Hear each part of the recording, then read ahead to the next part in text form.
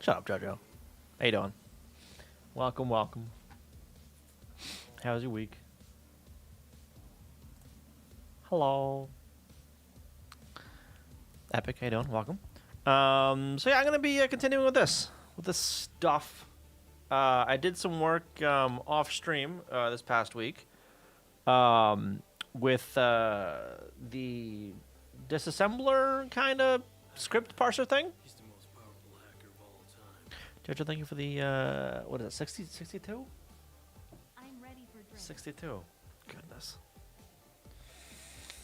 What is time? My God. But yeah, so I changed up some. I reworked some things of how I'm not parsing it, but like how I'm representing it, so it's a little easier to work with, basically.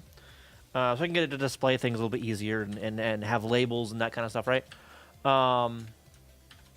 So that's this stuff down here. So there, hey, you doing? Welcome. I'm now trying to resolve the all the addresses for the jump and the call targets, and as you can see, not all of them are valid. Like to 2AB7, that no code can go there. So I don't know what that's all about. But yeah, so I've separated things out, been able to, like, you know, add a new line after return and a new line before label kind of thing, right? So this will make it a little bit easier to read, certainly. I might actually want to do a little bit more with this before I dive back into the StudyBox stuff. This reversing the StudyBox code specifically. I want to display the actual raw bytes for each instruction, I think. Some of them that might be a little problematic for, like, let's see if I can find one. These guys, the call switches and the jump switches, because those can be kind of large. This one isn't too bad. It's got 3 options on the thing, basically. This one's got 8. I think I remember seeing one that had like 10 or something like that, 10 or 12. I don't know if it's this script. Probably not the script then. I don't know, but well, this is one I could like put a new line after, for instance.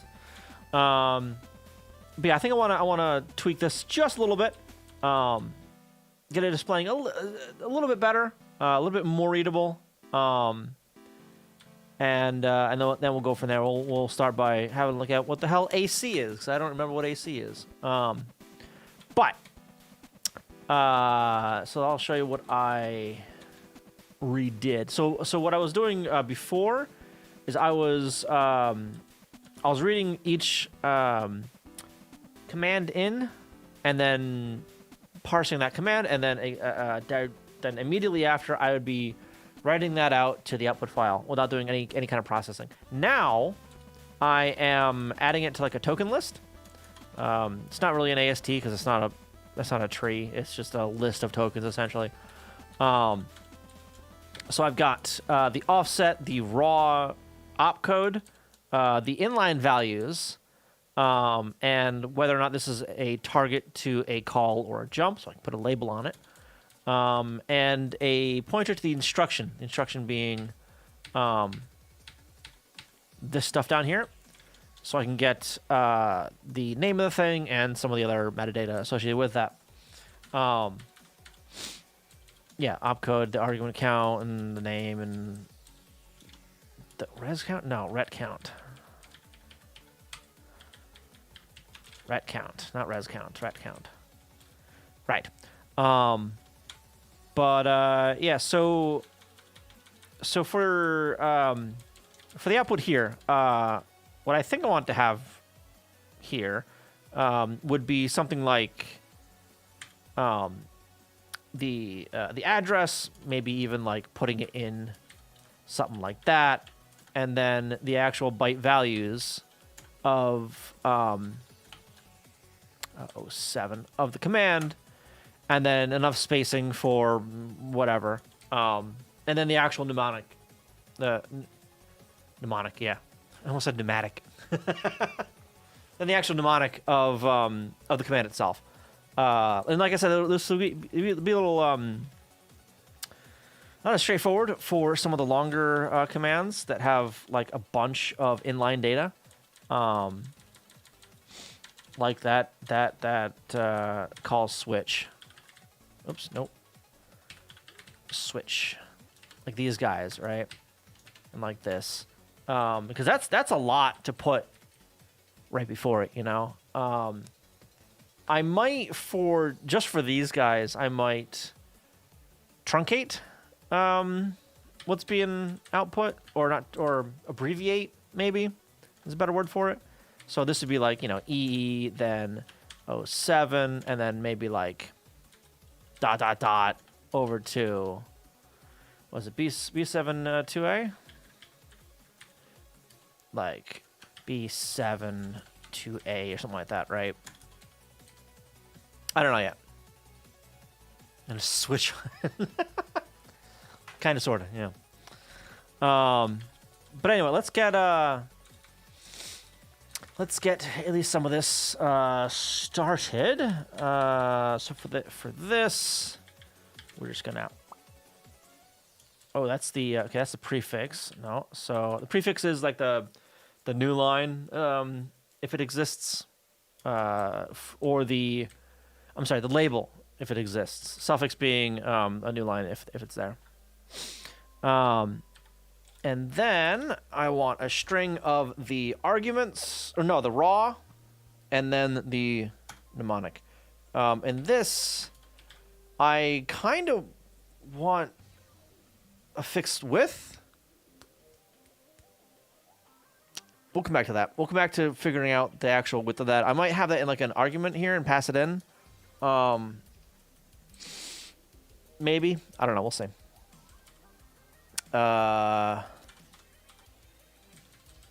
Oh, okay, so for this, less than 80, so that's not a command, that's just a number, essentially. Prefix offset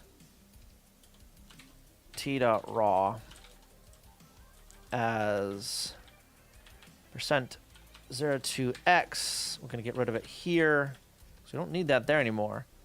And then the suffix.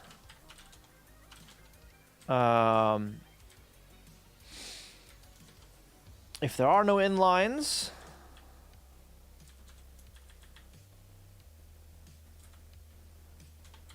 come on, do it like this. And this is going to be %02x for the raw. T dot raw still. And then it's going to have the instruction on it, and then everything else will be good. Okay. I'll come back to the inline stuff in just a second.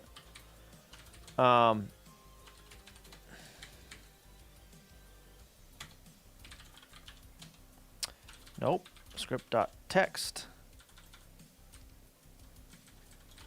All right. Yeah, there's a few of them in there. A lot of them have inlines though, so.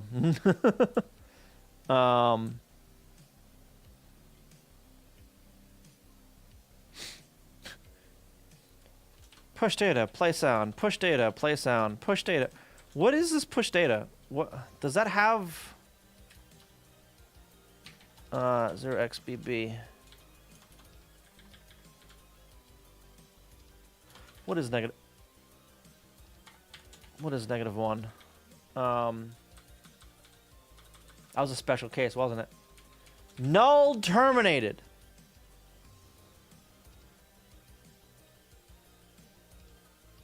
Really? Really? Oh, because I don't do the negatives right for that. For the... Yeah, okay. All right.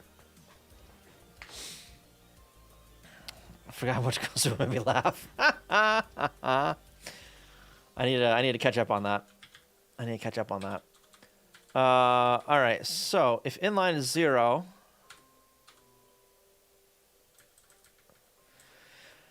otherwise, argster's that.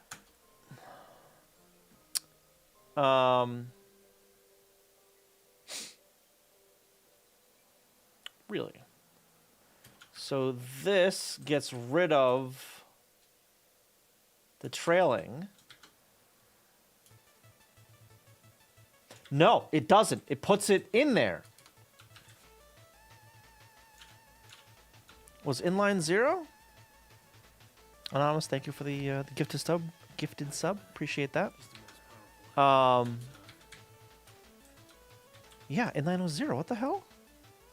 Because if it wasn't 0, it would have gone down further, but it ended up here.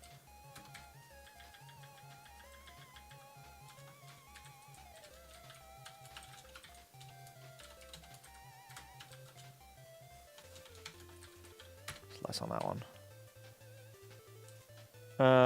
Where were they? Unknown, yup. Inline 0. That is not right. If you look at those addresses, there's some data there that I'm not pulling. What? Huh? Token inline.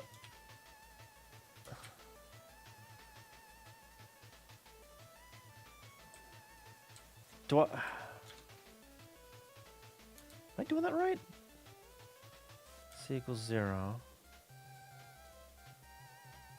C is less than length. Huh?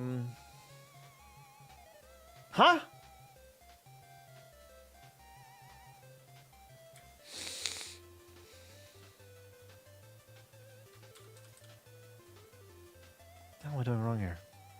Okay, let me have a look at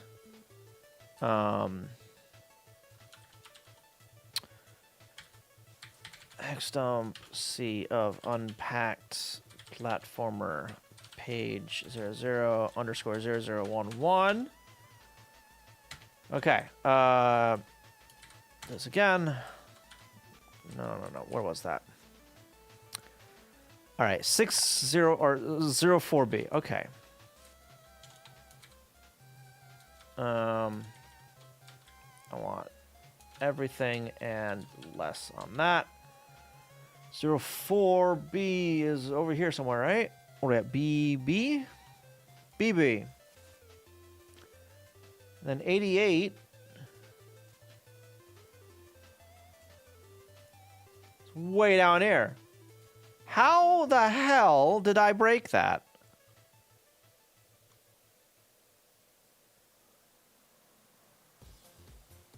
How did I break that? Inline val. Token inline.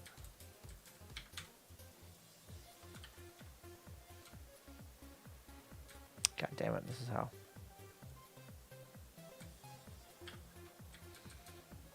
Why did I do it this way? Whatever, it's fine.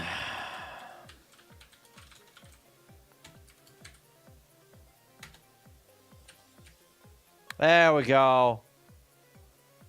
All right. Now we've got a bunch of the crap in there. There's all that. There we go. That's better. All right. So for the... God, I keep doing that. There. Nope. That one. Okay. Okay, so I don't want that there anymore. This is going to go away. I don't want that. That's going to be that one.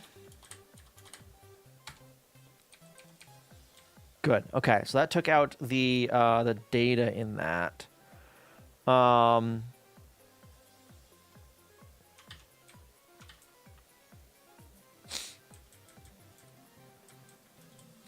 If 2 rows, if it is BP.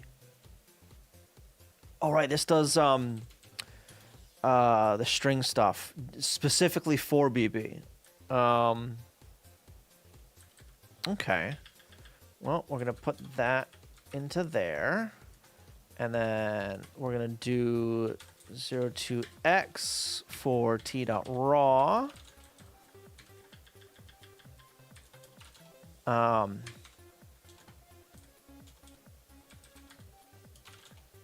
One of those.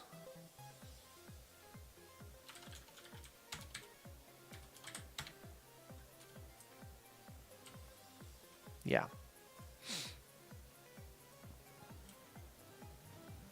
Okay. Next. Push word. Call absolute. All right.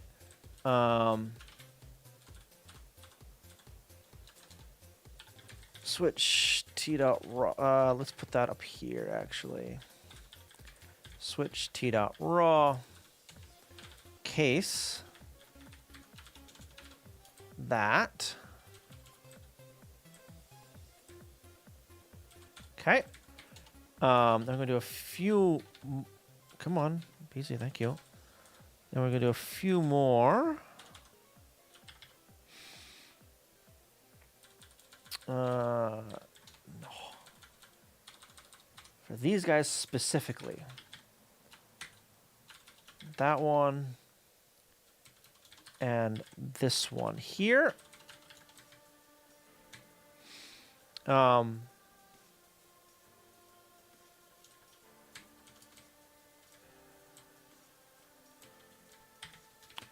gonna do basically this. These guys are actually gonna be up there like that.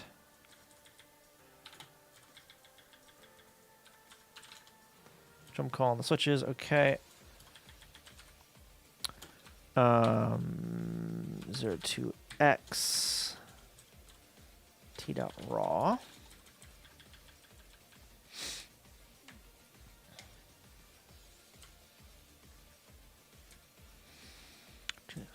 Argstar is all that. Okay.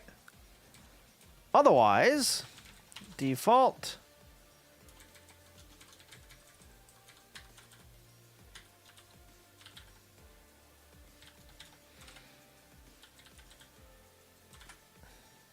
We're making a new one of these for a range t dot inline.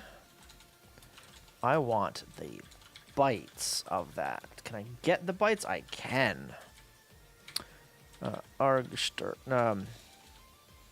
b equals actually for b in range argster dot bytes. Argster equals not argster, that's a dot bytes. Append argster s format dot s print f percent 0 to x b, like that. And then here percent s string, nope.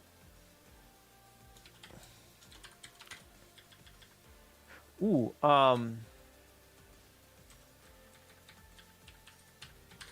bytester instead. Because I don't want to mess up the word versus byte stuff for the actual instruction. Bytester. Okay, let's see what this looks like. Unexpected new line. What, huh? How dare?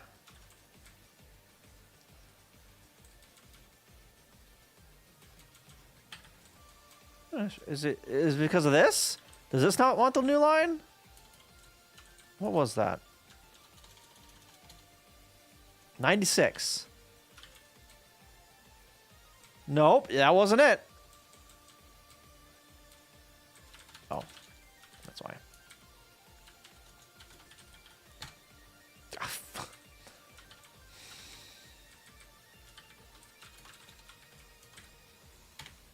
That's better. Okay. Okay, good.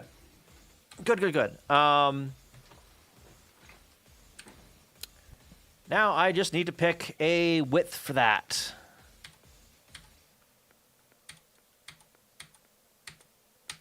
Let me, hang on.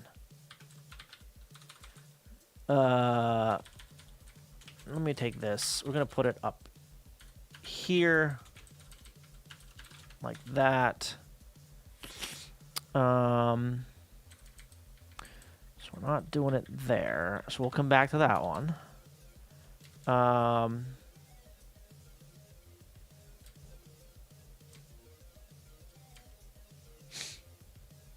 don't want to do it for this guy either, honestly.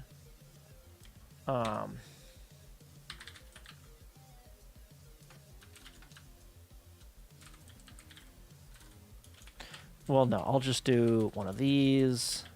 And then percent space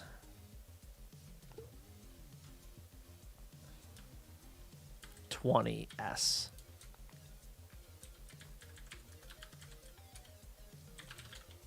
Let's see what that looks like.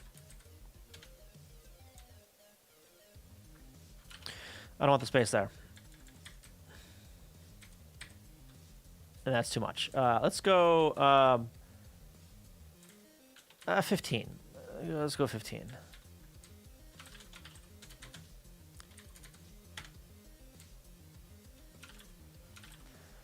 It's not a space, I need a minus.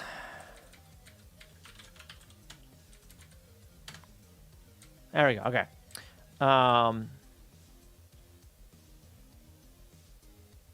The only ones that I'm not going to be... Well, hang on.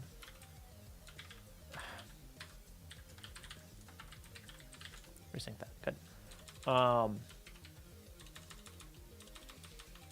Okay, so null terminated. I'm ignoring those, more or less, because there's only one with that, I think, right? Count then words plus 1, 2 or 1. Word or byte. Okay.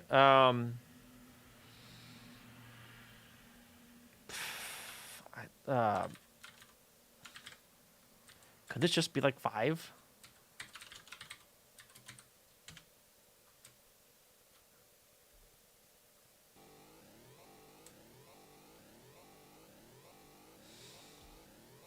Is that a space there?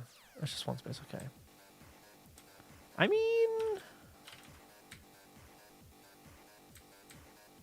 Where's a, one with the dots?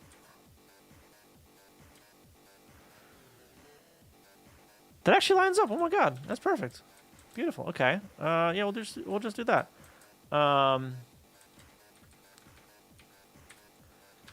Percent minus 5. Not that it matters here, really, what I put in that, because I'm just doing one of those. Okay, well, I need to do it correctly. That'd help. There we go. We're missing a few. Jump absolute. I am missing the word there. How? What?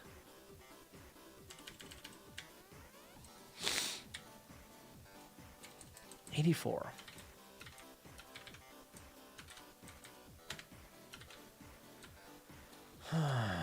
0x84.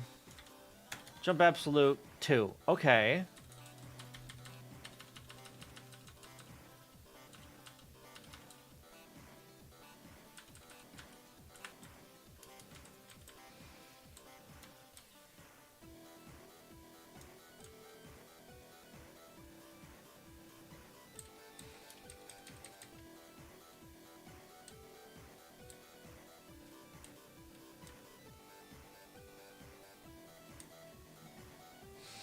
So this is looking for the target here. I don't really care about that.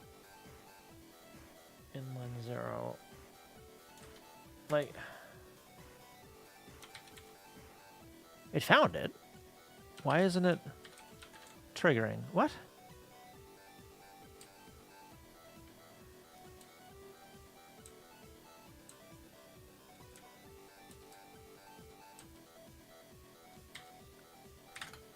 Mad Genius, how you doing?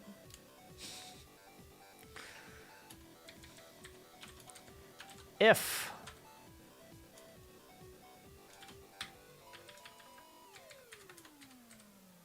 for these, I don't want to use nothing.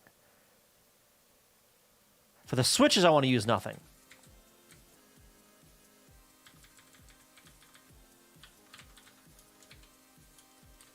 That's for the switches, not for these guys. For these guys, I do actually want to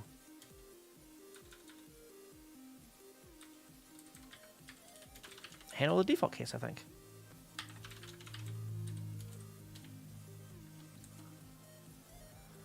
Return pushes. Where are some jumps? Oh, for the numbers, I gotta fix those. Return, push word.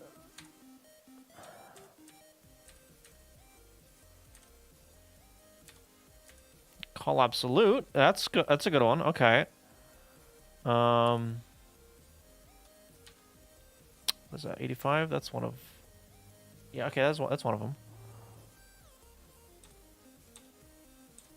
Jump absolute. Okay. There we go. That's better. Good. All right. Up here, raw, one of those, percent minus 5s space.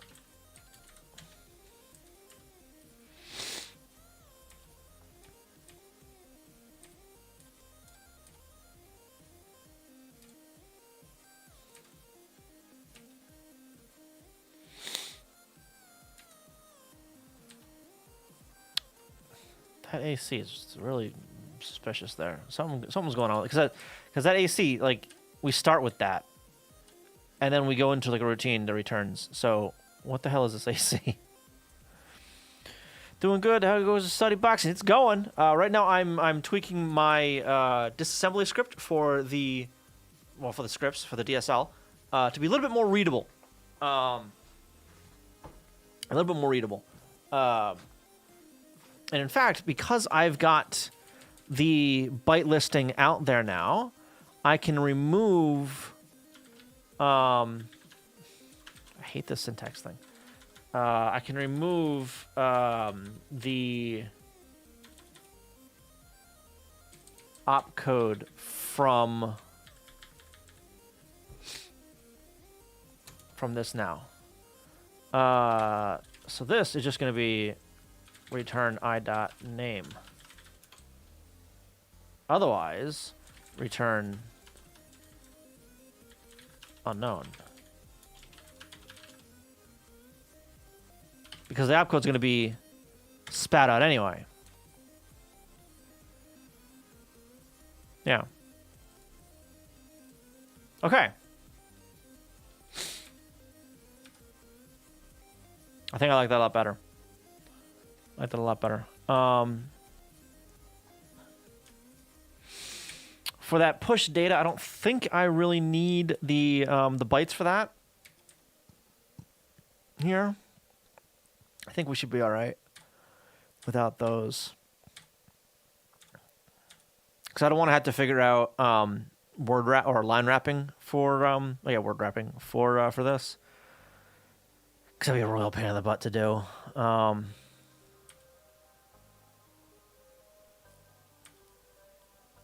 Yeah.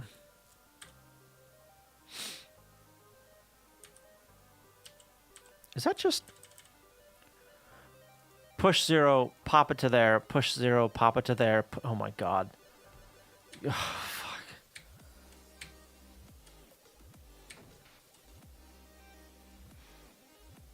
That's a weird push data. All right, so this one. Well, I mean, I don't really need the hex output for this one, I guess, because we have the hex output here. X AB and then L, then AB 8B dash A5 and E4 in space. I wonder what that is. Jonas, how you doing? Have you thought about using assembly on another console? I have, yes. Yep.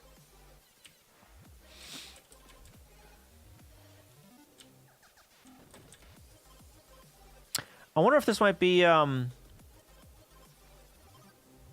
kanji or something like that. I think it's possible.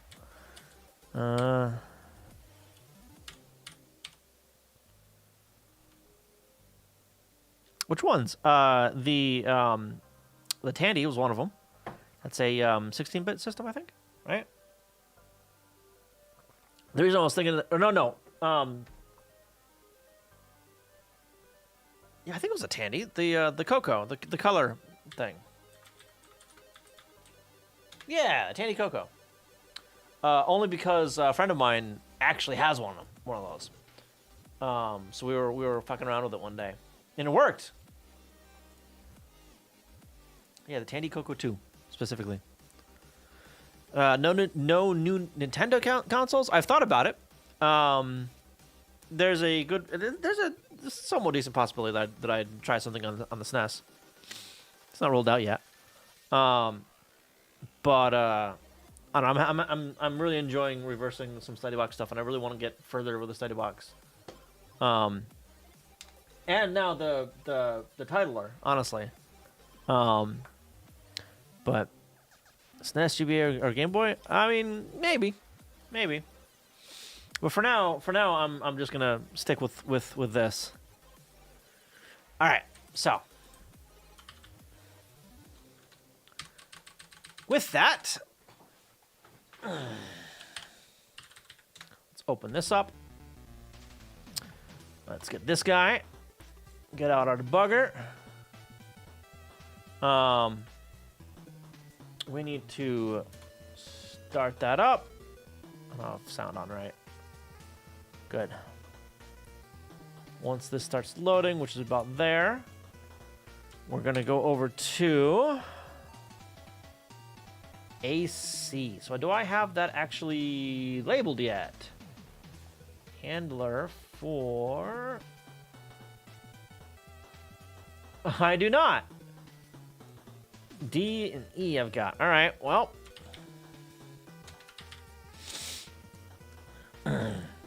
Cobalt 80 on N64? No. If only the Game Boy Advance had a debugger as good as this. I have to use no GB... Doesn't...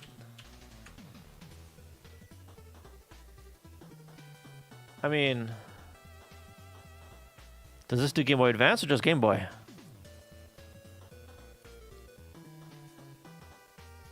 Nope, just Game Boy.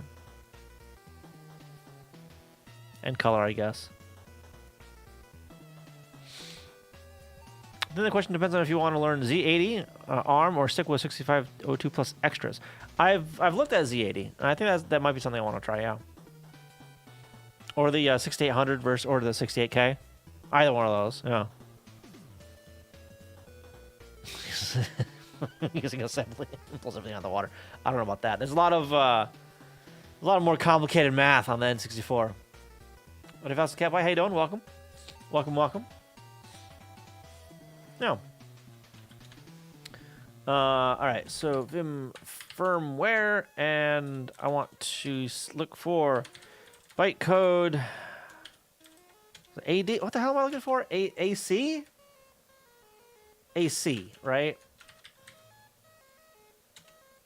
AC, not AD, AC. This guy. CFB8. Go to CFB8. Right there. Edit. Handler. AC. All right. The hell does this do? Load 4800.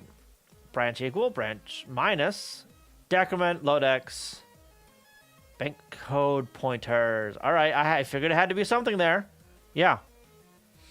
All right, so it changes the code and the stack pointer to somewhere else based on some stuff. Okay. Edit label.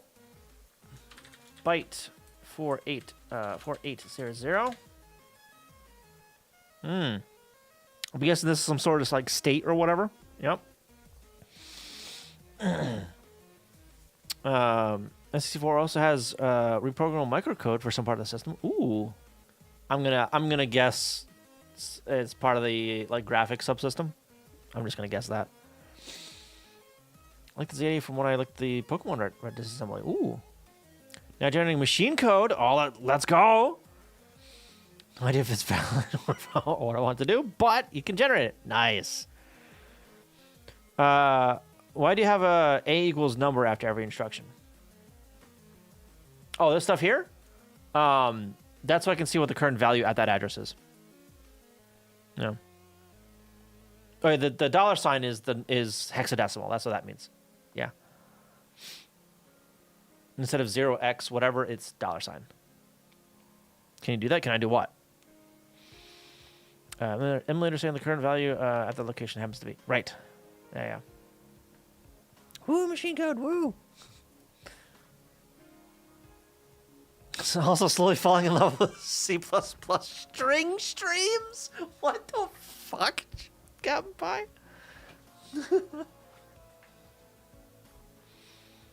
Seeing the values at addresses. No, GBA doesn't have that. I'm sorry.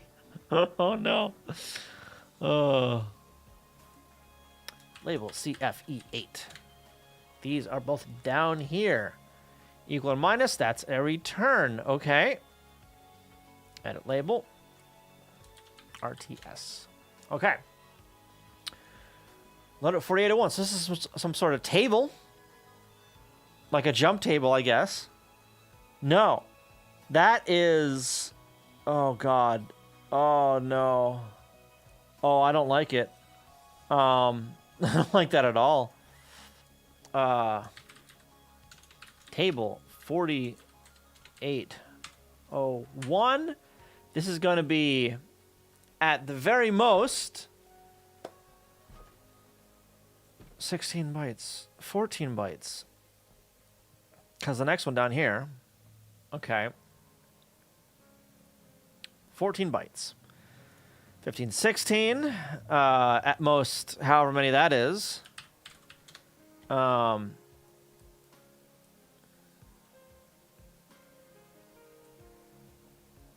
Is that just going to be 28 here?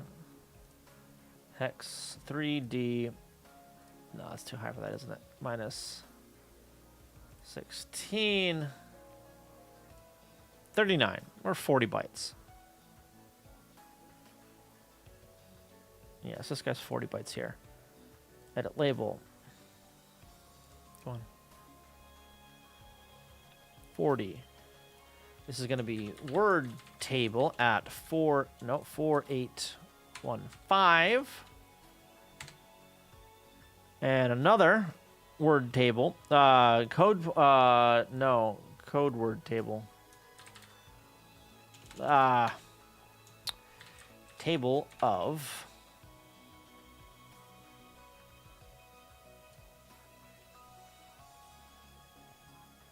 table of what? The code labels, code entry points.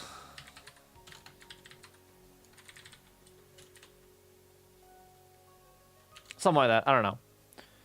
And this is going to be word table 483D. I'm going to say that's going to be the same 40.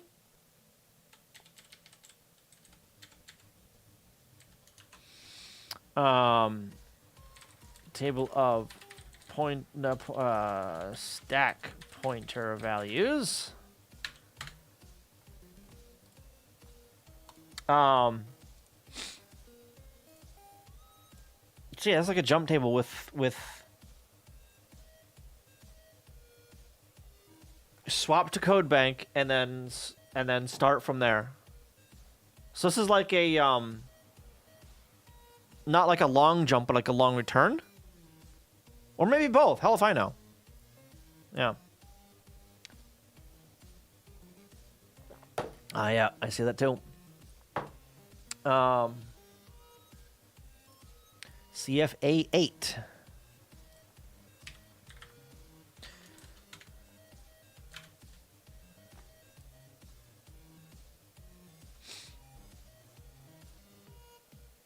8A. Whatever, jump to anyway. So it's CF7A. CF7A.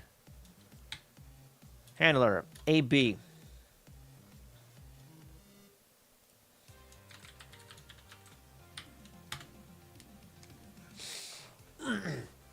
So, yeah, load that, store that, load that array at +2. Branch equal, otherwise load store. Yeah, so this is some sort of like jump and or return to a different bank. Yeah. Yeah, Messon's debugger is absolutely fantastic. Yeah. What is this? What is this?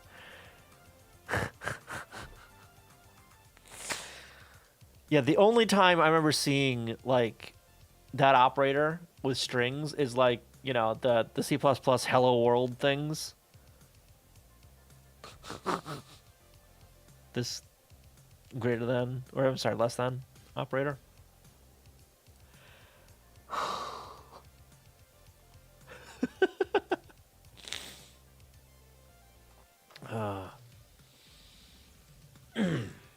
I understand everything. Doesn't understand anything at all. No. String stream being fed with RISC-V instructions to be compiled to RISC-V machine code. Ah, yes, passing around strings, just like here. Just what we want to do. That's horrifying.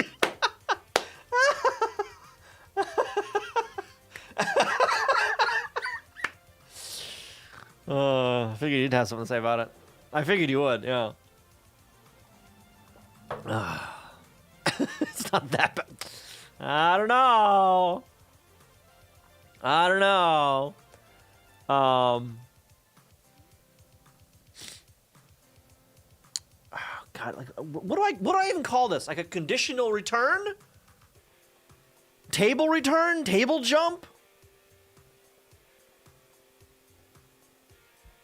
I don't know. We'll come back to this one in a second here. We're gonna have a look at AB real quick. Edit. Label CF8A. Let's go right there. Carry set B7. That is return. Edit label. Label CFB7 RTS. Good.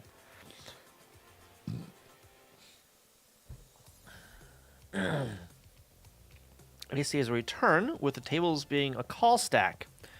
Based on it starting with checking if 48 is 0 and then returning, assuming it decrements 4800 otherwise.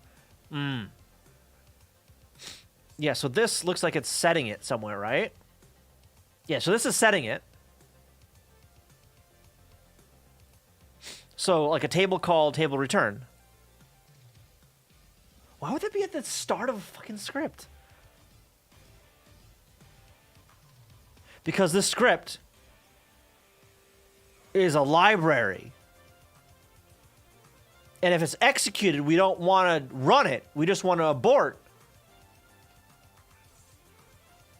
That's probably what it is. Rejecting the strings being involved in the first place.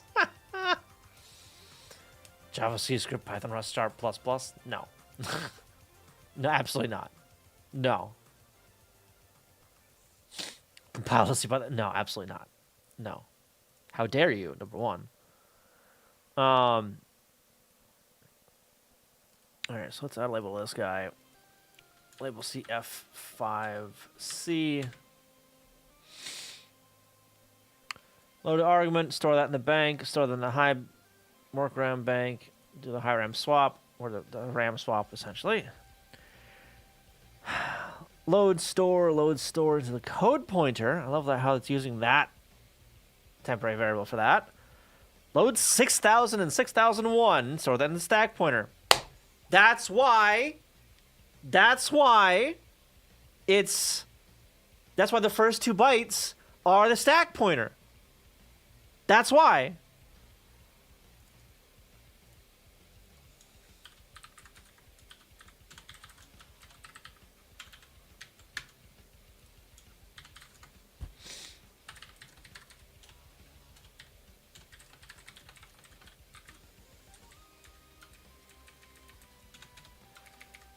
the first place of a script always point to the scripts stack, to the start of the script stack. Okay.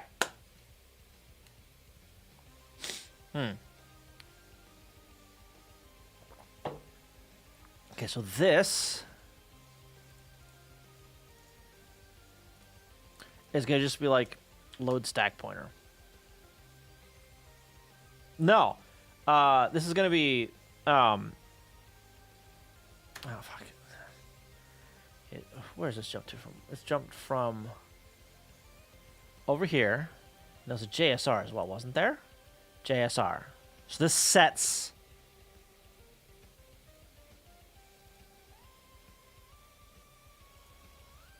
Yeah. So this is the call. This is saving the current stuff, and this is going to get the other stuff. Got it.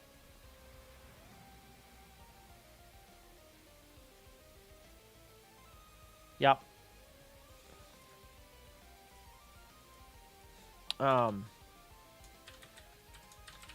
Long call and long return.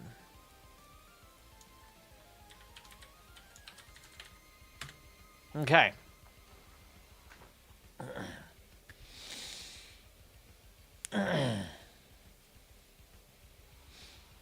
C++ already explained how suppliers can't be bothered to do nice things so they don't fucking work. All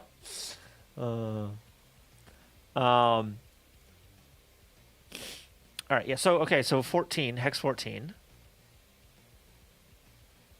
Wait, where was that other thing? That was here, this word table, right? 40. Hex 14. 20 times 2. Yeah, okay. Yeah, all right. Didn't I have one that I put just 14 in? As that word table, this table here. This table. Edit that. 14. Well, okay, yes, because that's not a table of words. That's a table of... Well, that's a table of bytes, but hang on. Hex 14, that should be 20. 20! All right,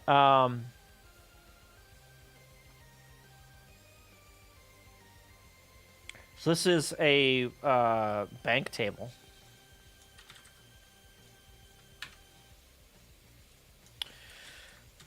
Stores the bank for a script.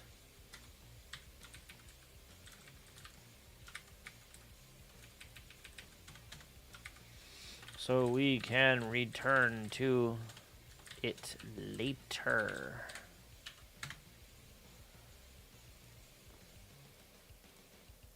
Data code entry points, code return points, return addresses.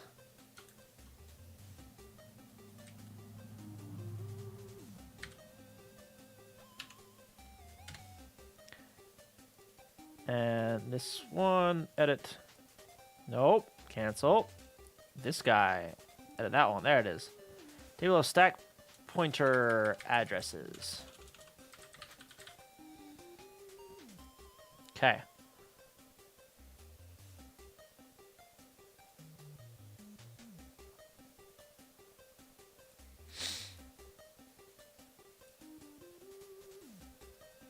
What is this used for?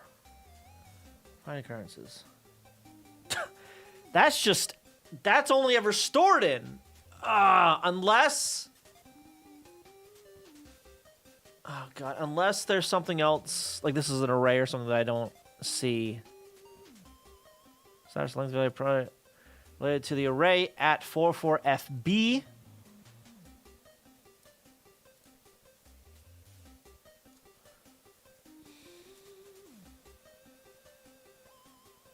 What was it? FE.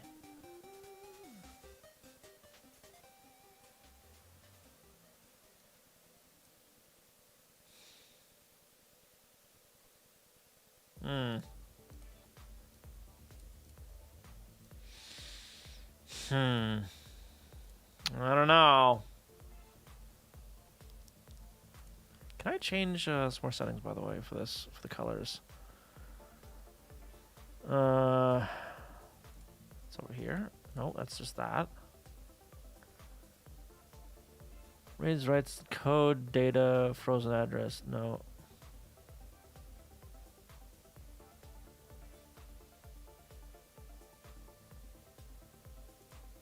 Not the reads and writes. It's like the label colors. I can't change that, can I?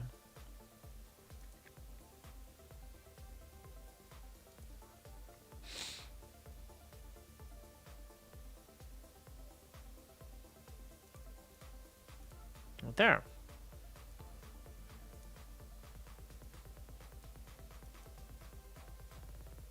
Huh? How does that make sense? How the hell does that... Huh? What? What? That's... What? I mean, I'll take it, but like, sure, okay. Sure, fine. That works. It's easier to see now. Yeah, it's probably dark mode stuff, yeah. Like inverting or something like that, right? That's probably what it is. Yeah.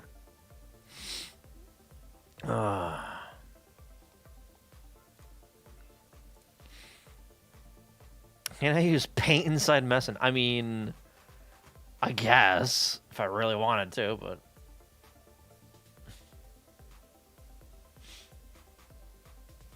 God. Yeah. So it looks like the 4400 range, this entire bank of RAM is just like dedicated to script engine stuff, right? Up until probably about here. Although this might not be used down that far. But this is like all engine stuff, I think. I don't think we've seen it not be engine stuff. And then up here at 6000 is just where it loads scripts.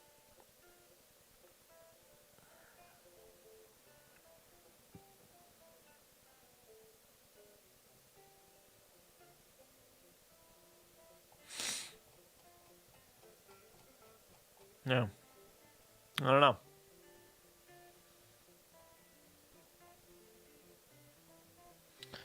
All right.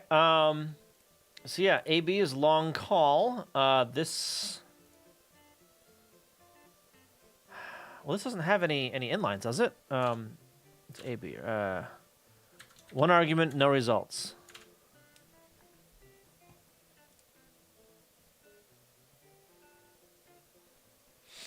Well, it doesn't read that argument. It just like pops it, wouldn't it? Inverting brightness, maybe? Yeah, maybe. Jamaica, how you doing? Because this doesn't actually use arg anywhere. Let's drop a breakpoint there, and let's also drop a breakpoint here. And we're gonna come over here. Get rid of all of these breakpoints. I don't even know what these are anymore. Delete those. Game reload ROM.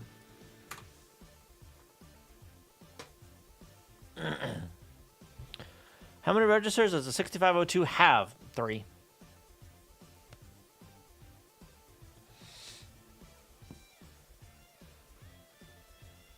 Only 3 that you can really use. I mean, there's, like, if you want to count the program counter and the status register, like 4, but this 3. This 3. All right, first I got a long call. What is our script? Which one is this? Memory viewer.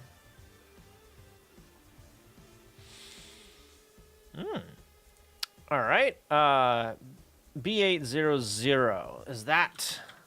That's not going to be the top of this guy. Nope, that's not the top of this guy. What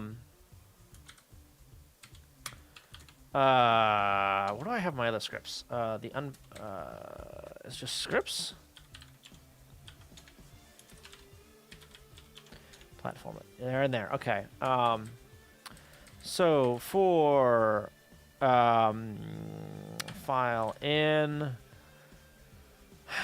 unpacked platformer page star underscore script data dot dat do go run script decode start 245576 the file, and we're gonna put that out to scripts platformer base name of that dot script.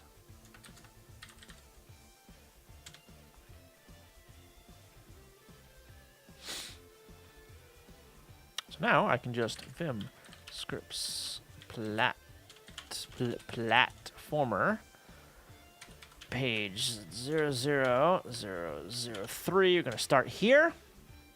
No. Next one. Nope, that's the one I'm on, right? So I need 60 C6. Yeah, was that the first one? Hang on.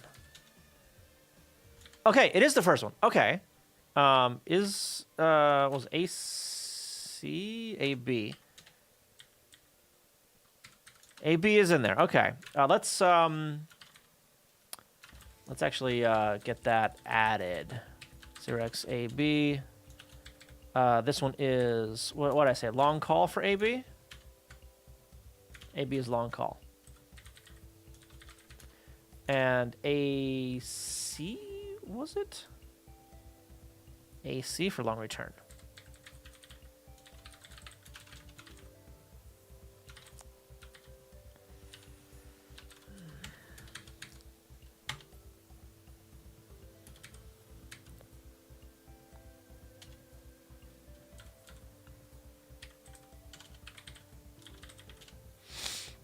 It's a bunch of them.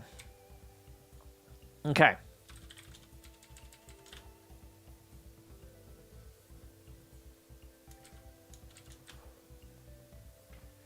What? Is this, hold up. Is this self-modifying code? Am I writing an assembler or interpreter? No, I am reverse engineering an interpreter.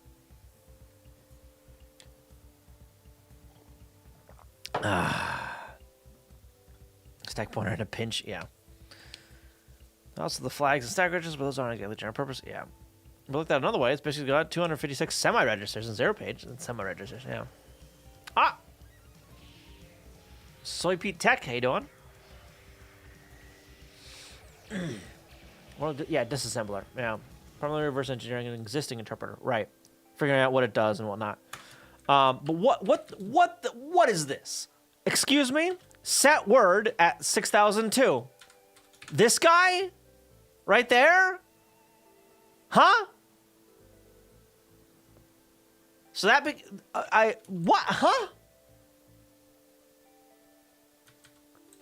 Push word 44. No. No. 4400. Wait. Okay, now 48 is 4400. But that's the start of... Come on. Oh my god. Really? What? Okay. I don't care with the fade. Just stop it. We are paused, right? Yeah, we are paused. Okay. I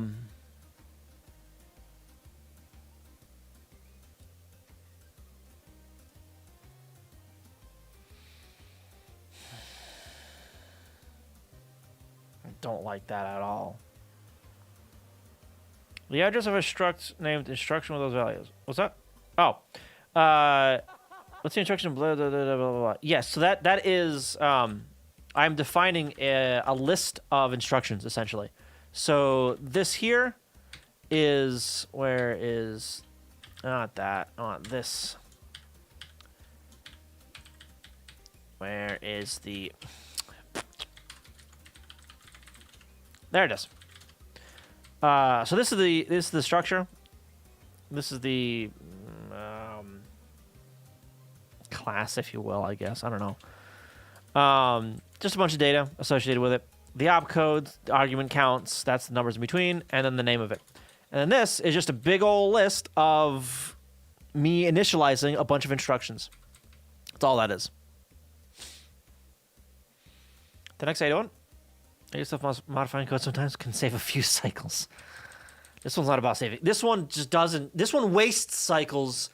This wastes frames. An entire frames it wastes, not just cycles. Thank you for the follow, by the way. Appreciate that. I'm trying to avoid it, though. This be harder to follow. What, the self-modifying stuff? Yeah.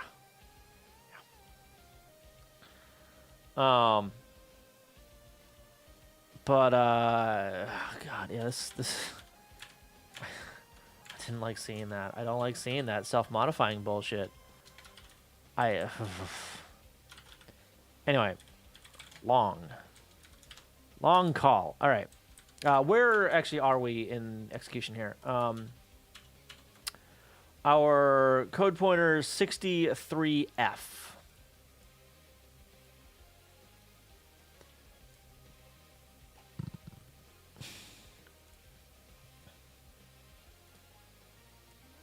ABO2.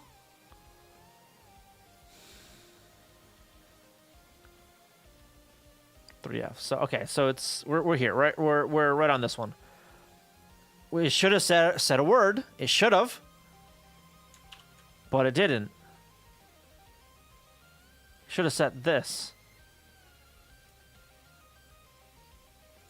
That's interesting. Unless it like jumped there from somewhere else, you know, like in the end. There's like another label here or something like that, right? Yeah. All right. All right. Let's see it go. So load that, store it there, load that, branch equal over here. Load that, compare it to 14.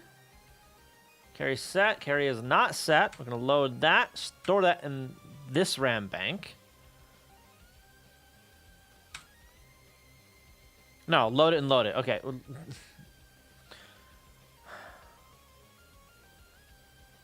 Yeah, so byte 4800 is an index, essentially, into this stuff.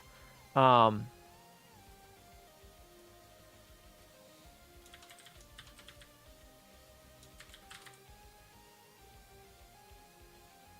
call index. That's what I'm calling that one. Yeah. Try to write code such that it's possible to run from ROM. I learned some tricks from the Commodore 64 Basic and kernel listings. Ooh. Like pushing the address from a jump table to the stack, then jump to it with an RTS. The RTS trick, yes. All right. So that's gonna start at 4801. I don't want that. I want this guy. So let's have a look at that code real quick. 4801. That's a 1. You can't see it, but that is a 1. Can I make this... Let's make it lighter.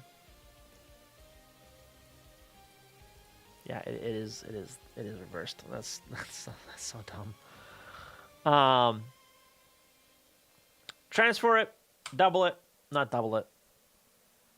Yeah, double it, transfer it back. We're gonna load the code pointer, 63F, and then we're gonna store that into the code pointer table. Do the same thing with the stack pointer. We're going to increment the long call index. There you go. We're going to JSR over to here, which actually does the call or return, right? Oh, this is Argay. Okay, it does use Argay. All right.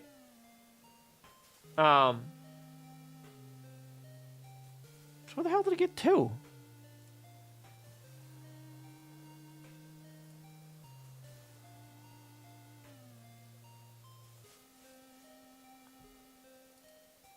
Here? No. Set word, that takes an argument, doesn't it? What is set word again? No.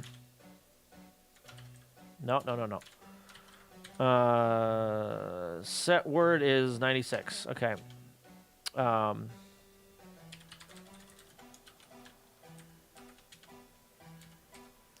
No arguments, no results. Has a 16-bit inline operand.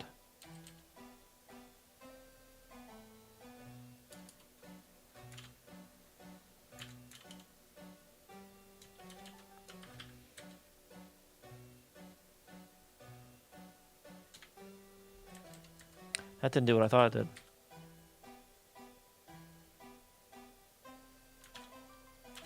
What is this set? 4E. Is that used? It is! That's where we're going. Okay, so that's... set destination? And then long call. What?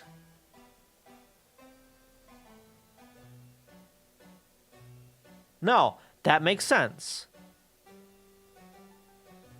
That makes sense. Yeah, okay. Yep. The address we're going to. At whatever.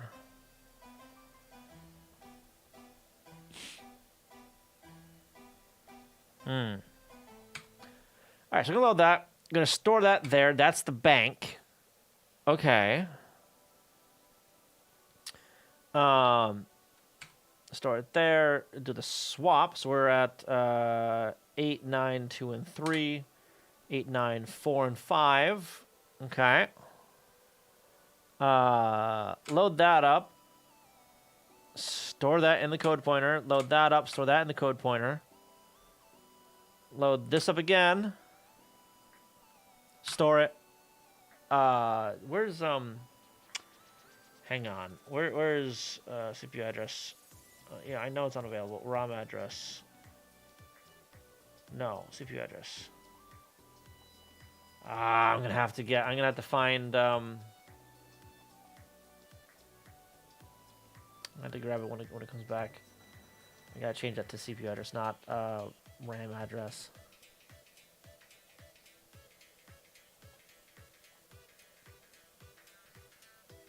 Yeah, because that needs to be RAM address, not or that needs to be CPU address, not RAM address. Yeah. Never heard of hardware cycles with regard to 652? What are you talking about? What do you mean? A hardware cycle? It's so each instruction takes more than one cycle to actually run.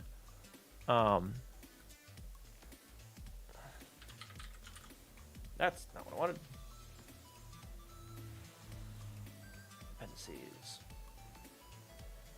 So if we have a look at some of the stuff. Number of cycles. These guys?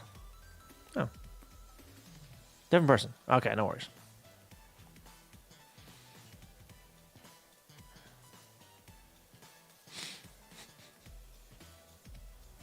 So confused, rather just watch the study box. I want to understand the study box, okay? Well, our cycle time is okay. All right. God, this freaking scroll really pisses me off. Okay. So I'm gonna load that. Just put that there. RTS.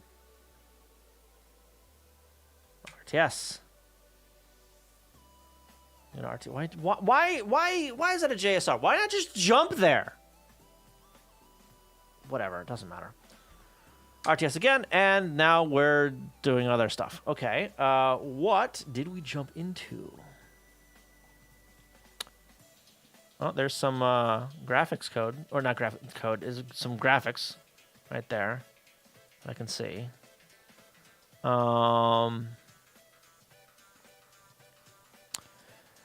6C7-4. Is that our second one? Oh, I could have just... Yeah, VS. E. Is that this guy here? Probably. Does it start with a long return? Over here. AC. Yes, it does. It does. Oh, boy. So we're going to edit breakpoint right there. We're reading it. We are already reading it. Beautiful. All right. Code pointer stuff. Yep. Look up the metadata stuff. Uh-huh. Set up arguments. Execute the opcode.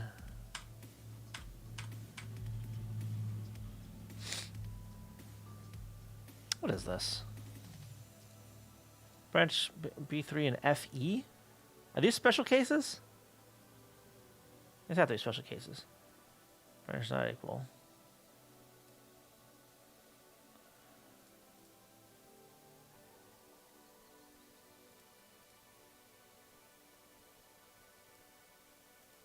Yeah, okay. That's... I'm not sure what the hell's going on there. Well, I can look at that. Yeah. All right, now it just jumps. Fair. And we are over at the long return. Load that. Branch equal. Branch minus. And this is just gonna literally go back and get and return. We're returning exactly where it came from. Why?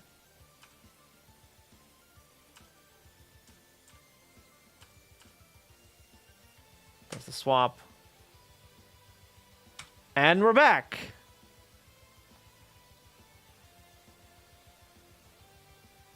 No, that's not a breakpoint. But now at least, I can add this label. It's not working. I'm at CPU memory. At 6,000. There we go. That's better.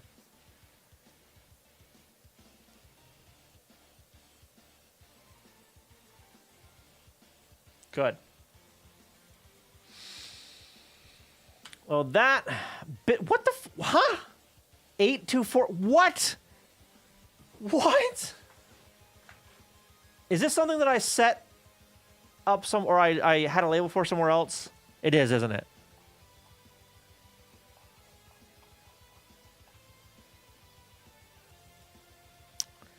Two, 4, C. Yeah. Yeah, it is. Can you just write a test tape to run through the StudyBox and look at the StudyBox output to see how the test changed and transformed? Not really. Necessary step in the way to doing just that. Now, can I write a test tape without knowing what instructions exist and what they do? Exactly.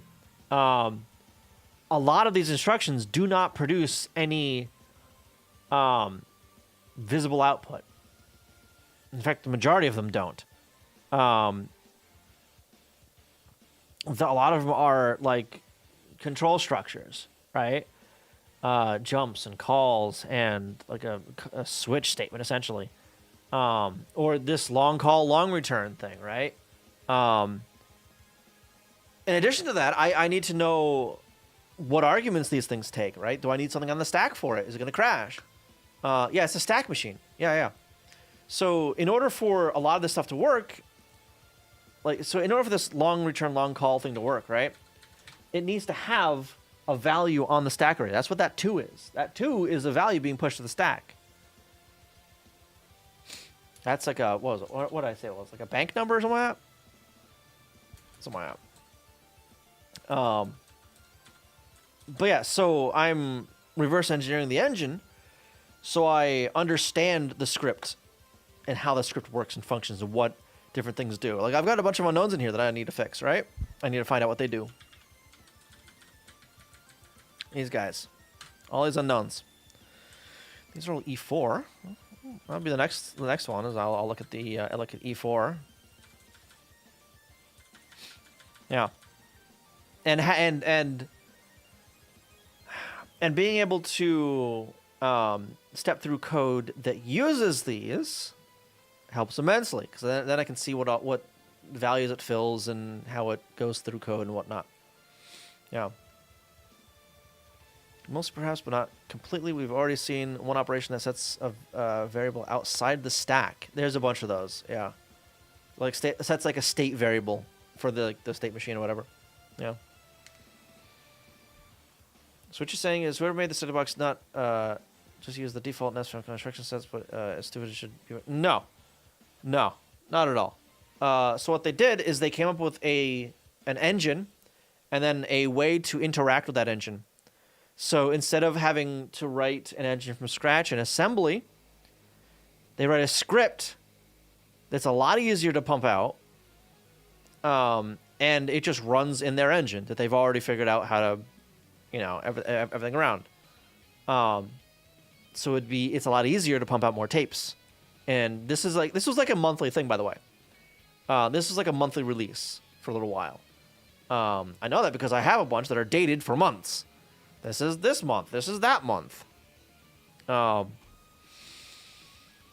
me see if I can find a spreadsheet of, because I started like typing those out, and just documenting like what I have right now.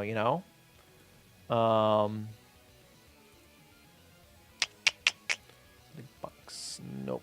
Write-ups. Nope. Oh, I'm not gonna be able to find this. Actually, it might just be in the folder I'm in now. Actually,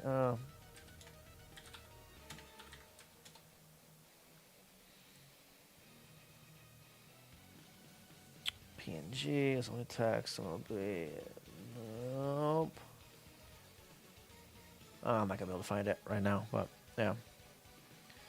Subscription-based tape release. Yeah, pretty much. But like a educational thing. Yeah. Yeah. Also, putting 6502 code into the tapes would have probably taken more tape space. Absolutely. So longer loading times, etc. Yeah. Yeah. Even though this script stuff is like horribly inefficient, inefficient. A lot of these commands are like entire massive functions. Like this. What was the I just saw it. Where was it? Yeah, set up tape NMI. That's like a large function, I think. Isn't it? That sets up that's like some setup code. These are going to be like placing sprites or something like that, probably. There's stuff in this one, I think. Yeah, set up sprite. You give it just a bunch of values, right? Call this function, and it goes and does all kinds of crap. Like this one, like swaps banks and then reads crap out of the StudyBox ROM, grabs the data off the ROM, copies that over to not only system RAM, but it copies over to PPU RAM, then sets up the sprite values, and then like swaps stuff back. And yeah, there's a lot of code behind that one command. Behind 1 byte, there's a lot of code. Yeah, and behind these handful of bytes right here, a lot of code. What is this? 1, 2, 3, 4, 5, 6, 7, 8 bytes. 8 bytes, and it does so much shit. So the tapes without anything on them would still contain this engine they made. For example, empty tape would come. The factory literally 0% or whatever. No, the engine onto it. No, the engine. The engine's on this. The engine's on this. The tape is just data. That's basically all it is. I mean, sure there's a script, but like, that's just like the map data, for instance, if you want to think of it that way, right? Taraz, how you doing? Welcome. Yeah, but the engine's on this thing.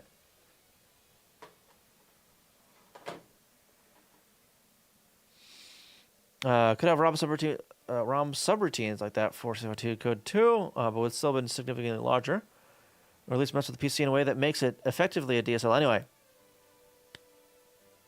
Yeah.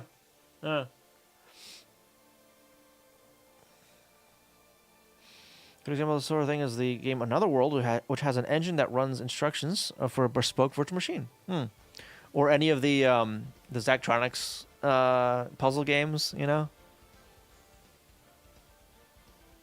This looks very familiar. Oh my god. I love that art style, though. It's a fantastic art style. This will be the Luma, the base, StudyBox hardware is the... I mean, I guess? I guess if you want to look at it that way. No. I suppose. Alright. So. Now that we know what the long return, long jump are, let's have a look at E4.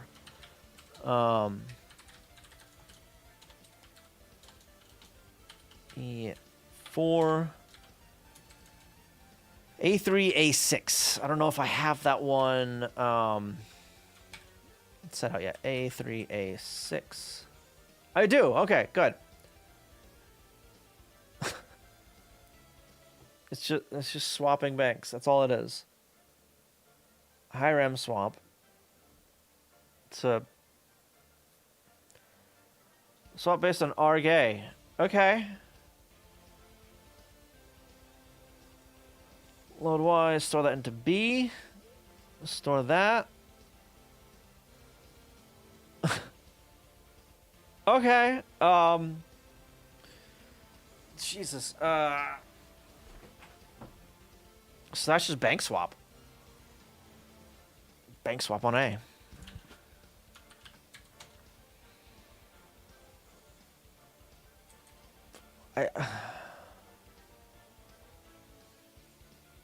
Push word. Okay.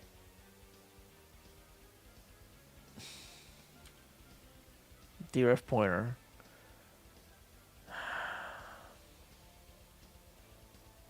Why can they just release cards to do lessons? Not technically feasible for what they're doing. Because, again, these tapes have more than just code on them. They also have recorded audio. The audio is recorded on it. The Famicom cannot do high fidelity audio playback. It just doesn't. Right? I mean, sure, you can do, like, the DCM or whatever the hell it is, the 1 bit per sample or whatever the hell playback, but that is incredibly expensive for both space on the cartridge and processing time. Incredibly expensive. Whereas the tape, like it just feeds directly through. No, the audio does not come out the StudyBox hardware. It is mixed into the audio to the TV.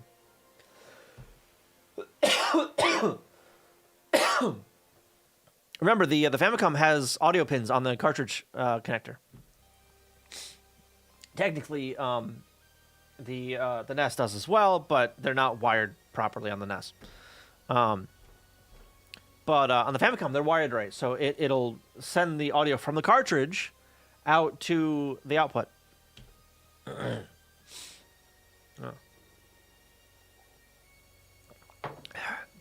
Another World School. 91 using vector graphics. It's pretty rare. Yeah, I think I've seen somebody play it. It's probably the Game Grumps a while, like years ago. It goes with like analog to digital audio converter. Exactly, that's exactly what it does. And that all happens in hardware. That the Famicom doesn't do that. It's all in the hardware here. So when reading it, the Famicom tells the StudyBox, "Hey, we want to read some stuff. Let us know when you got a byte ready for me to read." So this will go, all right, reads the tape. Once it has an entire byte ready and decoded off the tape, it fires an IRQ to let the Famicom know, hey, we got something ready for you. DPCM. Yeah. Expensive both in terms of data and processing time, yeah, and side effects like the extra reads bug. Yeah. But yeah, this thing does a bunch. Yeah, does some audio conversions or some digital audio conversions and all that kind of crap. But anyway, so yeah, this is just fucking swap RAM.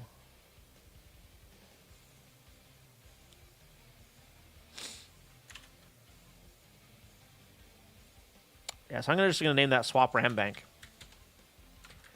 0xe4.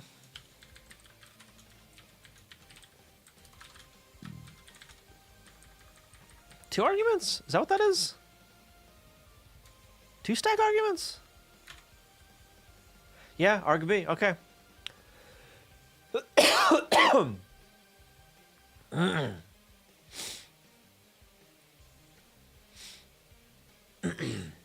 Set it for data on one track and audio on the other. Yep. DPCM DMA also can only read from an unfortunate chunk of the CPU address space. Really? So if you figure this out, you could write custom tapes to play on it instead of ripped ROMs. Yes. Exactly.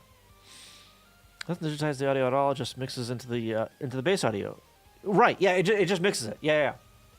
It's a pass through, or not a pass through, but it doesn't do any modification other than mixing it into what the Famicom generates. It's the expansion audio. Yeah. Yeah. And the only reason that other expansion audio, sound chip tune is because it's just another audio chip on the cartridge, right? And this one just took advantage of the fact that they're just passing the audio through, right? To just play pre-recorded audio. Oh.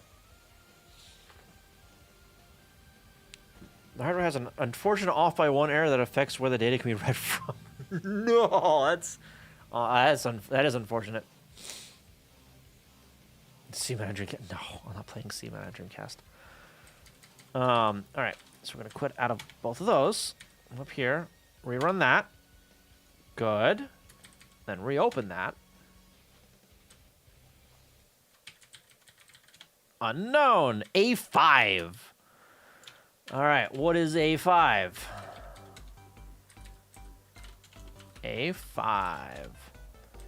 CE5F.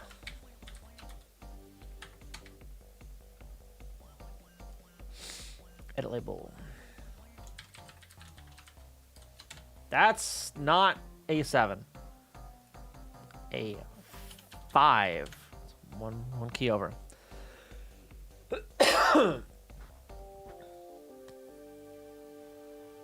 What?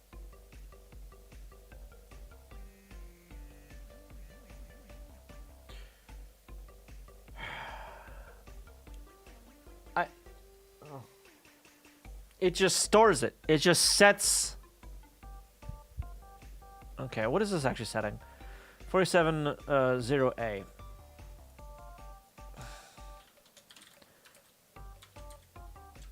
Set 470A.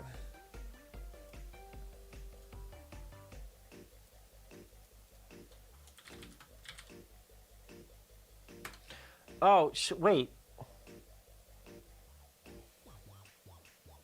Is this like a fucking word table or something? What the hell is this? Can be at most 5 bytes long. Probably only 4. It's not.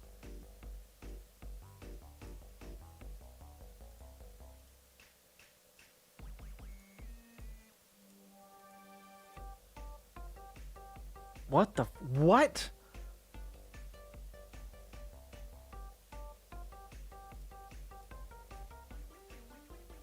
Two, 4, 3, 4. No. No. What the, huh?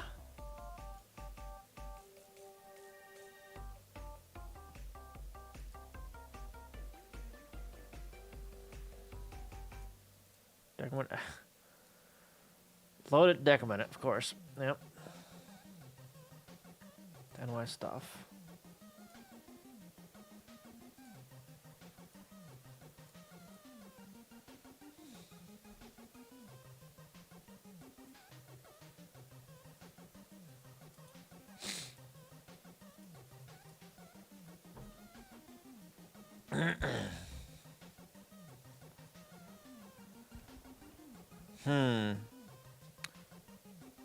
C6A. Okay, that's the next one. A6 set.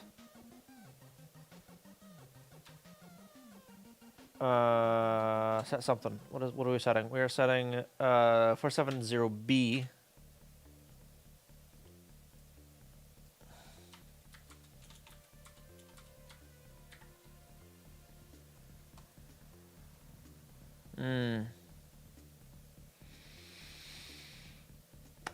Our stumbling block for custom tapes is actually managing to write one that passes muster with the reader. Yeah.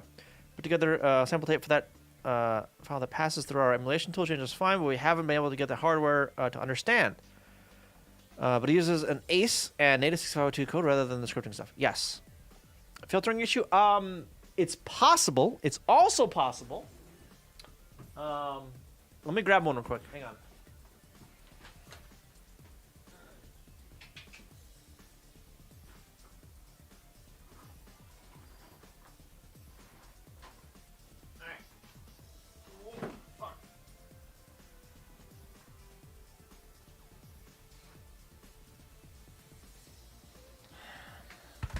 I almost tripped. So one thing I did notice when recording these, well, after I got these tapes, I want this one. Okay. So this here is that's beautiful. This here is one of the original tapes, right? This is not an original tape. This is like new old stock, essentially. I don't think it comes across on... Well, it kind of does come across on camera. So you can see that there's like a different shade in this guy, right? There's like a ring around it, right? This has a tape copied onto it. This is 90 minutes long. These are a half an hour at most. I have a feeling that when it's using these, there's too much tape on it, so it's heavier and putting more strain on the motor so it doesn't run at a fast enough speed for it to be decoded properly. That's my guess. Now, I've got a crap load of these, so one thing I thought of doing is rewinding this all the way, playing it for a half an hour plus 2 minutes maybe, right? Stopping it and cutting the tape. Yeah, cutting it and rewinding it, or doing the thing. Yeah, this guy's got freaking just Phillips head screws holding the thing together, right? So that's fine. I'm not taking these apart. That ain't happening. But yeah, I could definitely see it like having trouble with this because I've noticed that like it'll spin this sometimes. Like sometimes it wouldn't actually spin all the way. I don't think. Pinch roller, not the spindles. Okay, well, still, it's still something I want to try. Yeah,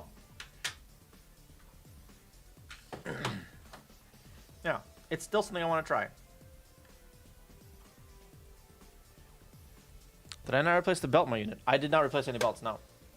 I think for one of them, it was advertised as belts were already replaced. For the other one, I'm not sure. I don't think I opened the other one. Actually, I might have. I don't remember. But the one I did open, the first one I opened, which I think is this one, I remember the belts being all right. I'm not writing over original tape. But yeah, so I do have two of these. The other one's in a box. But anyway. Because yeah, I have had issues with playing original recordings on these. So copy pasting the recording off of this basically, right? I have had it work, but it's been hit or miss. right? Hit or miss. So, I don't know. Let's go back here. If the pinch roller doesn't have enough torque to drive the tape, will that have the same effect? I think so.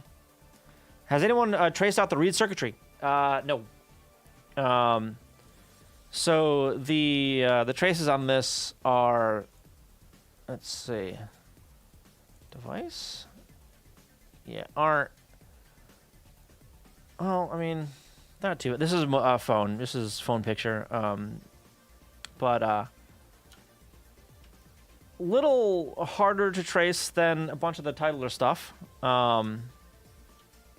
And a lot of it is underneath this thing right here. And taking that apart is a task. DeMarcus, how you doing? So no one's reversed this, I don't think. The actual hardware. Controller doesn't have any torque at all. It's to push the tape against the capstan, which is what has the torque. Yeah, this little guy right here, right? So that's just the pinch roller right there. And this is what actually drives it, right? That guy? Unless it's like rewinding or whatever. At which point the head retracts and it just like bolts through it, right? With the spindles. Right, yeah. Yeah. I haven't seen it have any trouble with the rewinding or anything like that. So, yeah.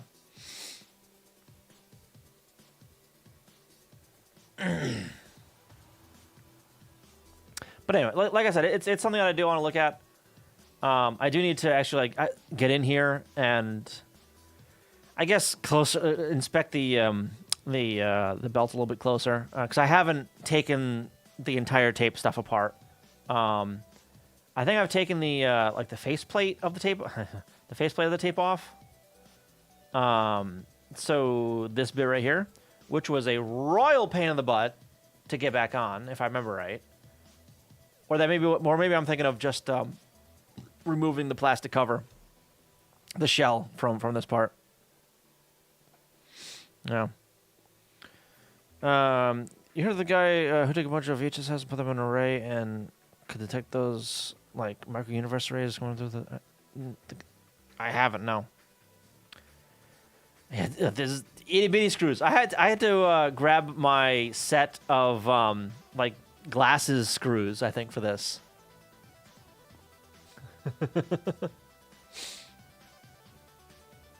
But yeah, that was a while ago. I do want to get better pictures of these, and now that I have a better camera, I can. I've actually got on that camera. I showed it on Discord actually, a while back. Not too long ago, but I think I showed it on Discord. Maybe not. But I converted essentially one of my lenses into a macro lens. Let me actually just go grab the SD card off that thing. Give me a sec. I'll be right back. Let me go grab that. It's right around the corner.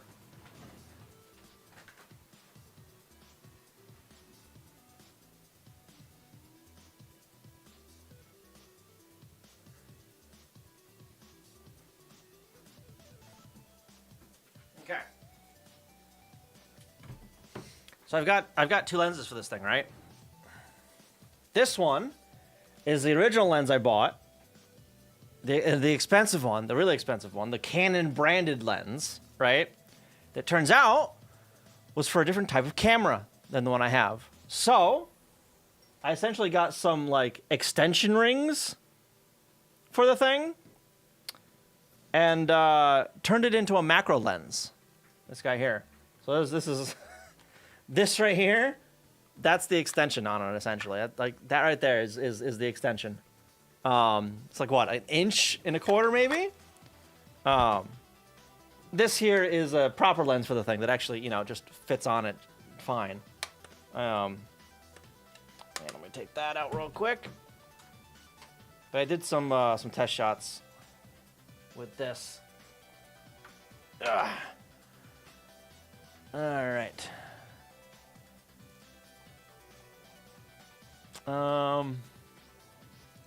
Yeah. Incredibly hard to focus because this is just a passive like metal ring, so it doesn't have any electronics to pass through the focus stuff.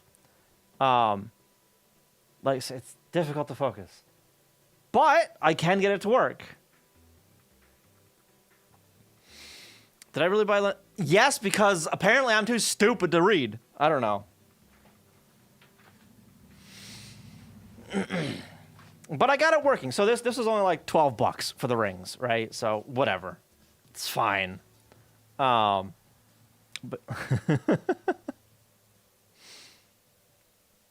this is me just playing around with the different like number of rings on there.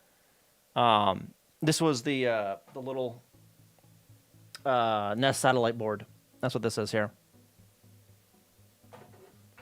Yeah, the lens compatibility is stupid obnoxious. Really is, yeah. Yeah. So this is a full frame camera. This is not a full frame lens. Found that out the hard way. I mean, I I can use it now, which is cool. I like that. I like that I can actually use the damn lens now. Yeah, this guy gets long because it's a zoom lens, right? It's 18 to 200 millimeters, right? So if I pop this on here, so it's heavy. This thing's heavy, but if I unlock it, nope, that's spun it the wrong way. So this thing gets like stupid long. And with the extensions on it, right? Like I'm focusing on things like really freaking close. Like stupid close. Like zoomed all the way in. It's pretty funny. So yeah, this was taken like an inch or two from the from the board, like on my desk, right here.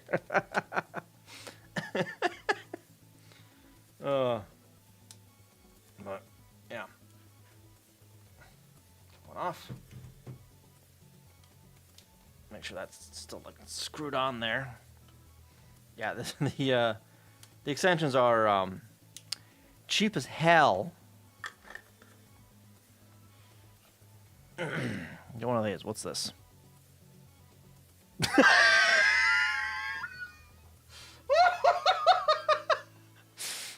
My God.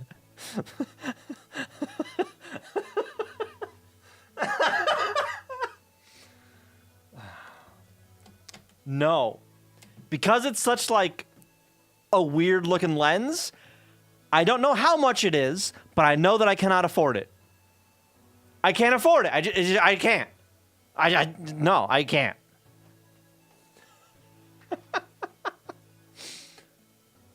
Shit, is that actually... That is my exact model of camera.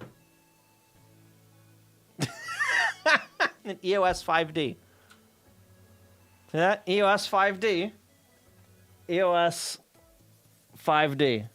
How did you find this picture? What? Yeah, the exact camera.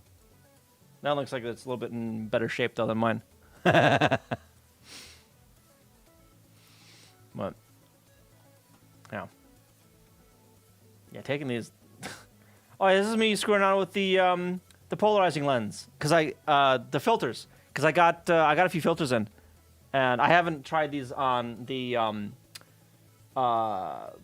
boards yet, but so I have a screen turned sideways, right? Yeah, so on the polarizing filter, it's like a 2-part filter. Oh yeah, kind of 2-part. It's a piece of glass essentially, a polarized filter that you can spin on the mount, and this is why you want to spin it so you can choose what you want to see, basically. Yeah. Yeah. Oh yeah, also I got some sake in the mail. That came in the other day.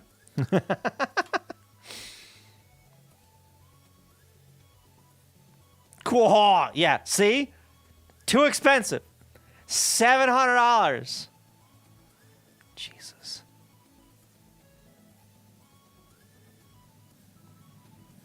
God damn. God damn.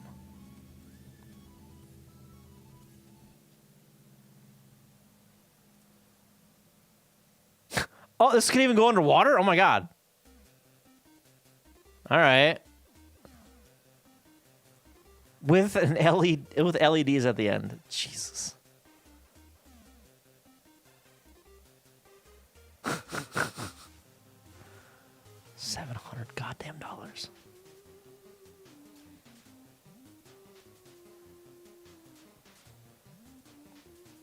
Also, I recently learned humans can see polarized light.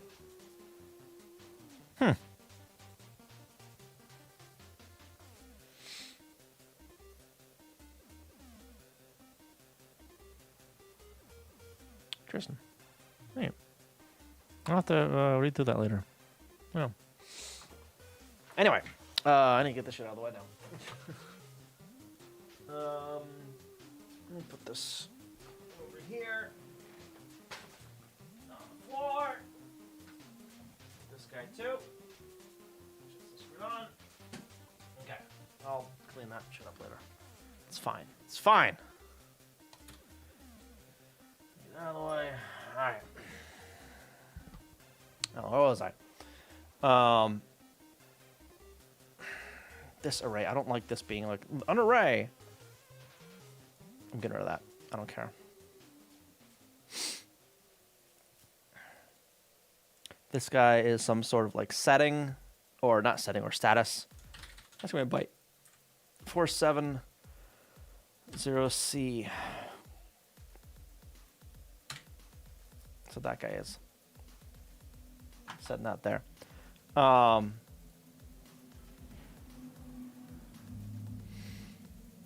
Handler A3. Was that another one? Where the hell did that just go? Ah, Jesus. A3.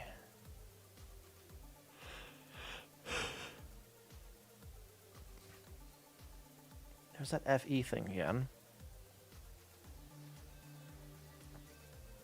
4708 at X.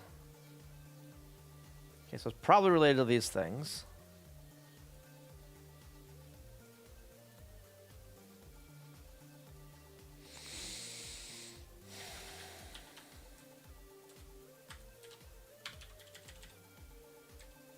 Four bytes long.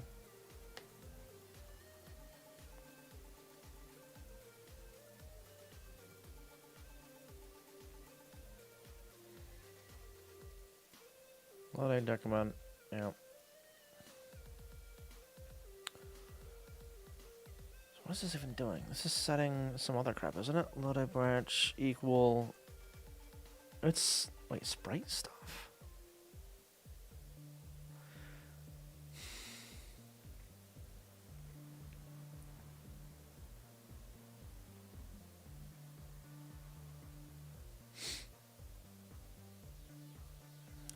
C96, where is that? Right there. How do we ever get here then? Right. Oh, it's just falling through. Load that up. If it's equal, it clears. Otherwise what?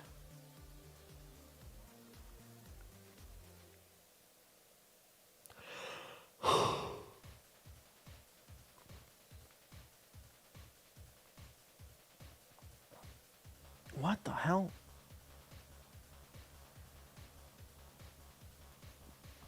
All right, so this is like something related to sprites, I guess. I don't know. Hang on, my eyes watered up. It's from the yawning. God.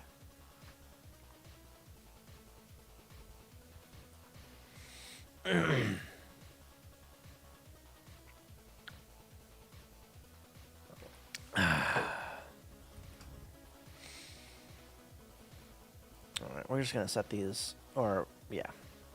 470A for A5. 0x A5. Set 470A. And 0B for A6.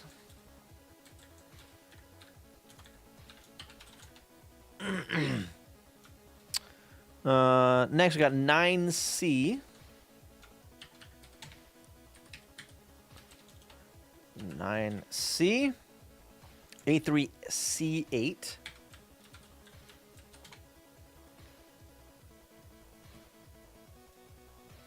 Edit label. 9C. Load that. Branch equal over to here. Label A3, D3. That's not where I wanted that label.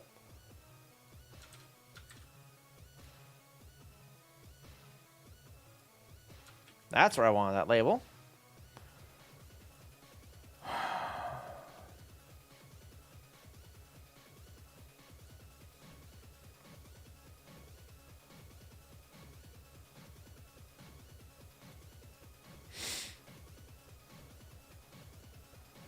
God, where else was this shit used?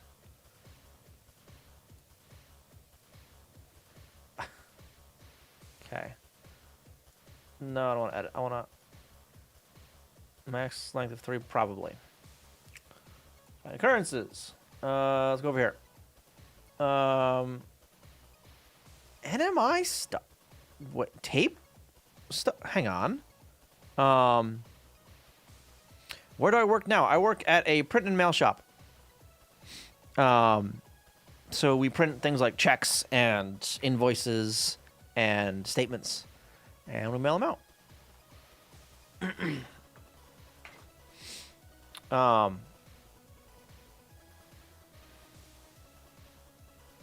Remember that place? Remember it.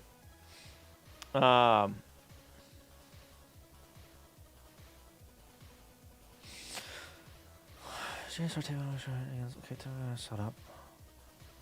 So the one if not already one. Okay. Right. Branch equal that. Oh, okay. So. Sure, let's set that to 0, then set this guy to 1. Otherwise, load that, clear carry, add 2, store that there. Okay, so it's some sort of like, some sort of tape NMI nonsense. 4, 3.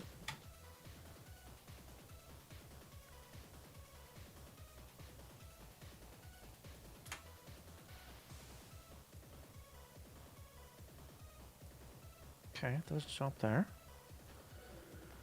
Edit this. Label 1, no, A138. Edit this. Label A13C. Okay. Edit this. Nope, nope, nope, nope. Label A12B.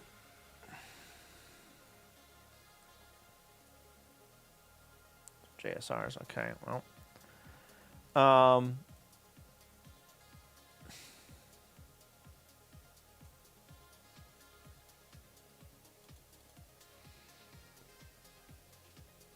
Okay, so this is tape NMI shenanigans. So 5 or 0. Okay.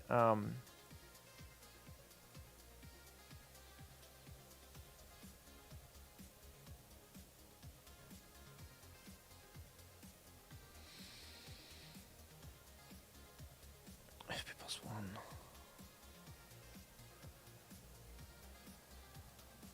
Compare that to 1. Is this like just always written to, or is this? This has to be like part of the array or something, right?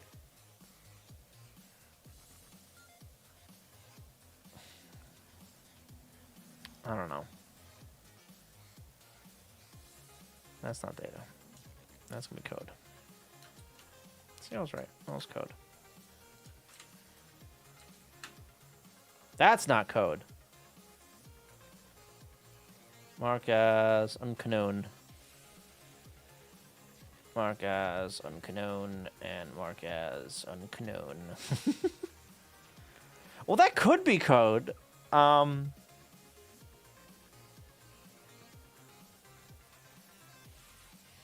No, it is code because we jumped to it. Or JSR to it, excuse me.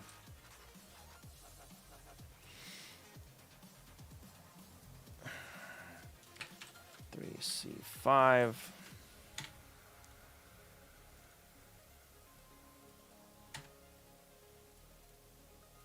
Let's put one of those in there.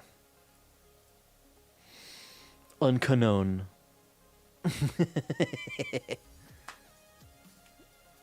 Clipex.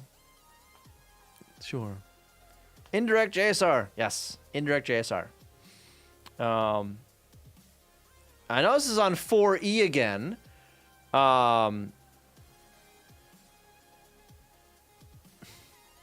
do not like that. Not that. Find occurrences. This is the only place it's used.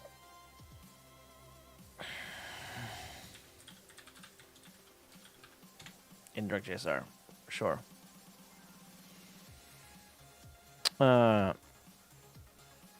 Macon some? Macon small? Hey, how you doing? That's what set word writes to.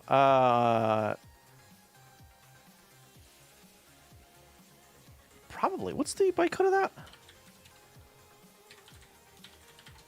Set word 96.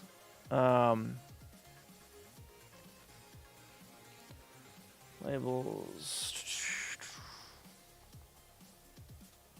This one. Labels. Handler 96. Where are you? Set word 4E. Yes.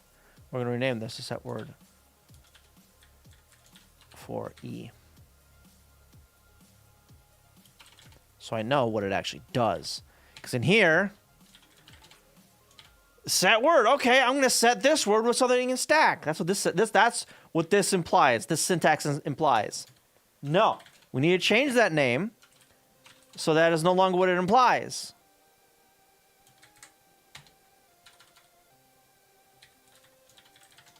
There we go. Set word 4E. That's better. So it sets that address, the 4E address, to this. What was it? Well, okay, so handle E4. Ironically, it jumps to 4E from E4.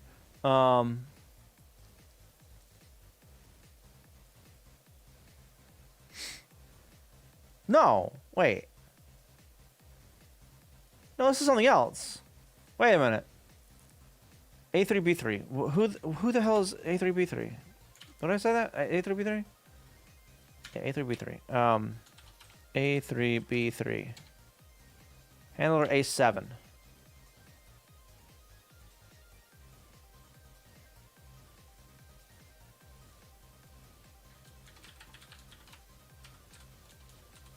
A7. This guy. Load that, store it there, load it, store it there. Puts it in argument A? What the hell?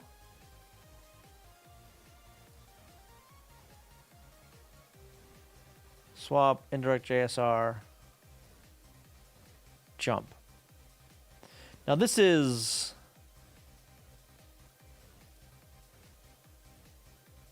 This is a JSR to assembly, not to a script thing.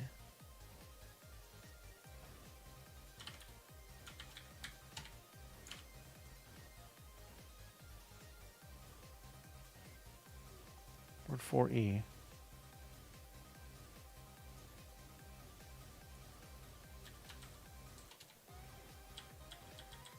It's on that script.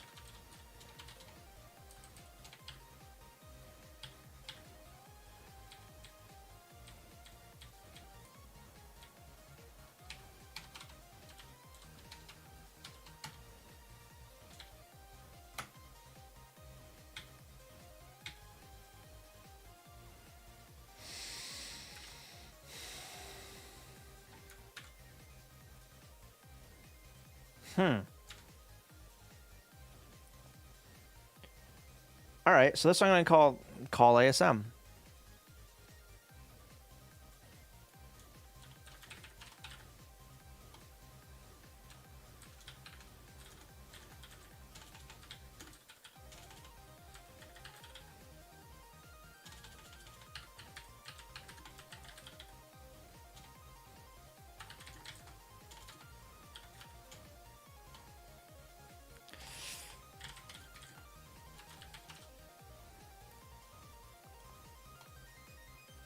Oh, that's what I'm calling that one.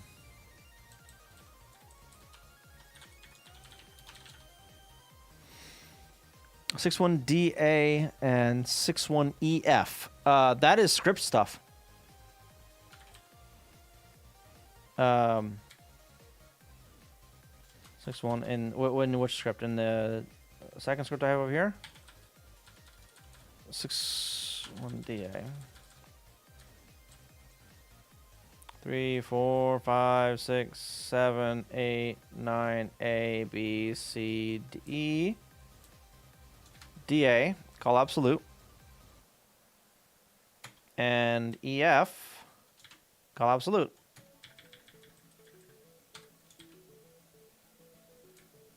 These are script calls, not assembly calls. Notice it also copies the target address into arg-A, which seems odd, unless that's what the bank swapping routines use to look something up. No. Yes. Yes, this bank swap uses arg-A. Yeah. But that's...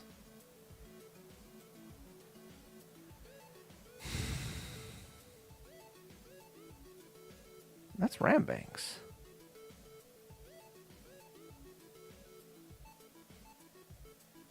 That's just RAM swap. Is this... Hold up. Is this just...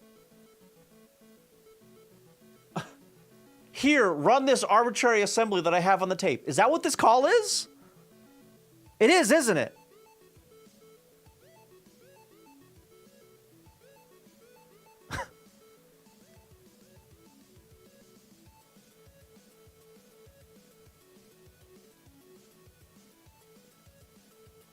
Okay. Built-in, ace, I guess?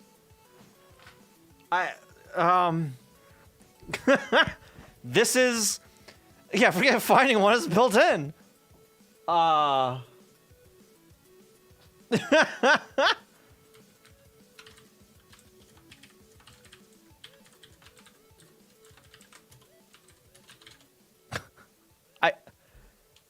Yeah, just pure call. I mean,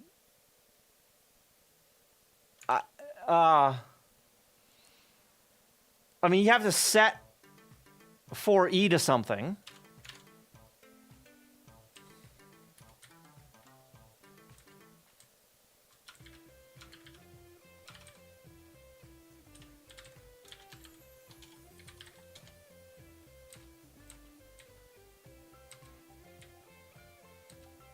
The hell is B5 and B6? Those use it too. All right, well, let's, so we've got the call ISM in there. Let's do that.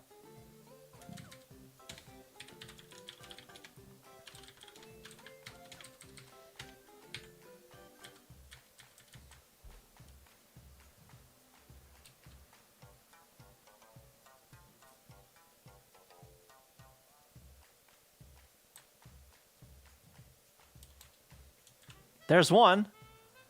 9897.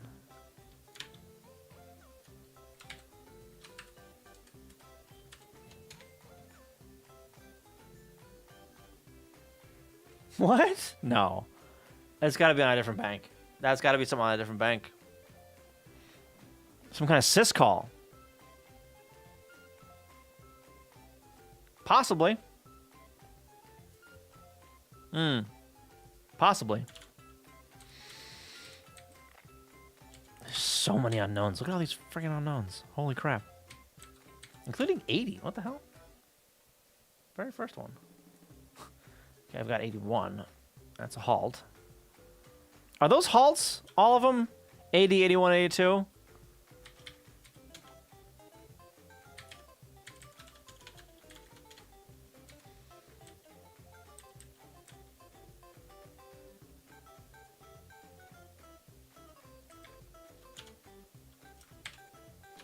C 94.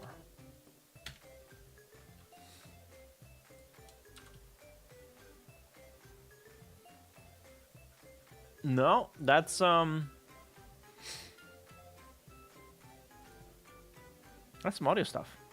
All right. And label handler 9C94. No, handler 80.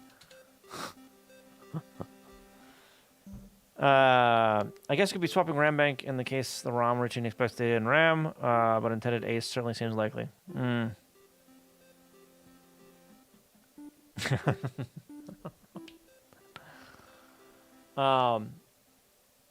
Okay, so this guy.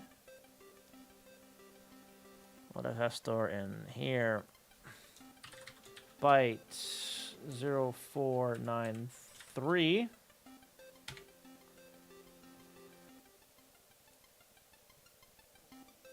This would be 7. It's a loop. Label 9CB7 loop. That's a delay loop. All right.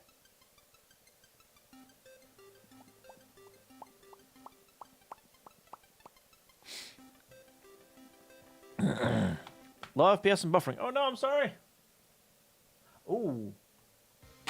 Ooh, hang on.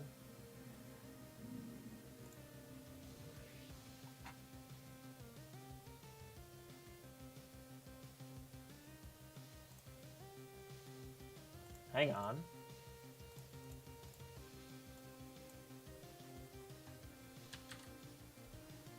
That's the wrong keyboard.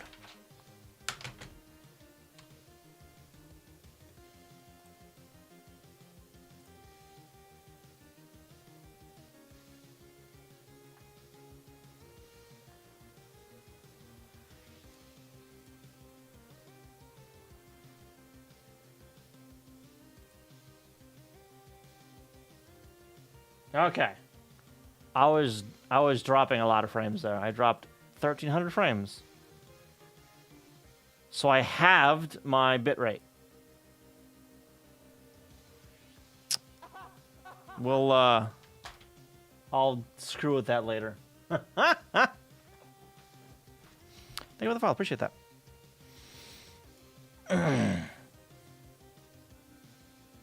Yeah, I wouldn't have noticed unless you had said something. The status for that is over here. Yeah, 0.6% drop frames. Lovely. Where was I?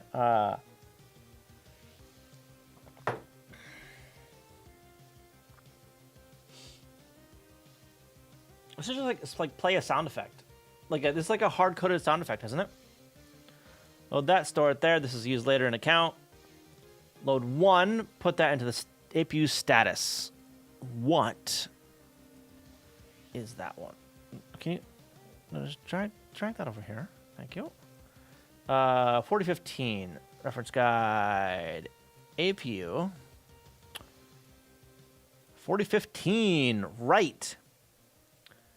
One of the pulse channels. Okay. So we enable one of the pulse channels. 4017. What is C? C is both of them, right? Yeah, frame counter. All right. Load FF into the duty and the sweep. And timer 4002.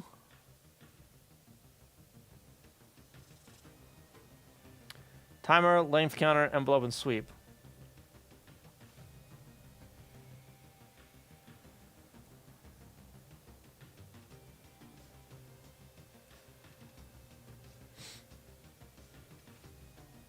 Yeah. Yeah, so it's just like play a static sound effect. Yeah, the stream away from all of us other viewers.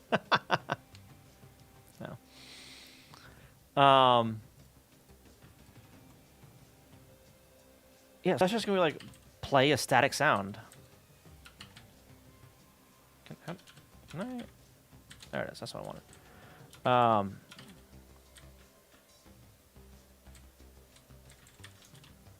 Play beep. That's what I'm gonna call that one.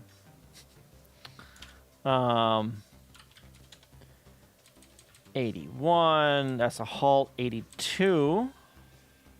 D332.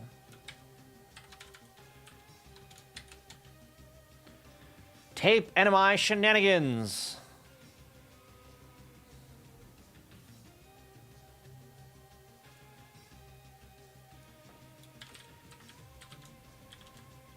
I'm order 82.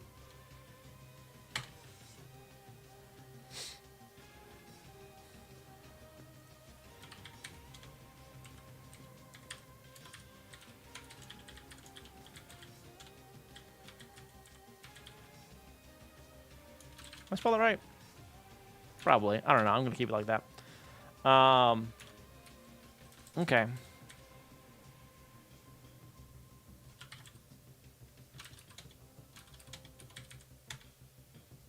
I did.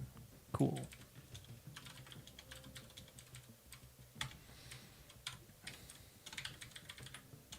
Unknown. All right.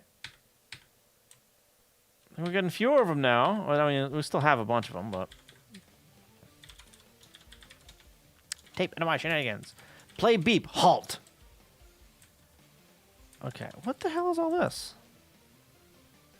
The beep doesn't have any arguments to it. So why would we put a bunch of crap on the stack, play a static beep, and then halt?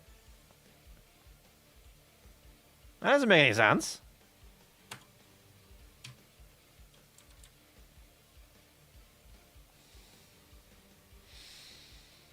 There's a bit more of my 32-bit pointer like thing. One of the modes, which would go down a hybrid bitmap allocator. Oh my god. Sub allocator. Oh Jesus. With 32 terabytes split into 64 gig slabs, my data would end up with a worst case overhead of 288 megs. A 0.00085% overhead for management metadata. God. I mean, all right, sure.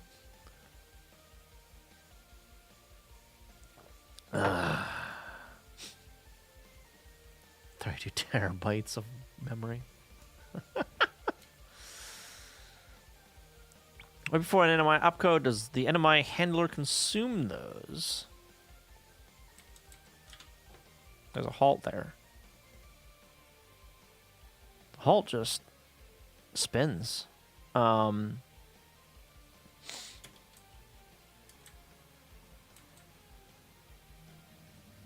then NMI. This halt spins in place. It never returns.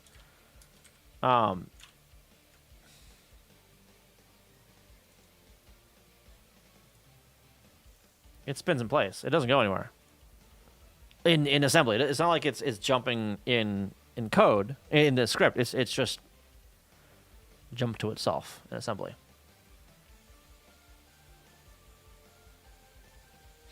Yeah. So my guess is something else like jumps here, or some tape stuff has already been set up. 10 go to 10 style. Yeah. Yeah. Can only have 12 terabytes of RAM. My God.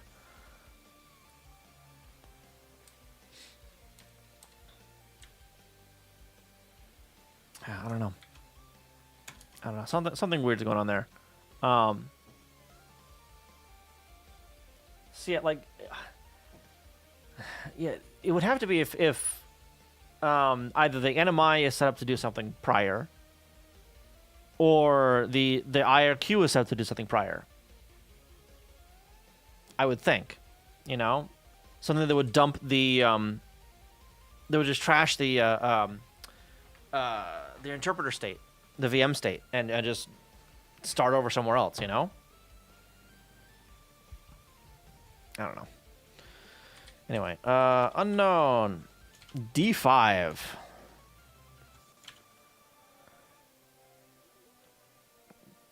ABCD Dell.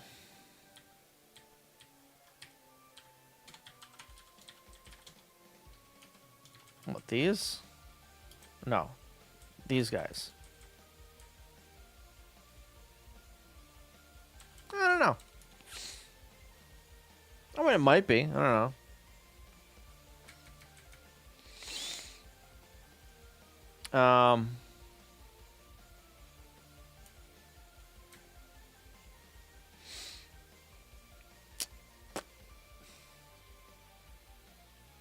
Where was I gonna go again? Not that one.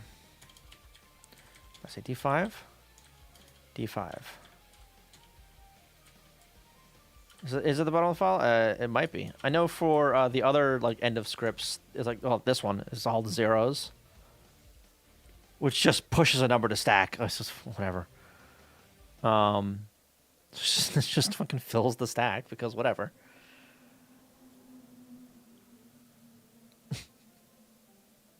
I don't know why it's this long, by the way. Like, I fucking, I don't know. Oh. Those stupid support chatbots that don't let you get an actual person unless you go to some obscure path. Oh my god. So I had one. It wasn't a chatbot, but it was I was calling into my gas company. Right? This was at my last place. I forget why. Thank you for the sub. Appreciate that. Gordia? How do you say that? But so there's something wrong with my bill, basically, right? Where they said I owed $1,300 for 2 months. And I'm like, no, number one. Because they had like just replaced the meter outside. Because it wasn't working, and then they charged me $1,300 for gas that I supposedly used, and I'm like, no, this isn't right. So I want to call them up, right? And the first time I called them up, I actually was able to talk to somebody, and they're like, oh no, we can't really help you with that, and this and that. Well, we'll look at it, and do you want us to send you this document or whatever that has a number on it for your state or whatever to call? I'm like, yeah, sure, why not? Here's your case number and we'll call you back. They never fucking call me back. So I called them up again. Hit 1 for billing, hit 2 for whatever it was, the one I was actually like going for, right? Like support or something like that. So I hit the button, it transferred me over somewhere else. And then it said it's spiel and transferred me back to the first menu. And I'm like, wait, hang on. No. So I hit the button for billing. I'm like, hey, I know you're not the department I need. Can you transfer me to the department I need? Oh, no, you need department XYZ. I'm like, yeah, I understand that. Can you transfer me there? No, take the menu. I'm like, no. I tried taking the menu, and it's a loop. Sir, don't get angry with me. Excuse me? I hung up on her ass, and I called the state. I'm like, hey, I've been trying to talk to somebody at this goddamn company about my bill that's wrong. Can you help? So she goes, yeah, sure, I'll see what I can do. What's like the account? What's going on? Like, here's the account, here's what's going on. She's like, okay, good. All right. This is your number? Yes. Give me 20 minutes. I'll call you back. I'm like, all right. 10 minutes later, calls back. It's all set. Don't worry about it. They screwed up. I don't know what happened. So my meter broke, right? And it wasn't showing that I was using any gas. And this happened like through a winter cycle, right? So they knew something was up. So they came and looked at the meter again, like inspected the meter. One, yes, it's broken. It's not doing anything, so they replaced it with a brand new one. When they took that meter back, whoever the fuck wrote down the number read the number wrong and transcribed it wrong. So my last reading, when it was still installed, was the same as the after the uninstall reading, but whoever read the damn thing either can't write or can't read or both. And they just took that number and ran with it, despite the fact that the reason it was replaced was because it didn't fucking work. I was so mad. But yeah, I had to call the state and get that shit straightened out. And they actually, I was flabbergasted how fast it worked. When I called the state, I'm like, hey, these guys are giving me the runaround. Help me out. And they're like, yeah, I got you. Don't worry. I was so surprised.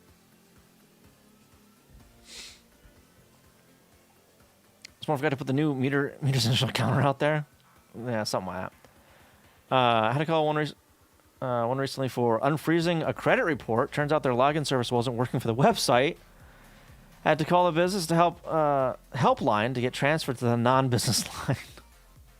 God. Billy had used 500 million liters of water in 2 months? What? Yeah, they screwed 500,000. That's still a lot. That's good to meter value. Yeah. It's just... Sorry to interrupt. You're not interrupting. You're fine. Don't worry about it. If there's something after, could it be just filler to place the start stack at a known address? I don't think... Well, so the zeros, maybe. This is possible, right? So, like, maybe their build script, right, or build environment just automatically got the end of the script, the address of that, and put that at the top of the... Because, like, the top of the script, right, has the start of the stack, right? So I think it's feasible that, like, in order to get this to the value that they wanted it to be, right, they just padded the end of the script. I could absolutely see that. Yeah. Which seems, I don't know, like, unnecessary, but whatever.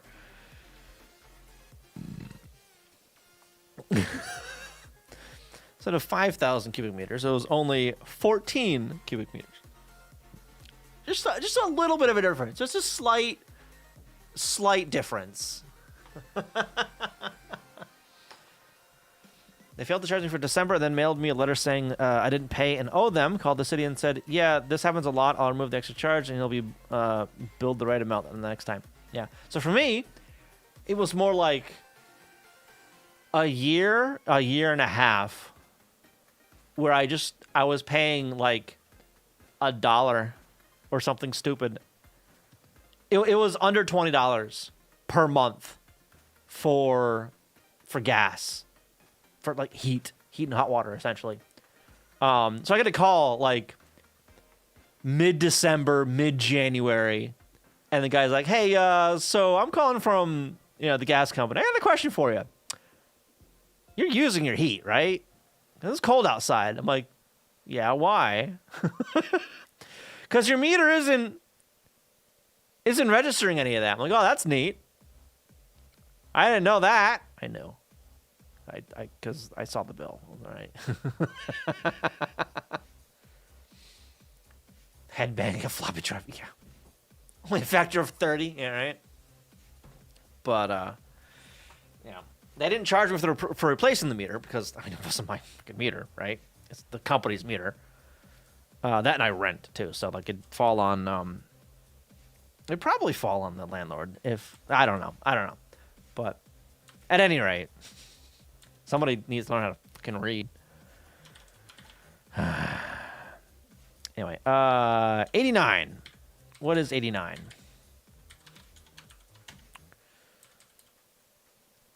$16 extra arguments, no results. What are the extra arguments again? That's not on stack, right? That's somewhere else, right? or something. I don't remember. Well, or is that like the string arguments? Or it's like a separate separate area for passing data around, right? C724.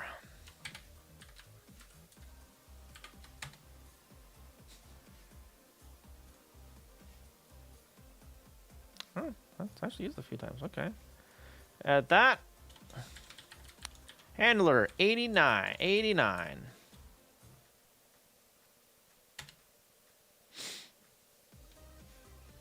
New apartment had a water meter that started at 0 because it's a brand spanking new apartment. Oh.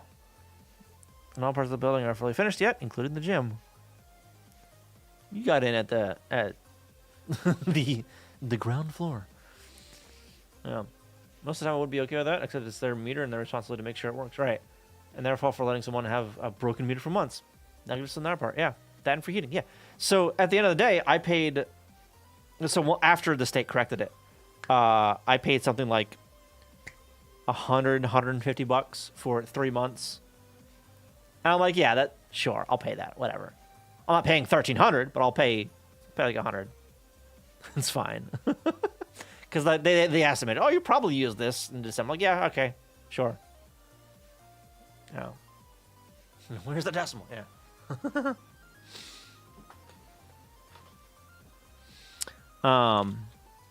But yeah, I didn't pay for the meter itself. That's for sure. Oh yeah, this is some string crap that it's doing, right? Oh Jesus, the fucking.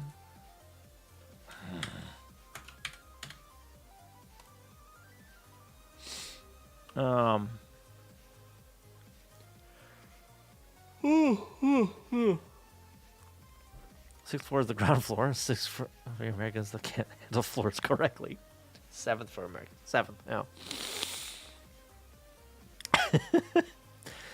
Well, no, the saying being like, I'm letting you in the ground floor of this project, that kind of thing, right? Like the start of the project, that kind of thing. Letting you on the ground floor of my company or my business. If you just give me $1,000, great investment.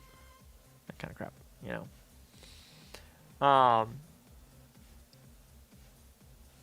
So what the fuck is this doing? That's a loop.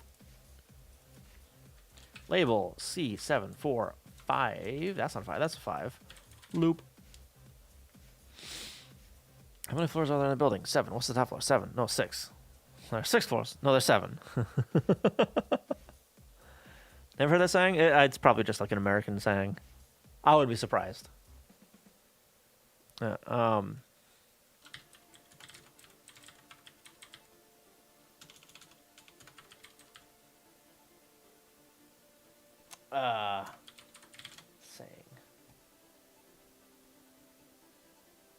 In on the ground floor. Yeah. It's an idiom. Involved in something at the very beginning. He was able to get in on the ground floor of the computer industry. Yeah. Investors observed legalization sweeping the U.S. and saw the opportunity to get in on the ground floor of an industry projected to become worth tens of billions of dollars. Oh. Prefer to count option-based zero. Oh. But yeah. It's an idiom.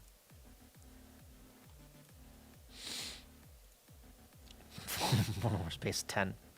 Base 16, it's fine. Consider a house built into a hill, enter on the ground floor, and have windows and verandas on the floor -3.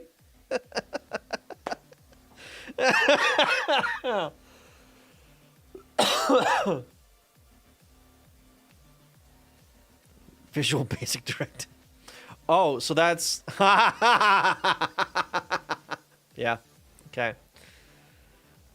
Base zeros when you reach life and have no need of numbers. Yeah, VB explains the nonsense. Yeah. Speaking of base 0 versus base 1, God, so there's this data file that I need to send over to this other company. or I modify it and send over to company, right? Get something back. Hey, these aren't aligned right. These are supposed to be at this column, that column. I'm like, yeah, they are at this column and that column. And then I realized that in the spreadsheet I had, the column was base 0. So the very first character on the line is column 0. So Counter, how you doing? So the start column for this particular field was like 1300. So in the code, I put 1300. Checked in my text editor and Vim. 1300. Wait. The columns all start at 1, not 0. Fuck! Yeah.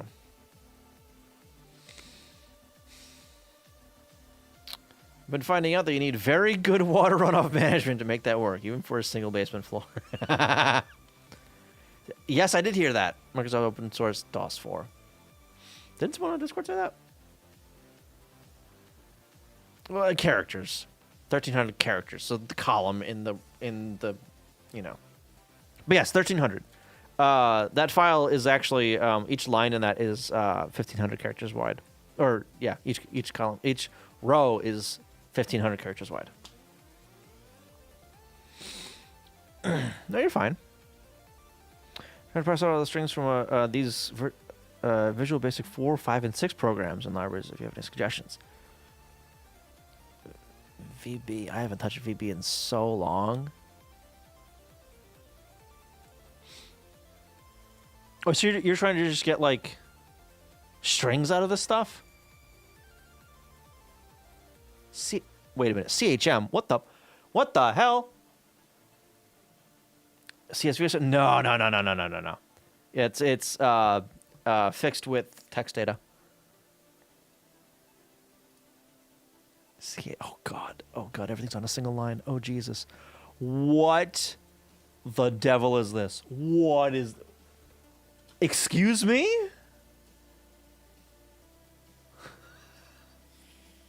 What is this? What is this cancer? Huh? What? Oh. I mean, possibly.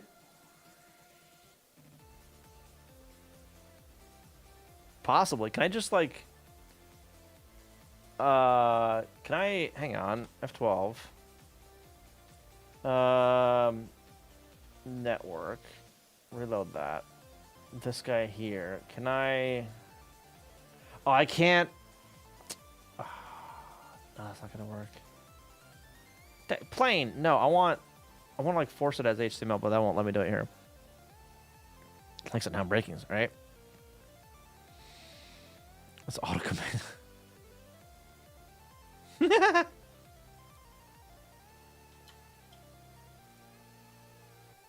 ASCII key, all right.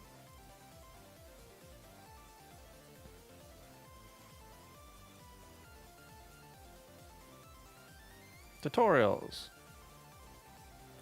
EXE seal.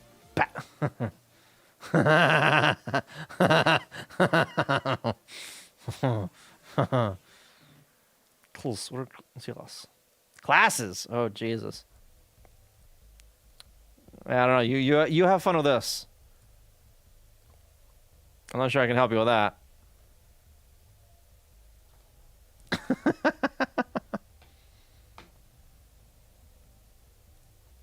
God.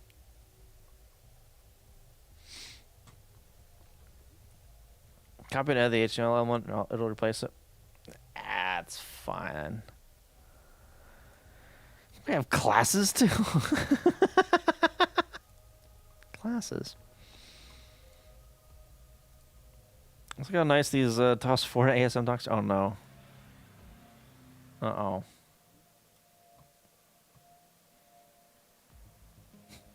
Is EOF unpack. Map cluster. Fat read. Okay. I need. Like that. Stop it. Go away.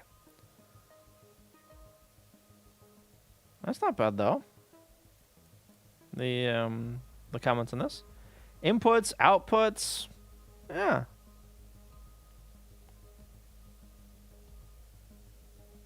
Stored in the fat. Okay.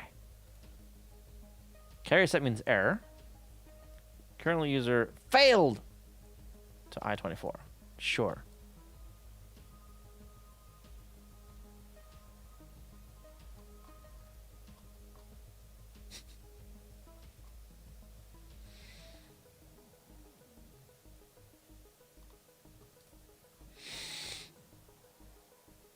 $85.08.15. 1985. Surprised it's formatted like that, though. I assume DS nothing. A lot of image files packed together in FRX. I don't know what FRX is, that format. Like resources or something? Form resource? Some sort of like weird zip file or something like that. Over here. Did I go to 89? Is that the one I was just at?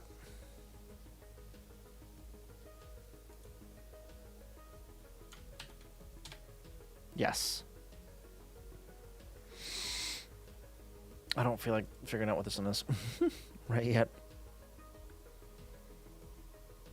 It's like one extractor on GitHub FRX. Yeah, does it like not even work?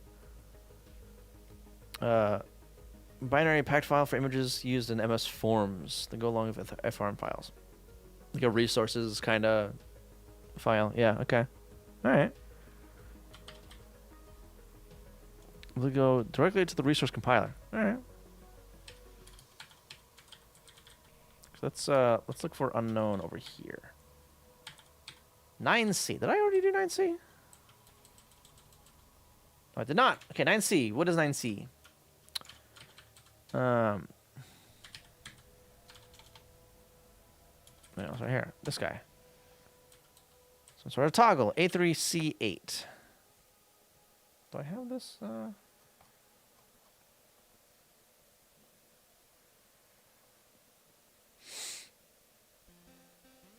Handler.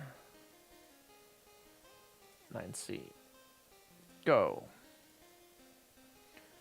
Load a branch equal load it. Oh boy. Right. Is this some sort of like tape toggle thing? Because that 44FE and the FB stuff is all used in the tape routines.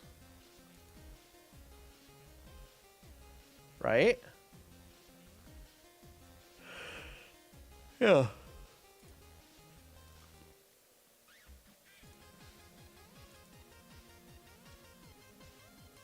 I don't know what this one is now.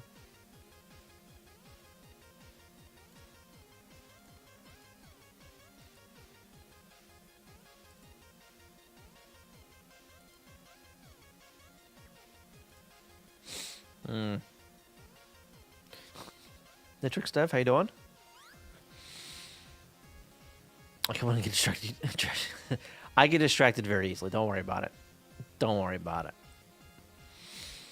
Also, I remember the DOS 4 ASM has the benefit of that x86 was simpler back then, like only 8 registers and 7 registers.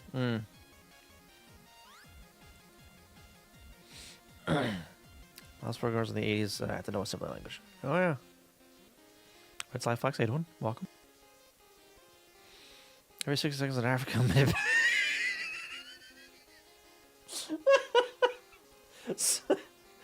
God, what is that guy's name? Shit. The guy that like is sitting at a desk, right, in one of his videos. Hey, Scrat, how you doing? And he just has like a Windows XP style monitor, right? That just says congratulations on it, right? And he's just clapping, congratulations, and like edits and like a bunch of different takes with that. Same guy with one of his other videos, and he has that quote, you know, did you know every 60 seconds in Africa, a minute passes. If we work together, we can stop this. Wait, what? Not Prime. No, not Prime. God, it was in a fucking Asai video of all things. Finish also working on my C compiler. Nice.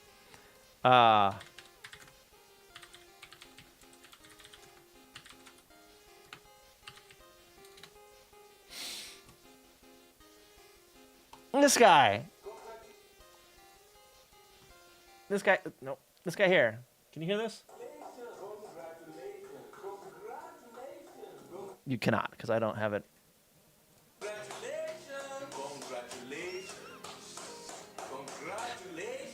Congratulations. Quack, quack. Quack, quack.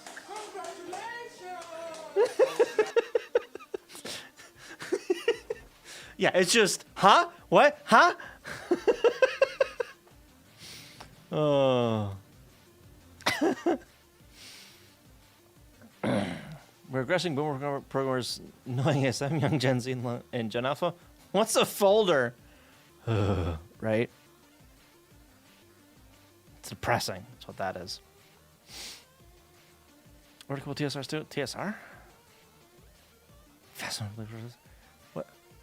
I'm not sure I know what TSR is. Lockdown is always in the top right corner. What's a TSR?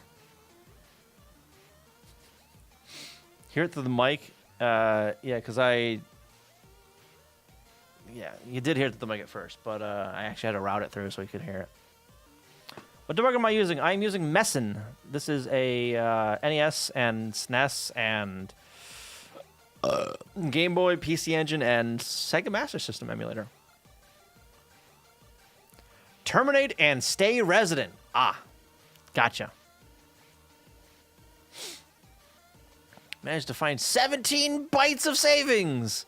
And return. No return values. Now I found a bug that's a future problem.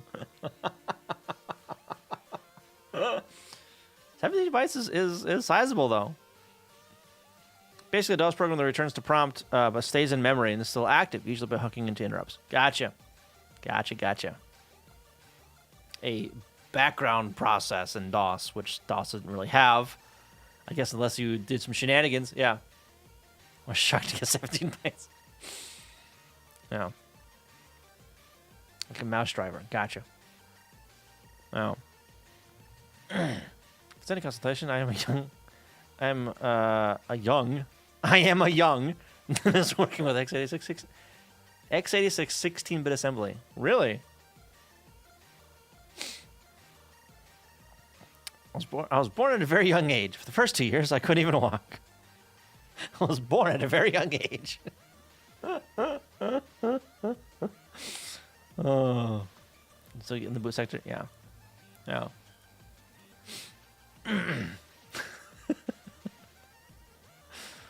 What was I looking at? This guy here? Okay, so what the fuck is this?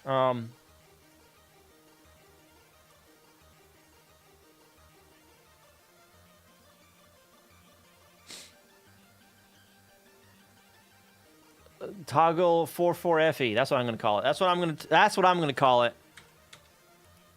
What? 9C. Toggle 44FE. That sure. Uh-huh.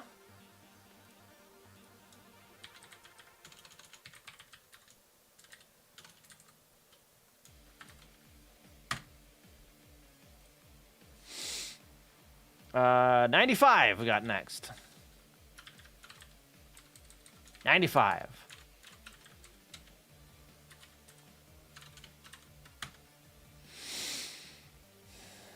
Didn't these old game consoles use MIPS? No, not really. A lot of used 6502. Fucked up sector 0 once on MS-DOS 5. Needed to see from a boot floppy after that. Whoops. And 64 is, and PlayStation is. Oh, okay. Yeah, some might have many used 6502, including the NES, Famicom, and the Commodore, and the Atari. Z80 is also very common. Yep. Is this the dubbed OS for the StudyBox cart? Yeah. So the StudyBox is this thing right here. It's got a cartridge connector on the bottom of it, right? For the Famicom. And this just plugs into the top of the thing, and it's a tape drive, right? So lessons or programs or whatever come on tape, like this. This is one of them. This is lesson number 6. And it's a stereo tape. Unlike a lot of tape-based games and programs and whatever from the early days when this was common, those were usually mono, right? This is stereo. So one channel is actual data, which is what we're looking at here, and the other channel is recorded audio. So this is used for like teaching English to Japanese kids, right? Anyway, so the assembly that I am stepping through here, this assembly is on this as the cartridge, as the quote-unquote game. This stuff over down here, this is what's on the tape, or at least part of what's on the tape, right? This is the script. There's a bunch of other stuff that's on the tape as well, like a bunch of graphic stuff, for instance. I'm not really too concerned with the graphic stuff right now, because that's more or less straightforward. It's a lot of like, this chunk of data, put it in RAM. Okay, now put it over in this RAM now too. Thanks. And that's that, you know? Whereas the script is, all right, we're going to load all this stuff, and now we're just going to execute and interpret the script in assembly. Like, what the hell? Now, the best part about all this, the audio is not synchronized with anything. Yeah, the audio is synchronized with the start of the script or whatever, the start of the block or something. It's like synchronized with a page start, I think. So at the very beginning, the audio will be synced up, but depending on how fast the tape is running in the device, it will desync, either faster or slower or whatever. It just won't be matched up. Yeah, that can be a little bit of a problem.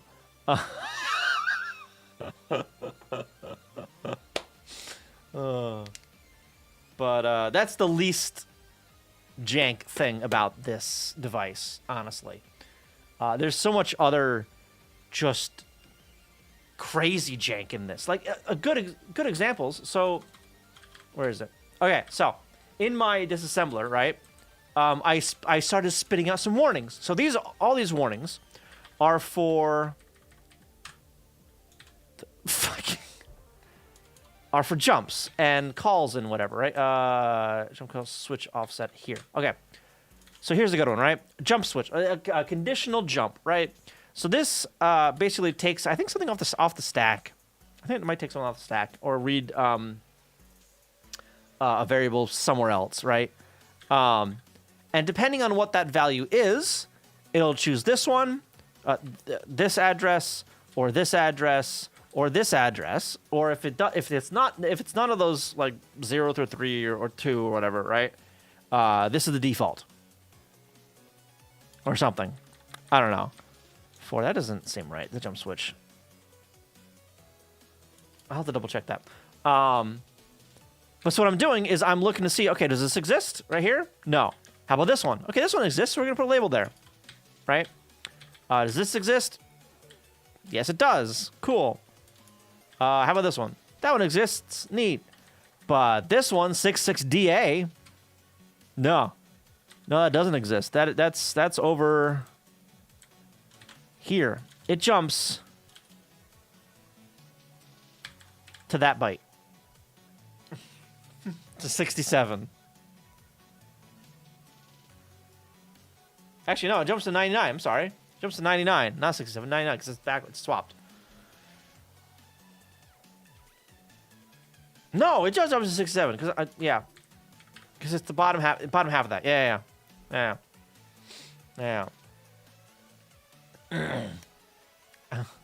I'm with you, I think. I'm barely with me, honestly. Bad coding practices. An open arbitrary code execution channel ready to be exploited, etc. Yeah. Channel vector, whatever. No.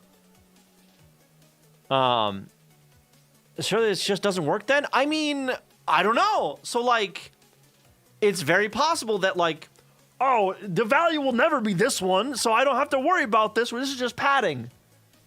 Very possible. I've seen ones where, like, oh yeah, the very first one, right? Switch at offset here. The address, the last address here is 1.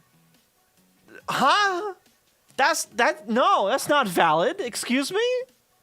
It's 1. It's one. So breaking on the script stuff, setting breakpoints there is difficult.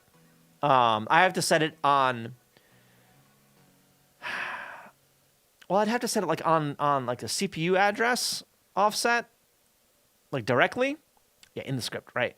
And then again for this call, this here, I can't set it on reading this, right? Reading that data because I'm pretty sure it reads.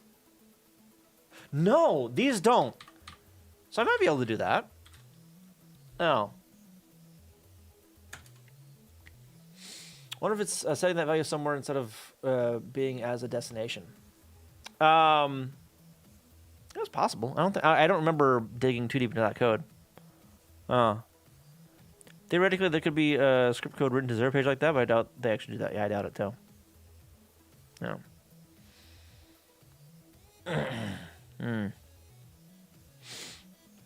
I've never tried to add a piece of hardware to Messen. Does this count as a mapper? A complex one, yes. In fact, the reason that we started down this rabbit hole all those years ago, fucking 4 or 5 years ago, shit. Instead, the main script outcode fetch and condition it in the banks mapped the interpreter's IP. 4-way branches, yeah, it's weird. But yeah, the reason I got down this rabbit hole is because one day I was sitting in the Nest developers Discord, right? And Sour, the guy that maintains this, he's active over there, right? Yeah, Sour, that guy right there. Yeah, Sour's cool. He was lamenting right one day, like, everyone's always asking me to code in or support these obscure like 1001 pirate mappers or whatever. Yeah, pre-COVID. Yeah, god damn, pre-COVID, Jesus. And he goes, I mean, they're not interesting, like they're crap games, and all the mappers are almost the same except it's a different you're writing to a different address here to change the bank, and and he says, I really wish someone would get a StudyBox and figure out how that worked so I could implement it. And I went, the hell's that? What's a StudyBox? So I went on eBay, and I saw this. I forget how much it was, but I went,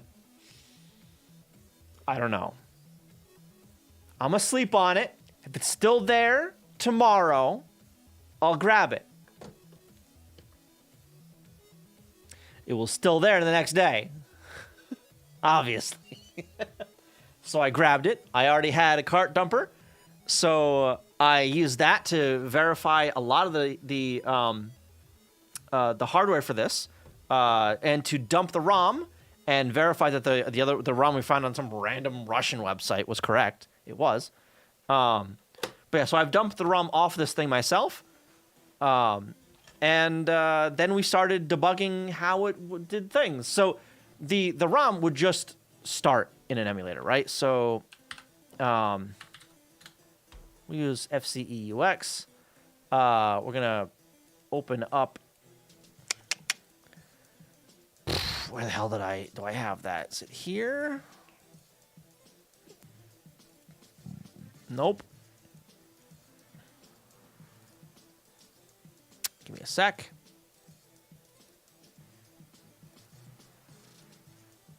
Not there. A couple more ROMs. This one. Okay, so this is the firmware ROM in FCEUX. I need to have a look at gamepad config.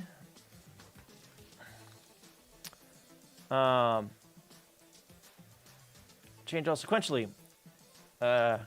A, B, select start, up, down, left, right, turbo, turbo. Close. Save. Okay. I'm going to hit A. Get stuck there. Because right here... Okay, can you stop, please? Oh, my God. Options, to emulation, pause. Thank you. Because right here, it's waiting for IRQ stuff. It's waiting for mapper stuff that is not implemented. Brr, yeah. This is where Messen also stopped. So we had to look at the ROM, and we're like, all right, well, let's try and read from this address. What happens if we give it some data back or whatever, right? Give some data back, and it does the thing. So then we start digging into the ROM a bit and be like, oh, well, okay, it's looking at the tape like this. So it's expecting this, that, and the other thing from the tape. So we figured out, well, Bridgewater figured out a lot of that stuff. Bridgewater and Sauer figured out a lot of that.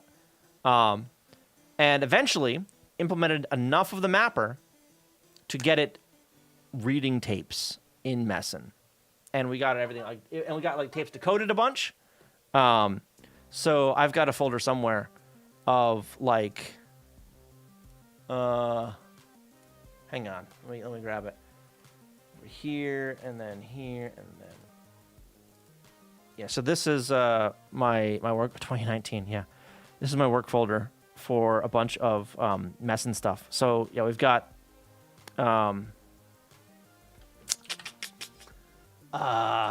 no tenacity. So we've got a bunch of the raw tapes, right? As WAV files. We didn't get so involved until we had a lot of stuff worked out. My memory is terrible. All right. Can that have errors, or are there error correction on the tape? Oh, it can absolutely have errors. Yeah. Tapes will stop playing like mid page like all the time.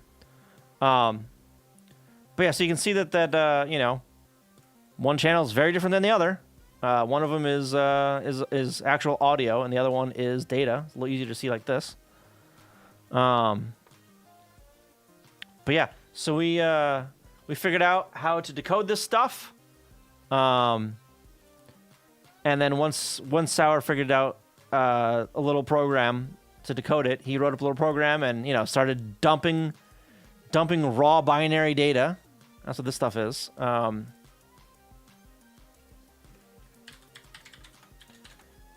Page 0.bin.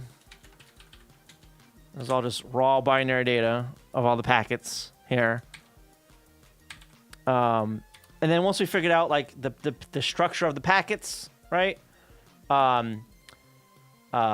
Sauer figured out the way he wanted to store that, which is the StudyBox format, right? The StudyBox, or the .StudyBox, right? What are these? Are these it? Yeah, the .StudyBox. And so then he worked on actually implementing the stuff in the emulator. There's some rather straightforward stuff that all mappers do, like the bank swapping and all that. This one has a stupid amount of RAM. It has a lot of RAM. It's split up kind of weird. But yeah, so then he also figured out how to get, you know, the audio like played back and all that kind of stuff. And yeah, you gotta keep them back into the stuff, right? So the .StudyBox files, I have torrents of those that you can go and grab.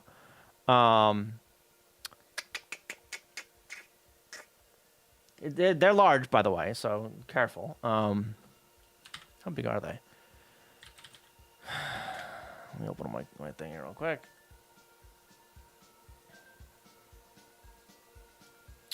One of them, the part 2. Let me... was it this? Yeah, part 2. So just these guys.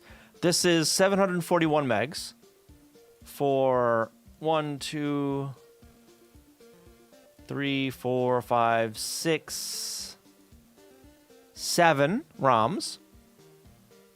100 megs of ROM, essentially. And then the first one is 8.25 gigs. These ROMs are massive. I was literally staring at arrays of sample amplitudes trying to figure out how they managed to encode specific byte sequences. Oh my god. The reverse engineering of the opcodes is one thing, but the spectrogram, that's mad. Yeah,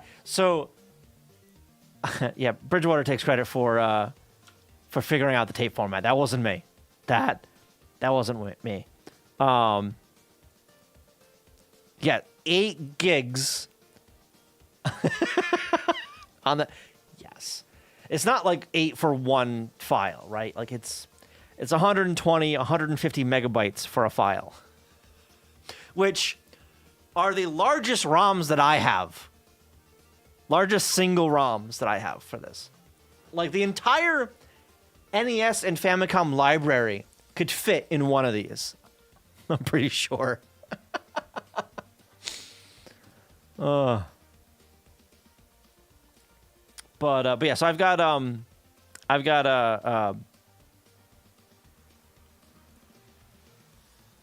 yeah, I've got torrents of these guys. This one and this one, I think. I didn't need to remake those. I remade those a little while ago, I think. Where the hell did I put that? Did I put that in resources? No. Code? Where the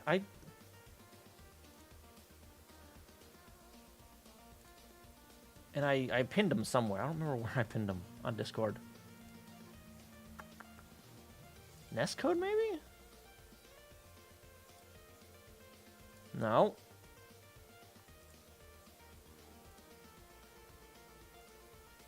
I don't know how they are. Ah! They're pinned in general. Okay. NES Famicom. It's the same, more or less. It's a different form factor, really. That's some twinkle. Yeah. Does that mean that the Famicom seeks the tape to specific positions? Yes. Yes, it does. Well, not that. I'm going to close out that guy. Okay. That selection screen that we see at the start, that is exactly what that is. Where it says, hey, what page you going to? This right here. You can choose what page you go to, and it'll jump to that page. It takes a hot minute because it has to rewind and fast forward tape, but yes. Most of that is audio, I'm assuming, which the NES would never see as data, but still. Yeah, right. Right. Is this Famicom or NES? I can't tell. You can tell, pay attention. It's Famicom, technically. There were regular patterns to the waveforms, so we knew from experimenting with the ROM that the first few bytes of each page had to be. Yeah. Decoding the hardware had to be simple. Right. It could have been too complex because of the time, the era this came from, and the relative simplicity of the hardware. I say relative. I mean, there's not like a lot of what is this? Stop that. I can hear my fan spinning. There's not a lot of hardware on these. I mean, there's a little bit. But like one I see, there's one like CPU for specifically the decoding, I think, of the tape. I forget what these are, but they're not anything that complicated, I don't know what's under here. There's a lot of mechanics under there. And then the other board, so there's two circuit boards in this thing. The other circuit board is a lot of RAM. RAM and some ROM. Like these are RAM chips, I think. I'm not sure what that is. Might be ROM. I don't know. SPX. I don't know. But yeah, no chips on the back here. One of these is like a serial communication chip for communicating with the other board.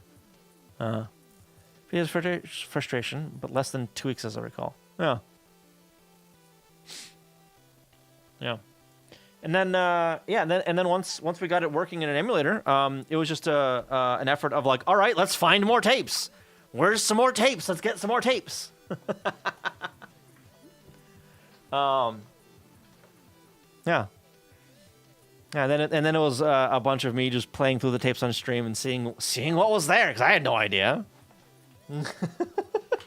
We figured out how frog babies happen on stream. Got a clip of that somewhere, but yeah. The Adventures of Johnny, yeah. Frog baby, yes. Yeah, there's a clip of it somewhere. And a physics-defying ball, yep. A lot of stuff where the physics doesn't add up. The UFO, yeah. A lot of really weird shit on these tapes. The like the Pumpkin Town Network, which is questionable at best. Where the 12-year-old sounds like a 60-year-old chain smoker.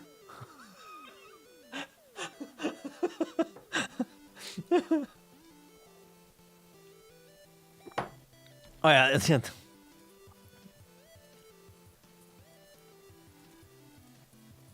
come on, Twitch, what the shit? Is this gonna actually play? Like the audio, is that gonna work? Should. What are these two frogs doing on here? Can I show that on stream? I don't know if I can show that on stream. What is going on? What is this? Let's find out what. Oh goodness gracious, they are. Get out of there! No. When was 4 God. years ago? My God. 4 years ago. I can't. But so we found that out on stream. This is back when I was rocking Windows. Windows 8.1. Pandemic time. Yeah, just about. Yeah. The workbooks. Oh my God. Yeah, so I've got a bunch of the scans of the workbooks as well. I need to finish that end of things. 5 years, 6 months.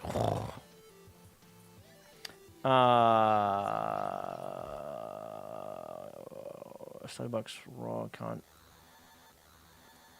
Yeah, let's see the raws. Okay.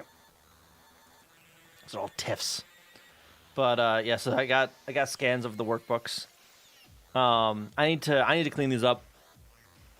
And I kind of want to rescan a bunch of these, honestly. But yeah, some of these are used, as you can see. Not all of them, though. But yeah, so it's got the same characters in the workbooks as in the tapes themselves.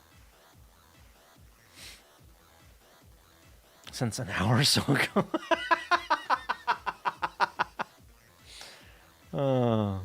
Falling for about a fifth of my life.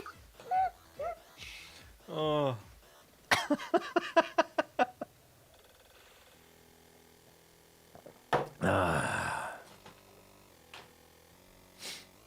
But yeah, so some of these are jank, you know. Let me go into the contrasted. These guys, because they're a little bit easier to read. I absolutely love the faces on a bunch of these, you know. I love these faces. Johnny. And the receipt printer, we still never got images work. We got images working, didn't we? Kind of images. Yeah,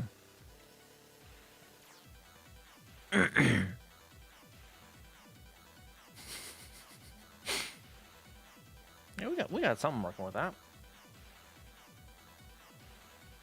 We had to like send the data specifically to the printer, like, and time it, right?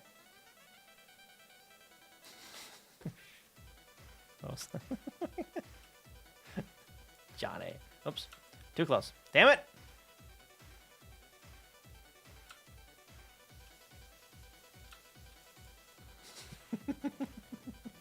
Stupid face.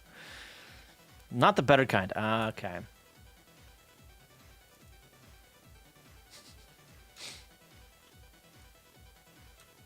The brother Chance. On a weekly somewhere, so much work. It is a lot of work. Yeah.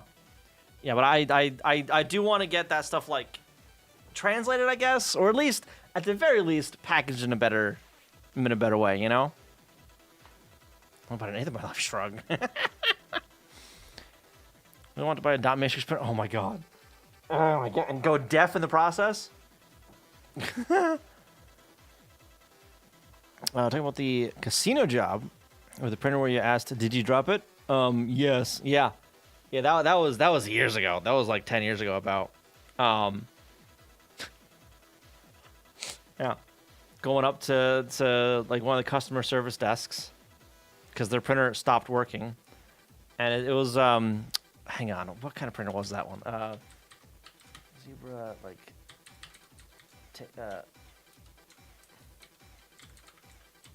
thermal ticket printer. Or maybe it wasn't Zebra. Maybe it was like Boca. Hang on.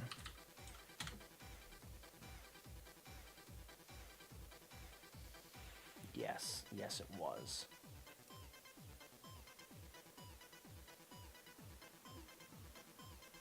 This style printer. Kind of like something like this. Oh my god. There you go. Where's a good picture of one of these type of things? Of like the insides. We had a few of these, like that model. The auto cut. Yeah, okay. So it'd print out like tickets and shit, right? You had a few like this. Only like one side though. But like this is the entire printer essentially. Like the rest of it is just space to hold the ticket stock, right? But it would print out crap like this. So anyway, I like open the thing up. I open the case up, and this entire assembly is all like bent out of shape, all cockeyed, right? And I jokingly said, "What did you drop this or something?" Like jokingly, right? I was laughing while I said, like, "What did you do? Drop it?" Dead silence. Dead silence. I look over and they've got like horror in their eyes. I'm like, "What?" She goes, "Were you watching the cameras?" I go, "No, you didn't. You didn't actually. I was joking. You didn't actually mean that, did you?" So yeah, we dropped it. Like, oh my god. I'll bring you a new one. But just try to drop this one, yeah. I wasn't mad, right? Like I don't give a shit. Like I don't actually care. I told him like I don't.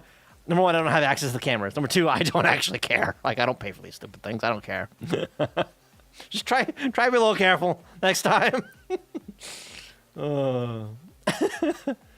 How do they drop it? So the way that this thing was set up under the desk, it was on a like a drawer shelf, right?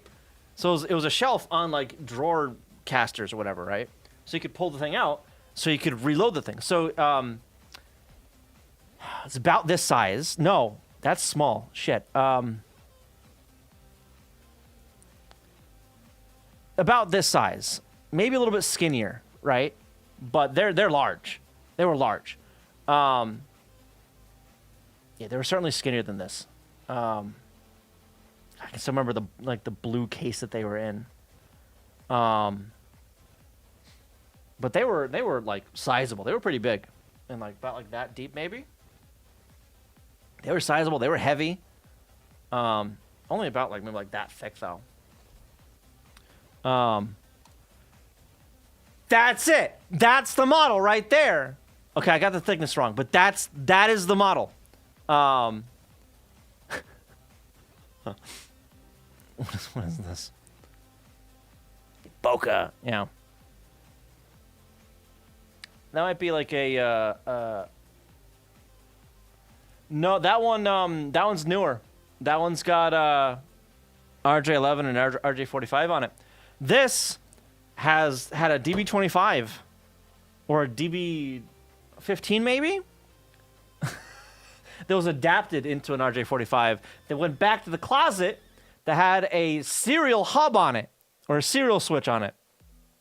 A network-based one. So a bunch of serial lines came into it, and it was plugged into the network from there. But yeah, so yeah, this is the exact model I was using. And you can kind of see it. DB9, I was close. So you can kind of see it, like you can see the seam, right? You can see a seam right there. This entire panel on that side is like opens up. It's the door, right? So this would be like tucked away like in a cupboard, basically underneath the counter. But when this emptied out, they had to refill it. So to refill it, they'd pull out the drawer and then like lift up the side of the thing to put more stock in.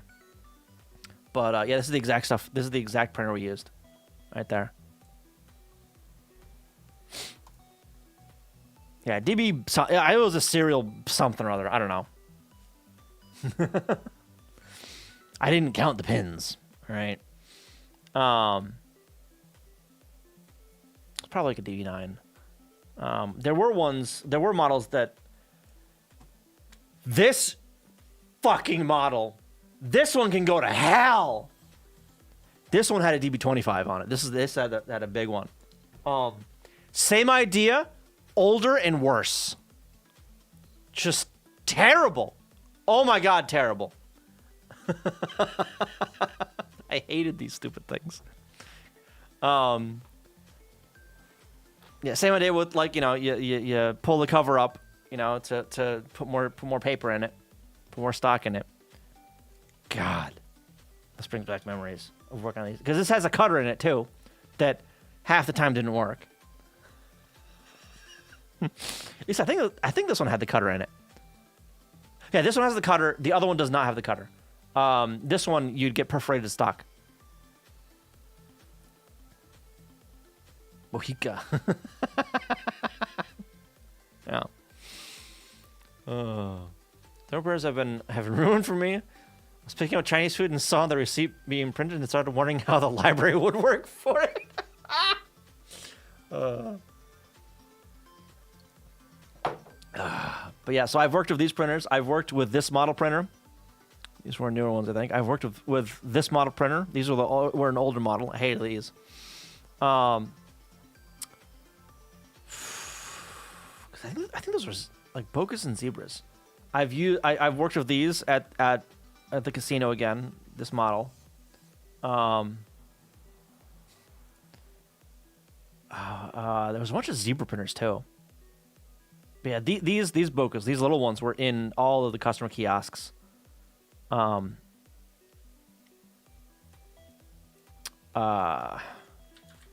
Zebra thermal ticket printer. So I don't think we used a lot of the Zebras for like receipts, but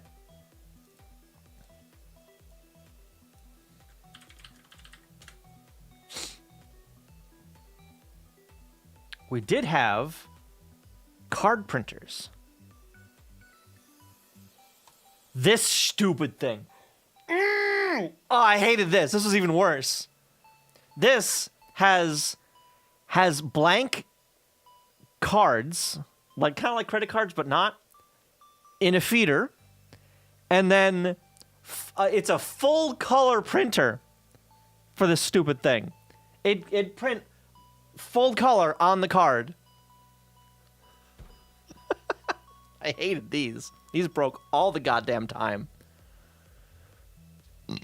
This one was like you plug it into like Windows and it's like a USB printer. So these whatever requires like special software and bullshit to run. But yeah, these like the ink on this is crap. It comes in a roll and it comes one color, next color, next color. So it takes like 3 passes on the card to actually print the full thing. Yeah, so I hated these. These broke all the time.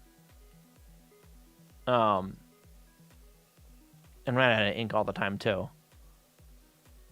And there was a newer one too that I remember seeing. I don't remember which one it was, which model it was. It broke like once, I think. Yeah. Zebra recipes? Huh? No.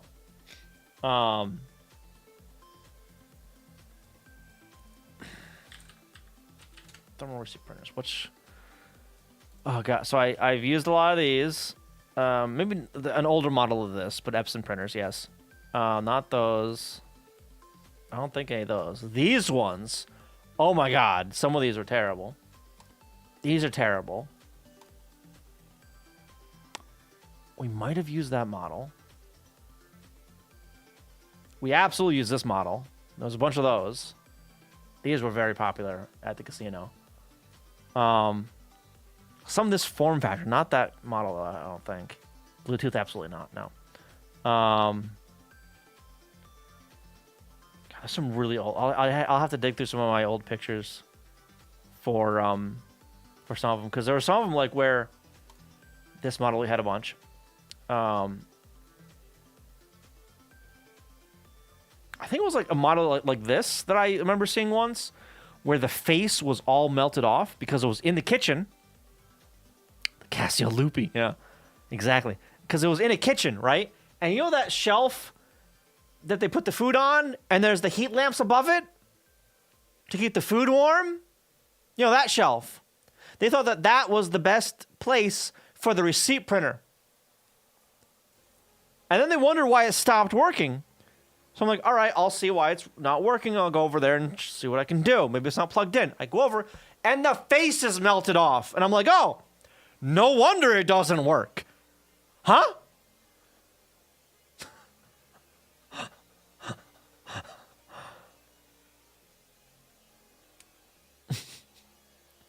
USPOS protocol right now for project. Oh. Smith Clay? Am I saying that right? Welcome. How you doing?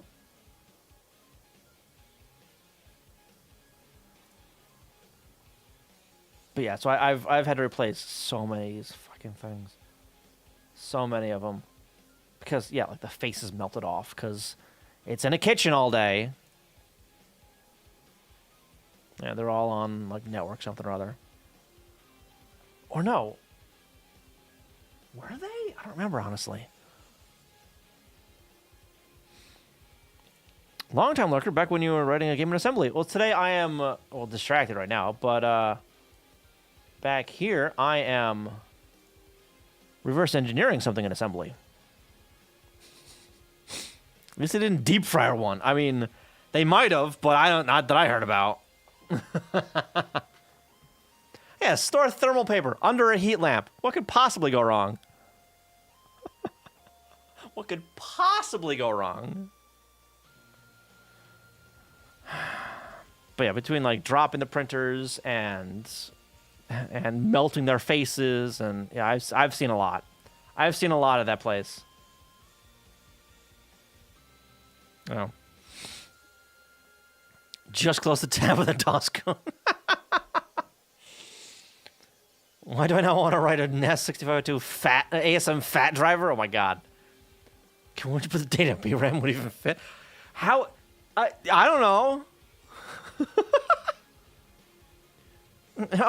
Up next or explosives next one. Open fire. It's fine, probably, right? Just don't look at it. It'll be fine. God.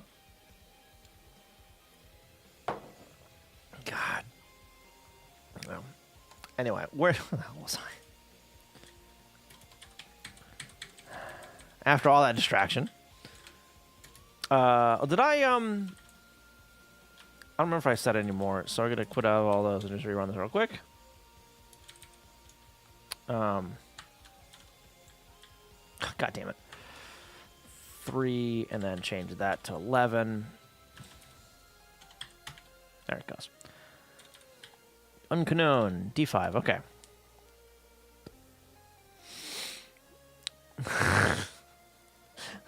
I'm still working on the one BRC stuff.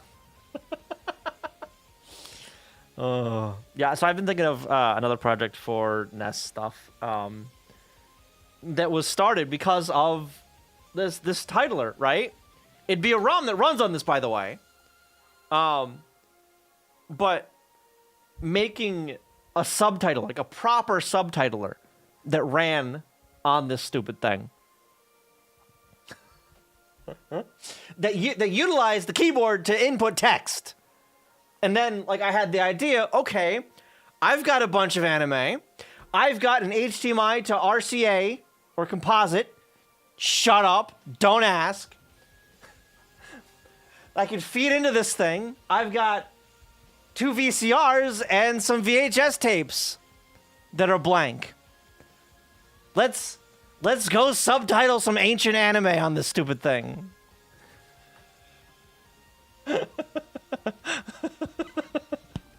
That thought has absolutely crossed my mind. But if I have to write out the characters on the no, I ain't doing that. Writing out paragraphs on that letter recognition nonsense? No. Just no. High explosive would probably be fine because you need a lot more energy to get them explosive. That's why they're generally kickstarted with low explosives. Oh. Hey, look at the Dr. PC Jr. My bung. Sikoval had one. I helped them with reverse engineering work. Ooh. It has a 1.44 meg floppy drive, a PC keyboard interface, and about 2 megs of RAM, and a Famicom copier. This thing sounds familiar. Hang on. Dr. PC Jr. Is this like a Chinese machine?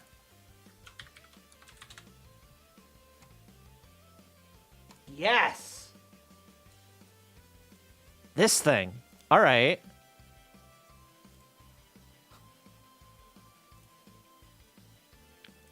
Next to no...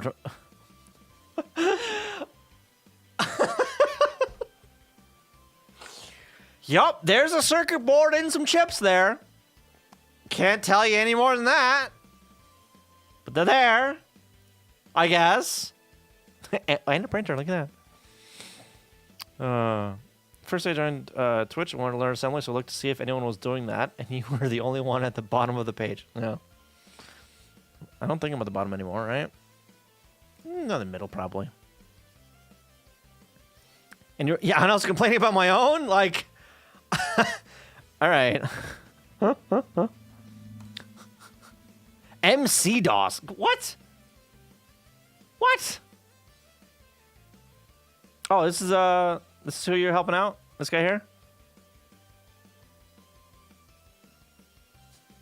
CMC 99.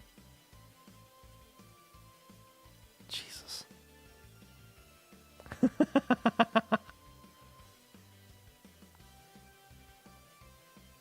Some 5, yeah. That long ago, absolutely. Yeah. The 13th most viewed. No, that's nice. That's just, yeah. Did I ever show the that other photo? The actually, I think it's still on the card that I have plugged in. Let me see.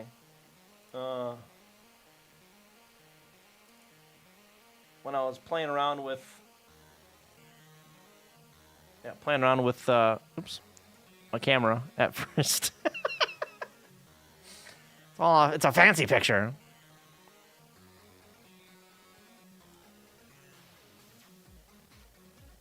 In case you're curious, by the way, no, my room is still a mess behind that screen. That's literally right there. That's where that is.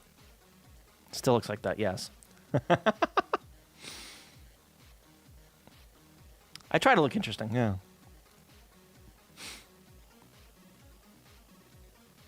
But yeah, that was me figuring out how to use the camera and figuring out like exposure settings, right? That's what this is. This is figuring out exposure settings.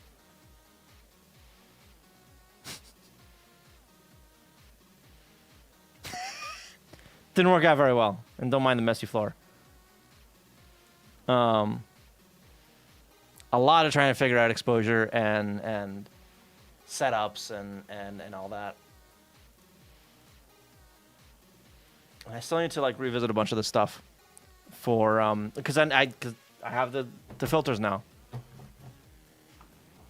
Maybe a raid is possible. Yeah. Remember a while back, I helped. Oh God. Adam something maybe. I think it was him. He wanted to learn assembly on stream, so I'm like, all right, yeah. So someone recommended me for that, right? So we did a collab together a few years back where I speed run through like basic NES development stuff.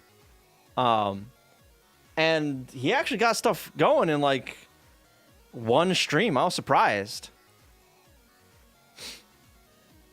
The person I was watching found your tweet of the cursed C# code. I followed that to your page. Yeah, you mentioned that last time. Yeah, appreciate that. Lego has me again. Gonna have to buy it when it comes out. Oh no. NASA art. Oh boy. Oh boy. Uh-oh. Coming soon. Oh no. See, I don't have any space for this kind of stuff, you know? I say as I buy more NES stuff. More Famicom crap. Yeah. And I say as I just the other day I bought pre-ordered, excuse me, like 3 more figures. Whoops. Maybe it was only 2. I don't know. The not the 3 sad onion. Sad onion. Learned a Game Boy assembly, then realized I don't really want to spend that long writing code. ADHD 1, assembly 0. Oh. You can't say that. I mean, I don't know. Nothing for that tall, really. Like, all the figures are shorter. Actually, can you... Hang on.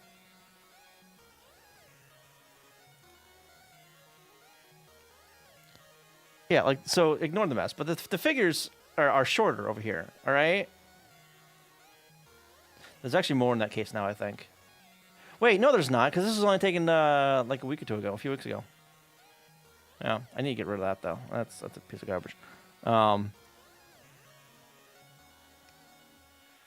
Yeah. My other display case is all full, by the way. Yeah. That's all used up by all the other things he has or wants. Yeah. I just want a house. That's all I want. I want to move into a house so I can spread out a bit more, you know? More cases. Obviously. Obviously. Oh, I'd want more of the other one that I have in the other room, because that's a nicer one. It's got more shelves on it. Still glass. What? Yeah. Got to get back out to IKEA for that. In this day and age, I said want. I didn't say I could afford. All right. D5? Just go rural with bad internet. I don't want it though. I need my internet. I need the internet. Okay, I can't live without that. This one.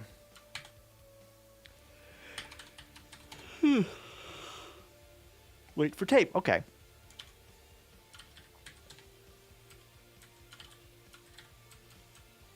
D5.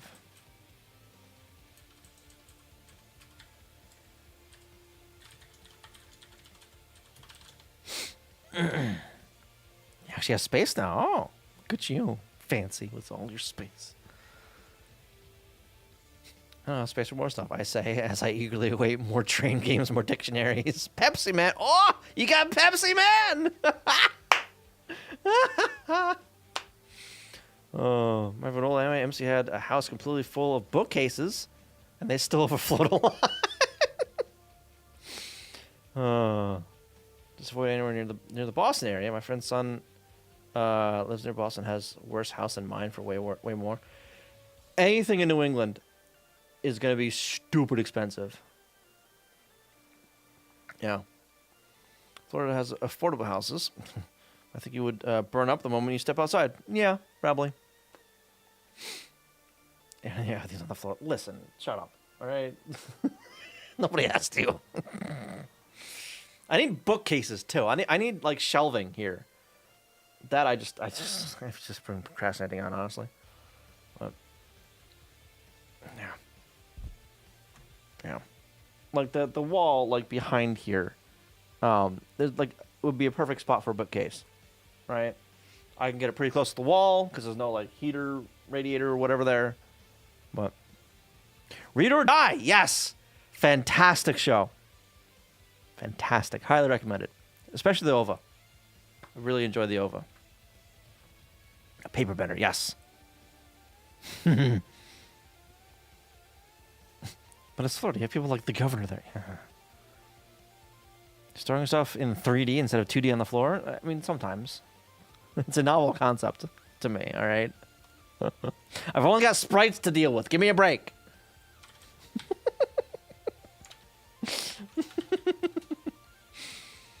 Oh. D146. I don't do it. All right. Touche.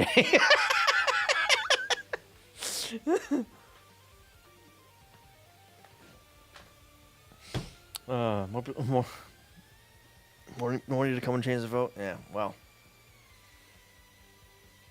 17 RD. Turn on something. Deposit or something. What is that? Or whatever. What does that stand for? RD. I don't know. But yeah, you're up in the middle of freaking nowhere. Oh, Read or Die. Yeah.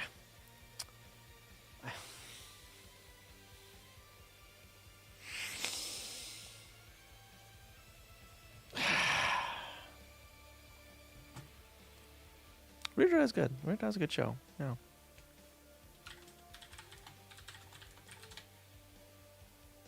I actually found out about Read or Die from fucking AMV Hell, I think. That's fair. It's fantastic. 3-episode OVA. And then there's a related TV show, which is all right. Not as good, but it's still decent, you know? But yeah, the OVA is fantastic. Absolutely fantastic. Highly recommend.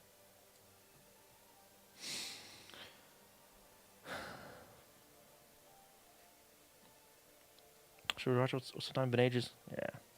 Yeah, I should probably rewatch it too. How efficient would you be to store stuff? I mean, it's the art of folding clothes with people still in them.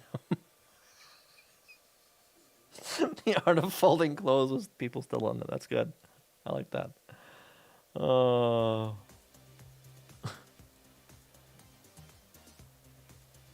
What is this nonsense? Load A, store it in C. I beg your goddamn pardon? One argument, no results, but it puts it in C. Oh, God. All right. Load Y, decrement 1.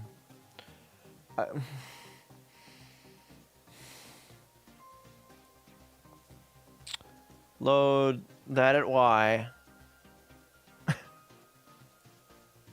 Store. Put that in A. Put word 1 in A. What the huh?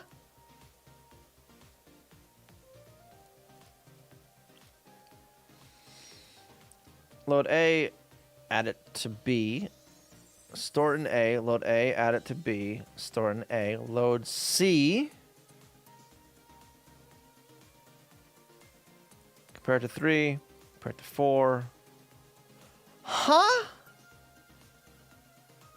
What the hell? You see it's temporary, yes, but I don't know why it's grabbing B. B wasn't filled with this. If one argument that B's not, B isn't filled with this opcode with D1. The hell? Also, where is it? That's in here. Okay. Changing this to label D187.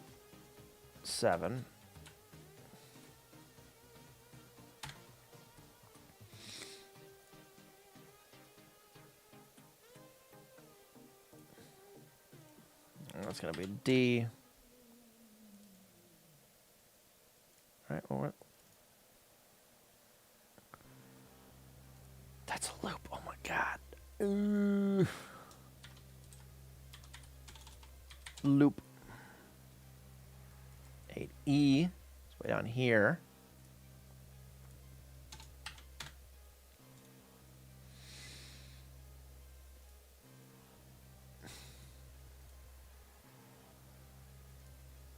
Seven there. This guy, edit this one. Are unused reset between instructions? If not, I guess it could be relying on some other code to have set it. I don't think they are, actually. Is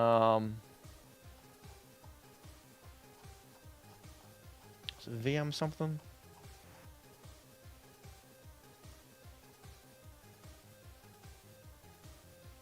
No. Script VM? What the hell was it?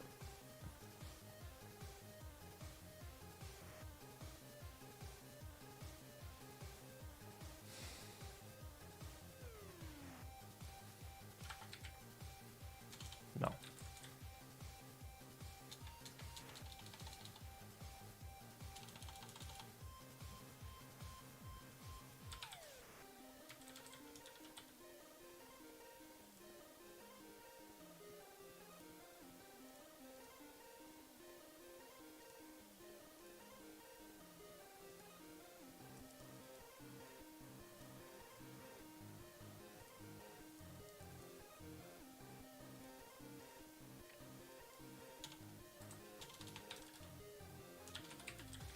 Code pointer. Can I search like the text for this actually? Oh my god, I can.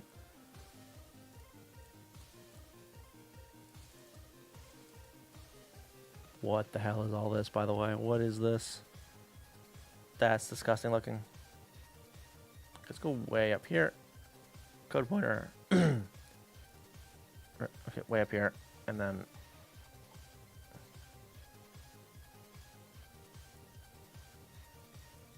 really? Okay, let's go all the way down here then. Right there, and then look backwards. God, really? I don't even remember what I named this stupid fucking...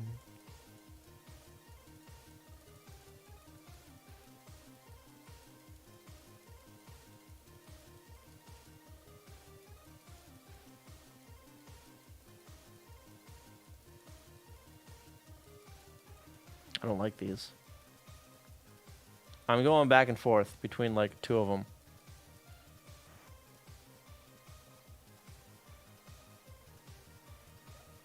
Code pointer at something. Nope. Okay. +0 at.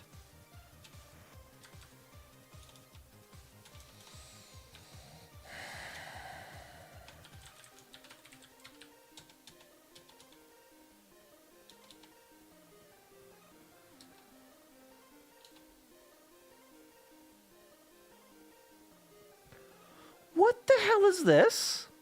Load a code pointer, shift it, store it there, load that, and it. What the shit? God damn. Bytecode metadata. All right, let's find occurrences of this.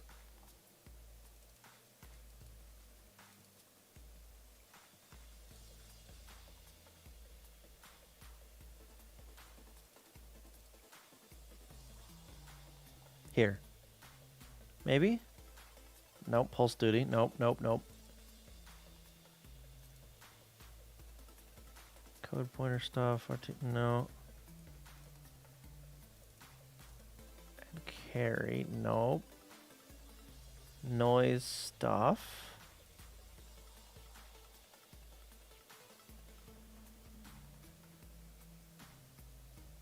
For A and 4B. That looks suspicious.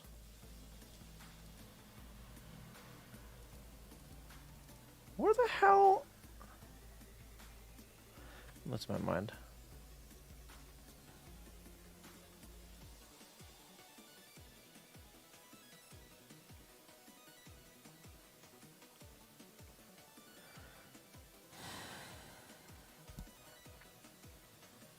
Splitting the byte into nibbles. Oh. Yeah, but on the code pointer? Right. Could have been dealing with an inline arc or something. Still, I don't fucking know. I don't know.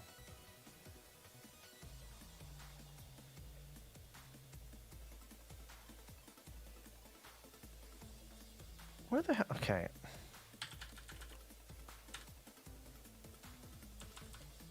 Memory usage, VRAM,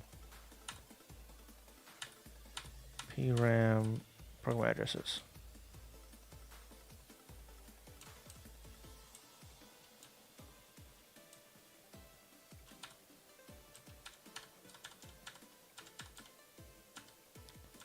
State, packets, state, script data, also native data.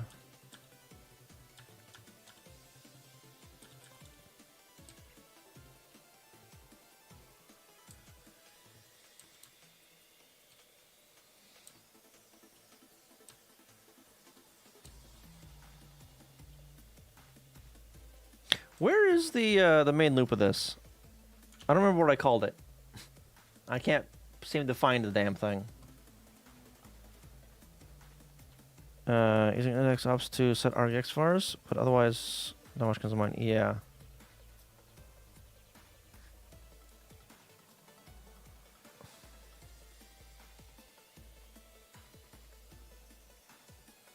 I could have called. I could have sworn I called it like VM something, right?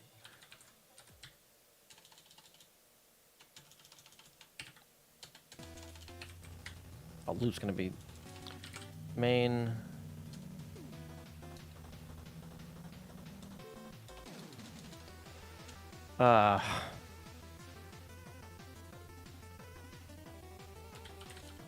Engine? No.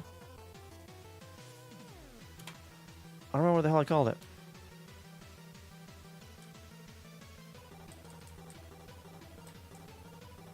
Two tables, those are there. B291, okay. Fine, B2991, okay.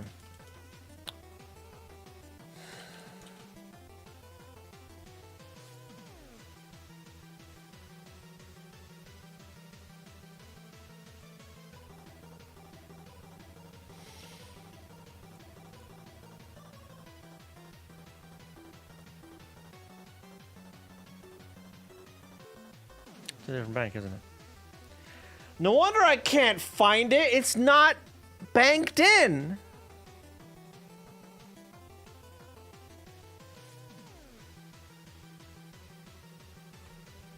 The metadata table is not a memory.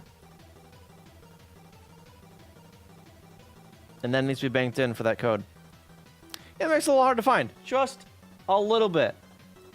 Because I am sitting right there. I, instead, need to be sitting over here somewhere.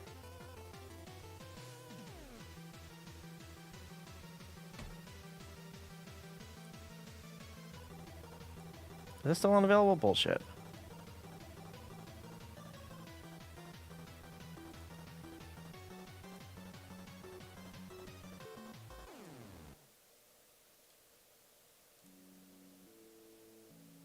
No,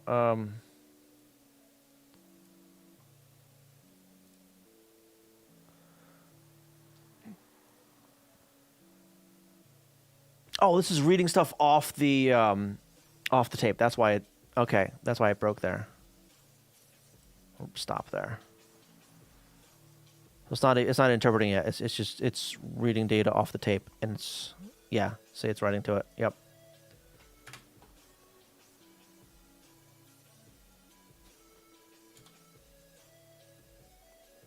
VM code loop. There it is.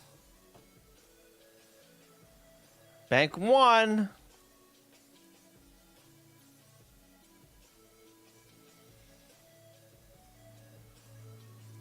Yeah, loading data still before banking to the interpreter. Exactly it was. Yep.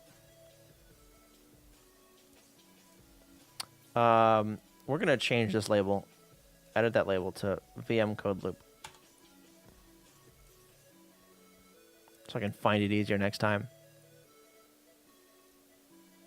It didn't start with a V though. It started with an L, which is label, address, thing. All these guys. But for something main like that, yeah, that needs to be VM code. That needs to be something like, no, this is what it is. Yeah, so I was looking for like this, yeah, this stuff here, and the setup for arguments. Set up arguments, execute opcode, do some of that stuff, and then there's the set return codes. This guy here.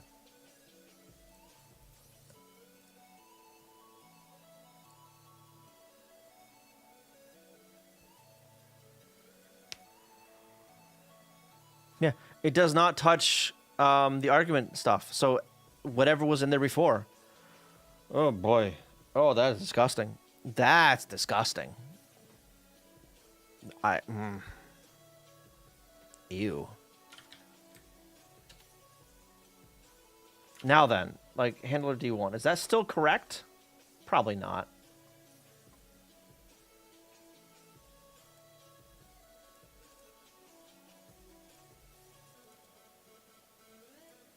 Oh, it's still there. Okay.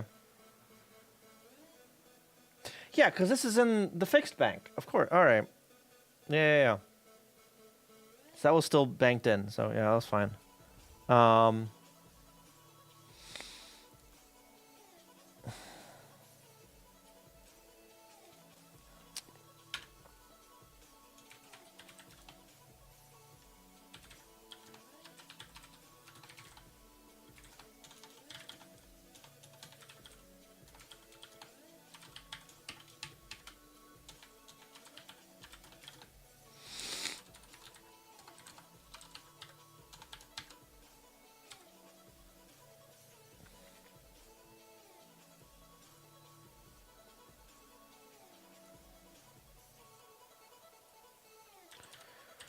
Only gets...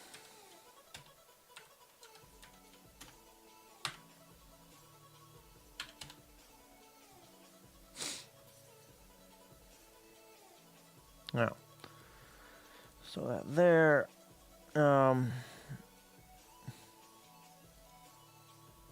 edit label, word B1 is copied to arg A. Now, all right, and then what the fuck does it do about all this shit? This label, that's gonna be a D.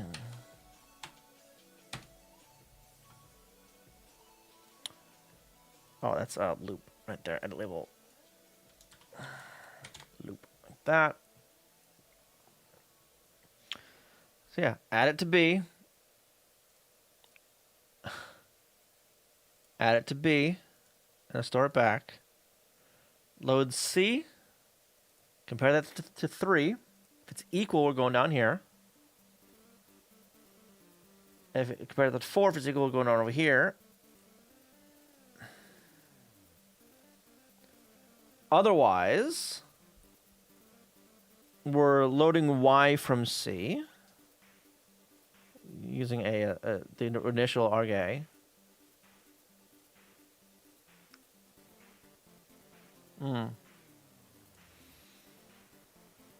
Yeah, using that as an index.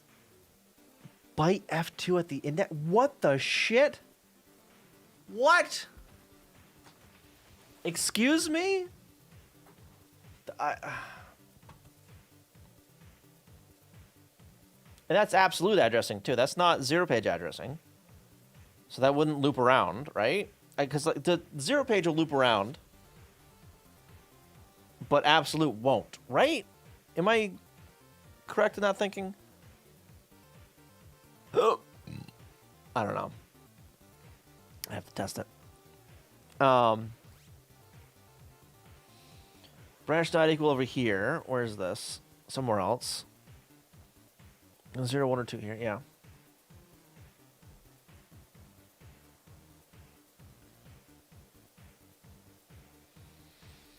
Three and 4 plus are special cased.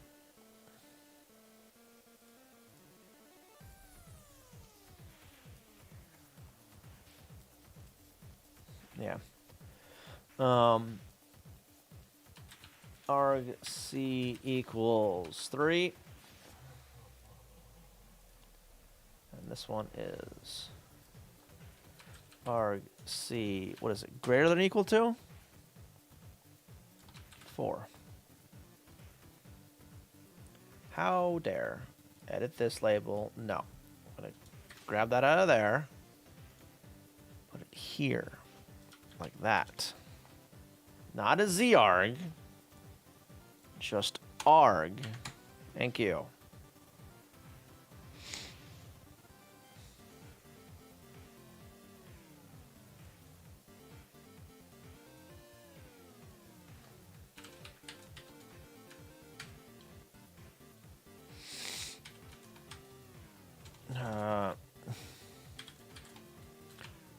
Is either 0, 1, or 2. Let me put that like that.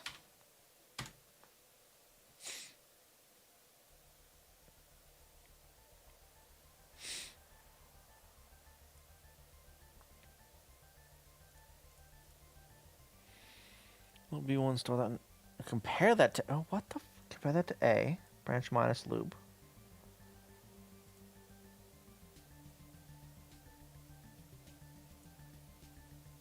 Wait. This is a wait loop on something. Where the hell else is B1? Oh, Jesus.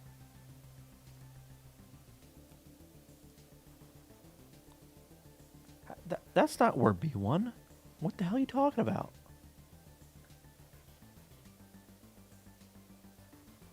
What?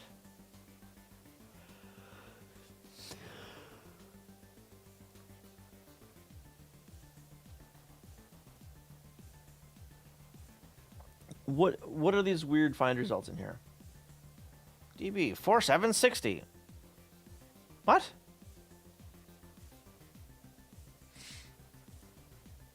Something wonky's going on there.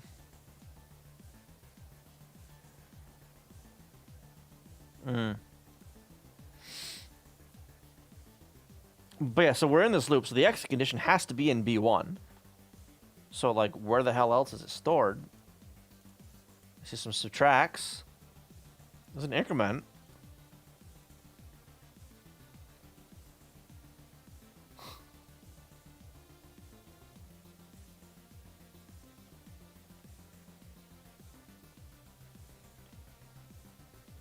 There's the other increment. There's a store. Clear some.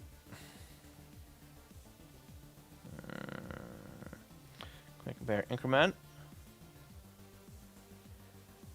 B0. And what? Wait a minute.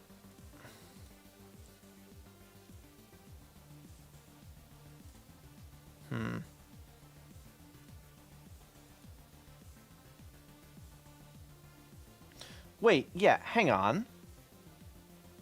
Load 0, store that into B0, increment B1, and increment B1 plus 1.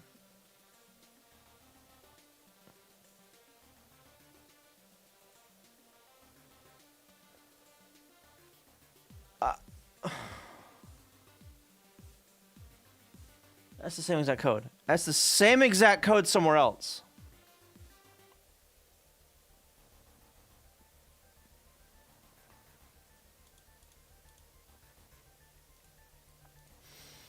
Could be, yeah, it could be this as well. Yep. But yeah, so it's waiting for something.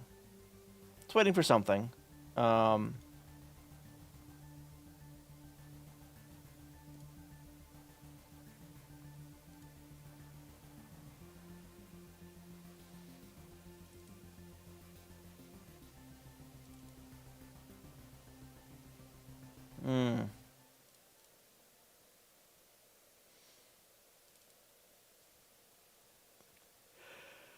Yeah.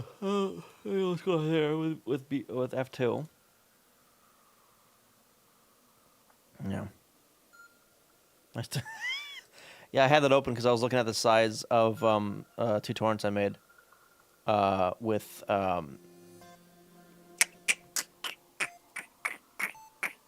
for this stuff. This is the ROMs that I'm looking at essentially. Prisoner, though. How you doing? Welcome. Is that how you say your name?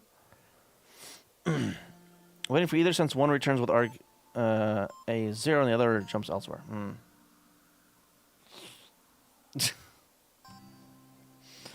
That's not the only thing I use it for, but whatever.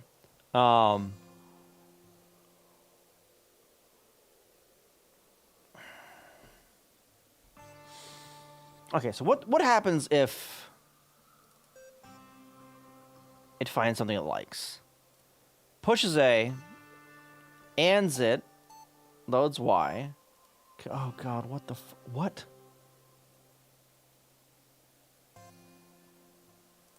What? The hell? And it clears our arg with an RTS? So that cancels the function. Yeah, well, not cancel. This returns from the opcode.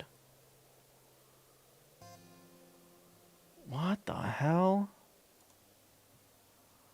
All right. So otherwise, what are these? All right. If we're equal to 3.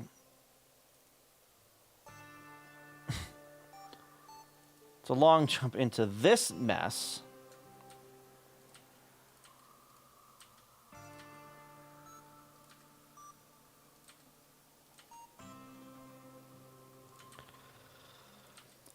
Why are there knobs in here? This is disgusting. I hate it already. I hate it already. Lucky Headman, how you doing? 2-hour power outage. Oh my God. Oh my God. What'd you miss? I got distracted. Basically what happened. I was talking about printers for a while. All right.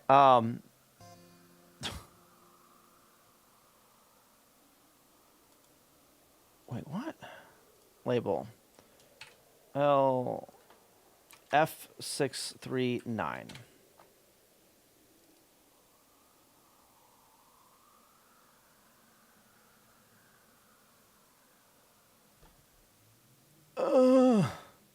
It's a jump to a JSR to a jump.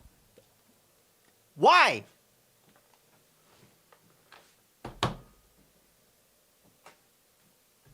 Not the longest outage over the past 2 years, but still sucks. You're a special case there, Bridgewater. Oh. And it goes, oh my God, that's I.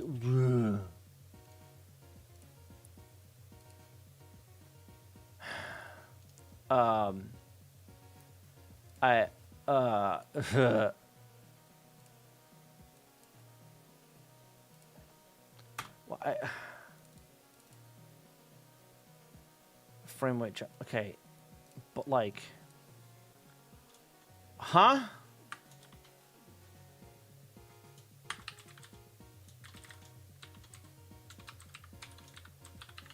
Jump JSR. And then this guy, we're gonna go another level deeper. Label E73F. Frame weight, jump, JSR, jump.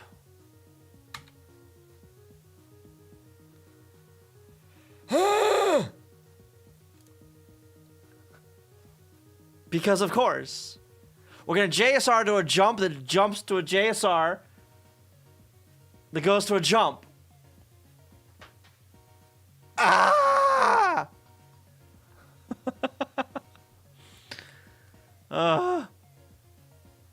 Swins, Wolfie? Swins Wolfie? I don't know. I don't think I'm saying that right, but welcome. How you doing? Yeah, so the StudyBox is a tape drive thing for the Famicom, used to teach like English and stuff to school kids over in Japan. It's got recorded audio and data on tape. Good chunk of the neighborhood. Oh, bad wind caused it. Some trees fell. No. The JSR means we'll return there afterwards, and we've discussed the extra levels of jump before. Well, sure, but like...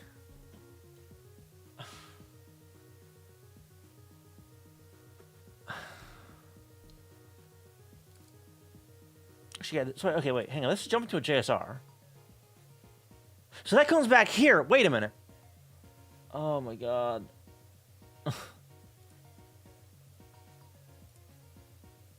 Christ almighty. Oh god. So that comes over to here and does stuff until here. That's where that returns to the parent context, which would not be there, it'd be there. Oh my god.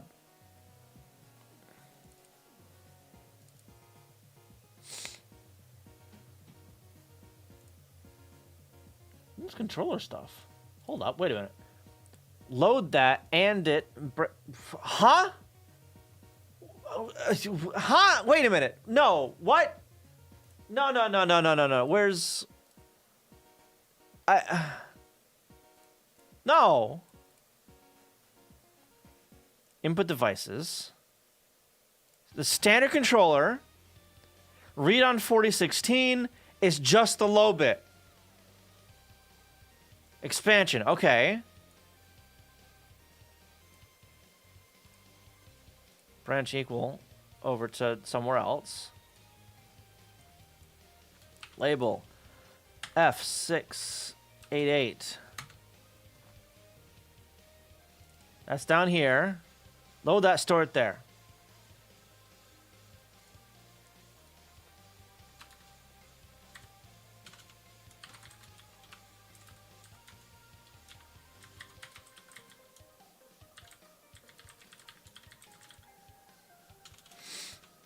Expansion controller.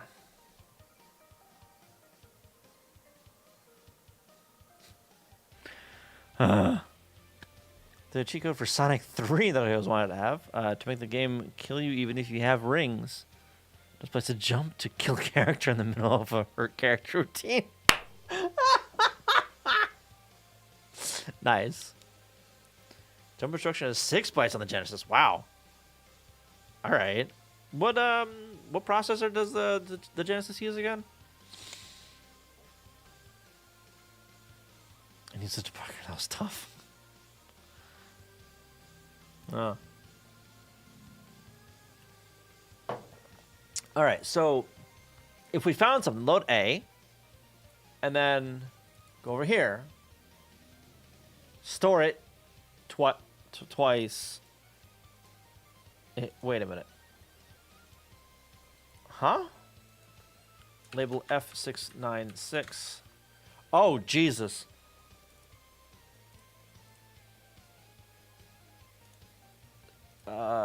Seven. Wait. That the knops. Oh God, no. That's all of them, right?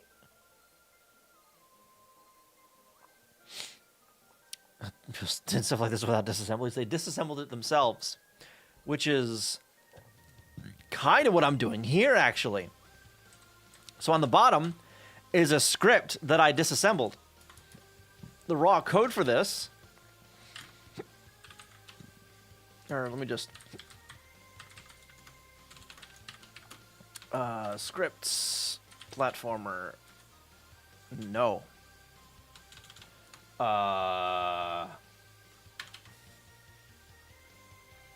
Split? Unpacked. Platformer. Page 00_0011. So, okay, let me less that. So, that's not what I wanted. That's not what I wanted. Q1 done. So this script right here was disassembled from this raw data. And we're figuring out like what all of it means and all that stuff now.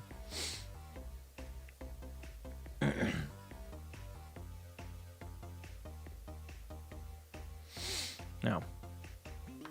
So yeah, I'm making my own disassembly. Genesis is 68K. Okay.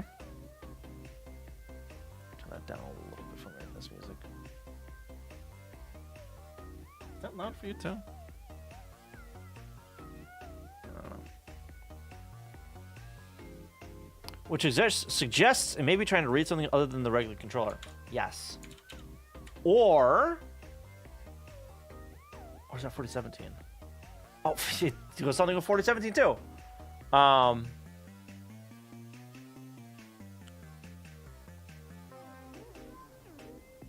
4016 right? No. It's the strobe, right?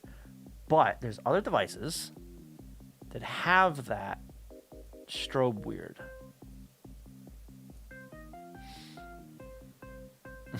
Nobody tested my gene. Oh no. That's all three of out 1, out 2, and out 3. Yes. Yeah. Yeah. Like what else could it be touching? Like this? No, because the reading this is completely different. However, no. What? Where's the data recorder stuff? Data recorder.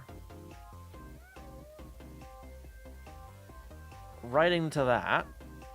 Unfortunately. I don't know about that.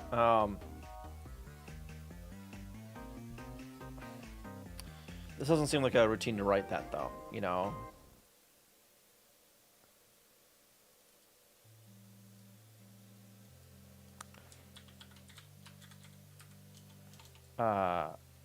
Was it 40, 16? Oh my god, it's everywhere. It's really... Okay.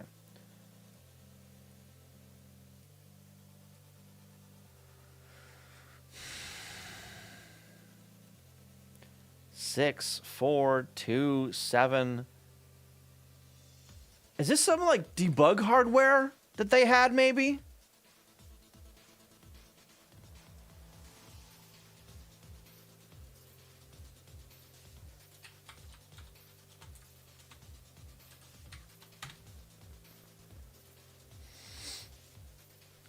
Transfer X to A, load X, increment X, branch side equals. This is a loop. This is a delay loop. Yep. Label F691 loop.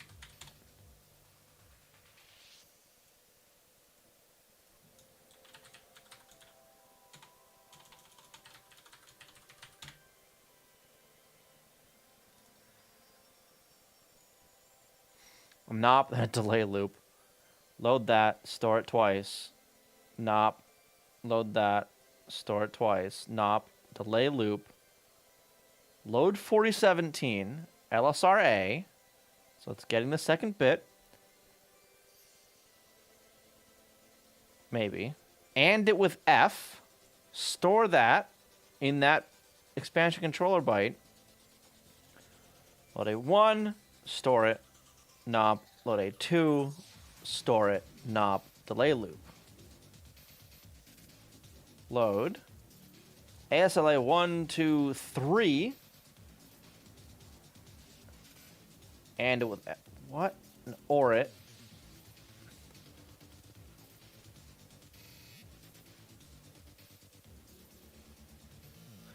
Could this be? Yeah. Could this be that, like, tablet or digitizer thing in the test mode? Could this be the routine to actually talk with that?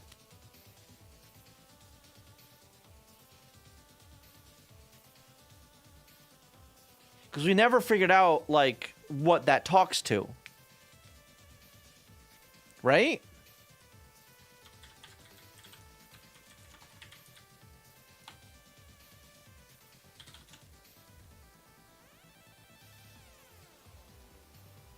Hang on.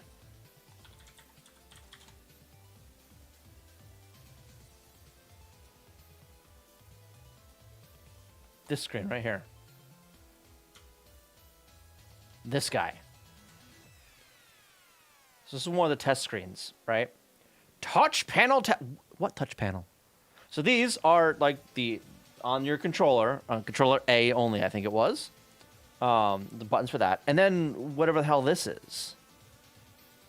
It's not titler stuff. It's not the other tablet I have. Yeah, it's over there. It's not the trackball. It's not going to be the family trainer, the dance pad thing, because that's read differently. Right? That's read differently, right? How is that read? Key test.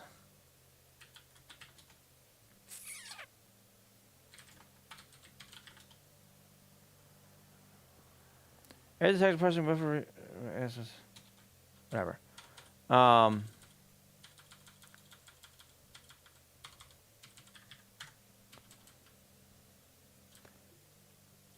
Read top row. Load that, store it. Family trainer, wait.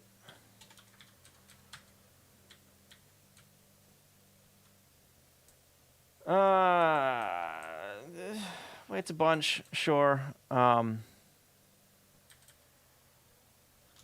am I doing that? Doesn't matter. Load that, store it there, and it.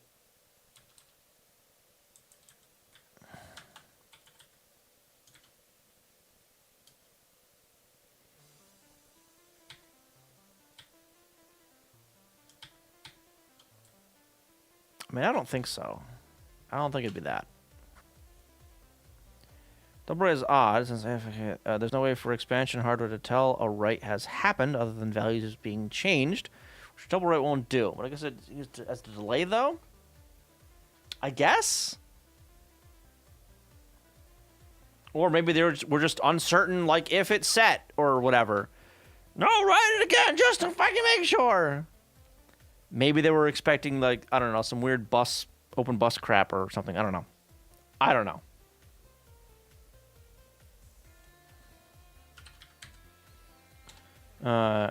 Maybe the carts mapper might be able to detect those writes. So if it's involved rather than just a regular expansion port, that might be it.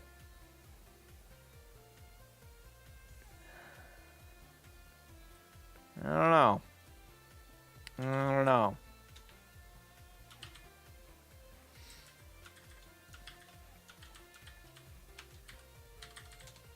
I don't know. But yeah, some shenanigans are going on here.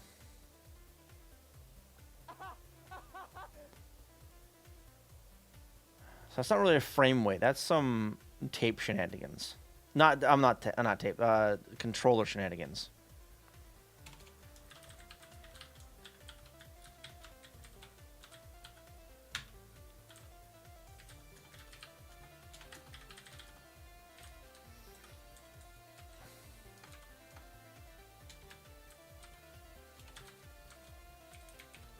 Thank you for the follow, by the way. Appreciate that.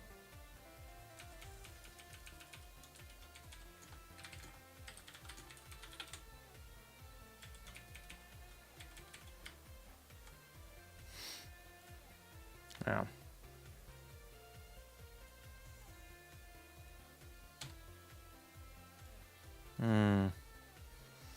Sketchy. I don't know if those writes go over the bus or not. Yeah. Considering the rest of the considering the rest of the code of the brain dead stuff they had done there. I just write it twice just to make sure. I could absolutely see that happening. Yeah. Running to internal CPU chip, so might not. They might not have known that.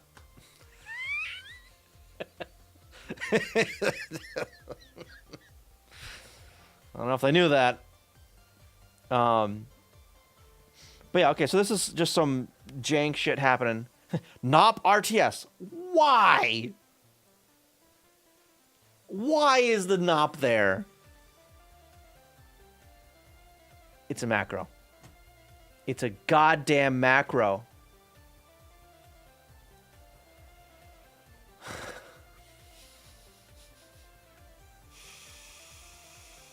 Mm. These fucking macros. Holy shit. It's a macro of load something, store it, nop. Load something, store it, nop.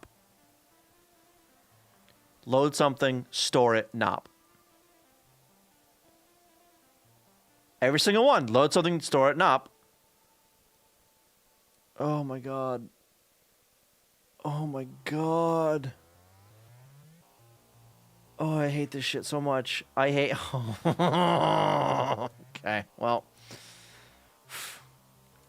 Let's go back to where that was called.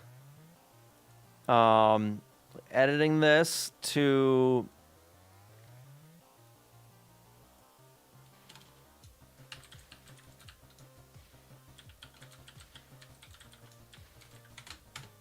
that. Controller shenanigans. And then it reads the data out of the expansion controller, pushes it to the stack, compares it to FF if something happened.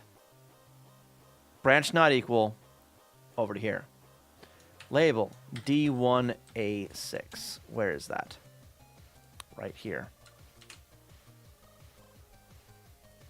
And it pulls it, puts it in argument A. Whoa.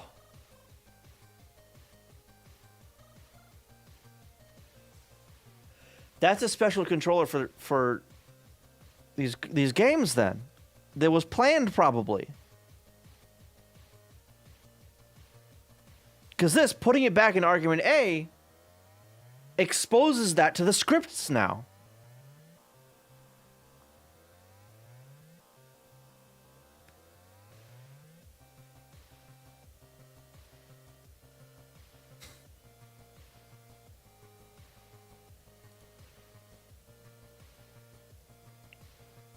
That's what this was. Okay, what is this one?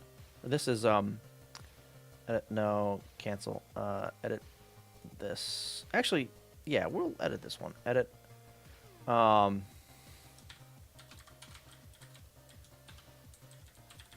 Expansion controller. What does this one do? Load 0, store that into C.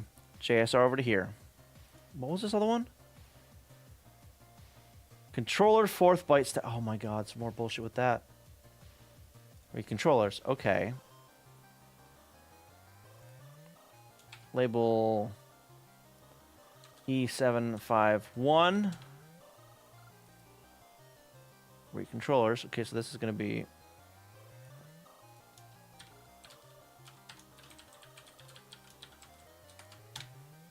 over to here.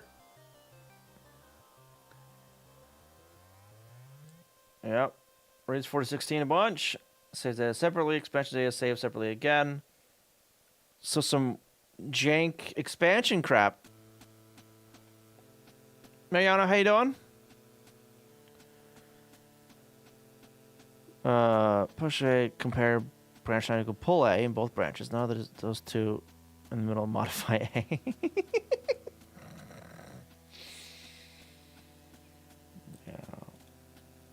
Yeah, well, you know.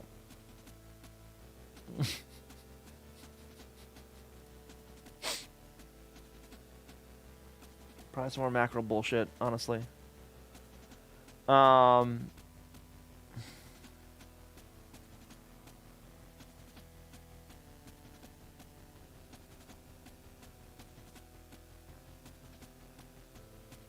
This is just more controller crap. With arg-A and arg-C.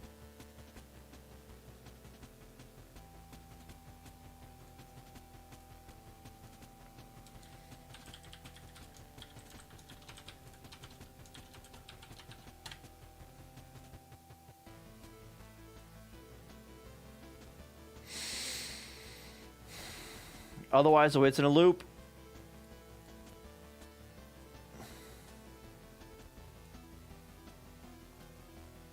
and then clears out A and returns.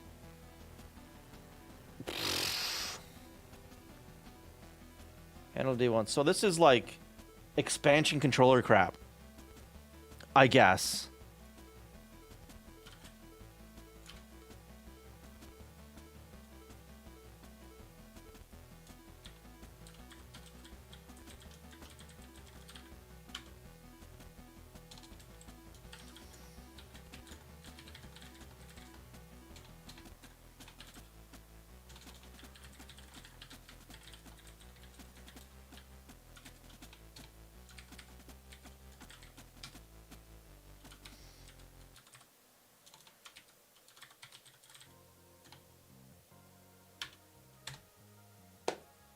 Yeah.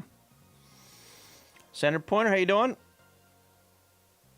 Probably shouldn't expect any better in this code base. Yeah. Yeah. All right, so we're just gonna name this one expansion controller.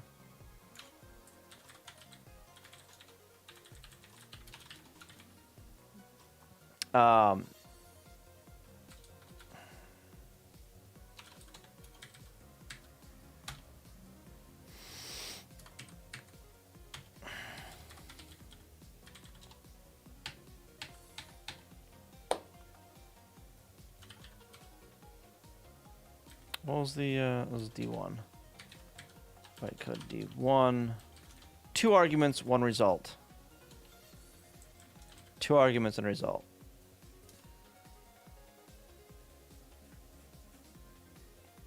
So that's A and B then, right? Okay, so I thought it was 1 argument. No, it is 2. So yeah, A and B.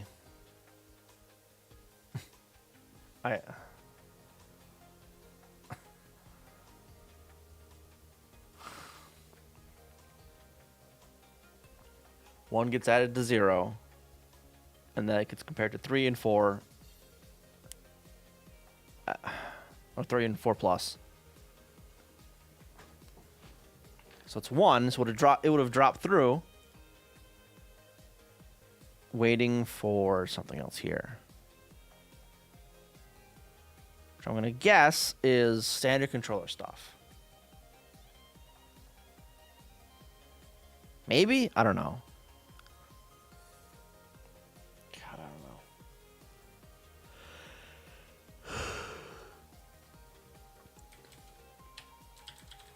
What's next unknown? EB. D4. Let's go to EB first.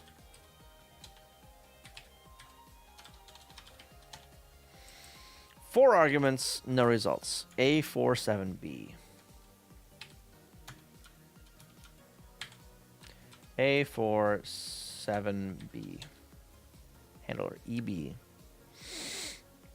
What is this guy doing? Loads up argument. If it's equal, returns. Loads up D. Ends it with 1 and stores it back. What? Branch not equal over to there. Okay, so if that's 0, it also returns. What the fuck? Huh?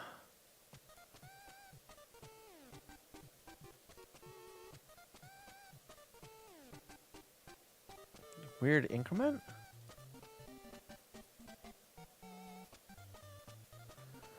Load byte, store it there. Compare X, branch equal, increment store X. What the huh? Increment store X.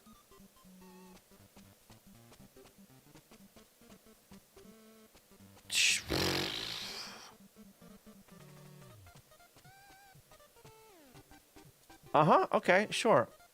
LSRA, store that in 4C, and then store that into X. God damn. I've been doing some stuff lately. Yeah. Delay loops, odd constructions. Exact cycle counting. Alright, yep. Drift would cause corruption. Whoa.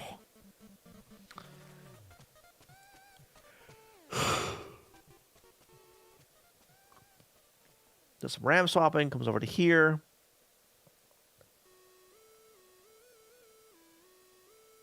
More RAM swapping and pointer shenanigans.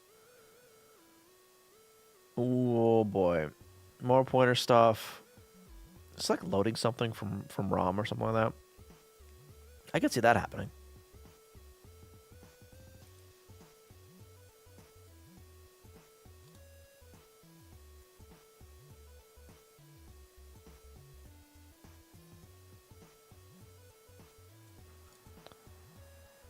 Was this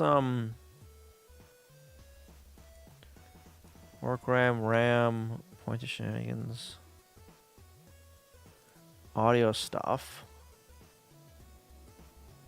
Maybe it's audio engine stuff. I don't know. Technically missing two, since I don't think it would work on real hardware. What were you doing again with that?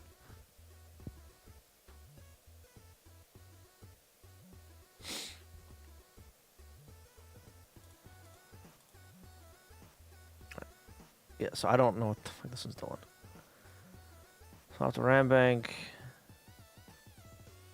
RAM swap. I need to actually see if I can break on that.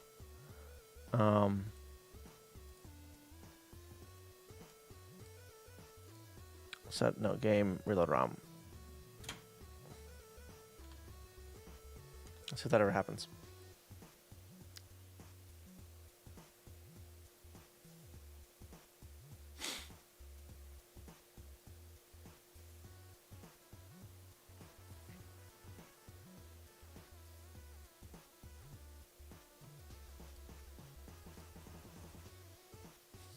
Doing all kinds of stuff.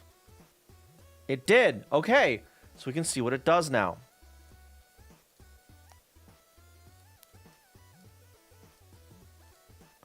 I want to have this open.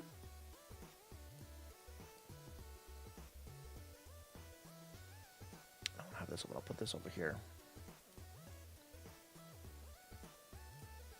All right. Load A. 1. Branch equals not equal.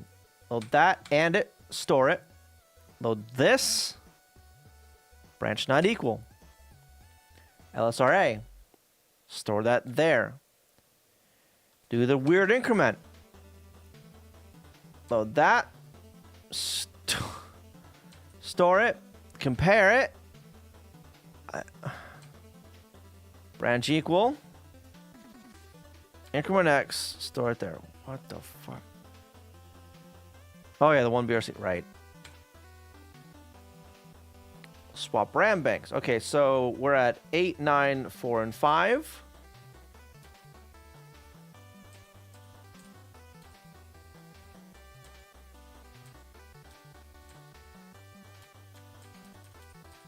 Oh, shoot. Jump out of that. We're at 8, 9, 0, and 1. Okay.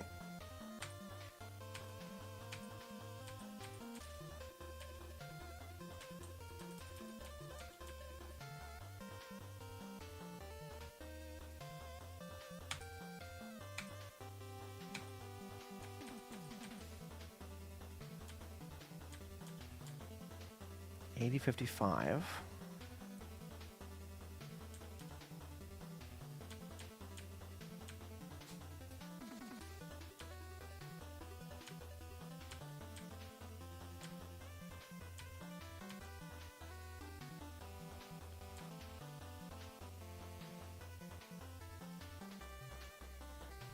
Eight nine zero one.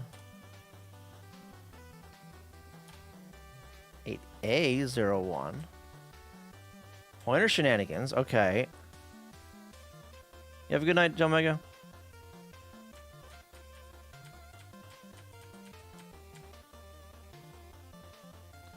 $5,000. 5,001. More pointer math. Okay. Well, that store it there.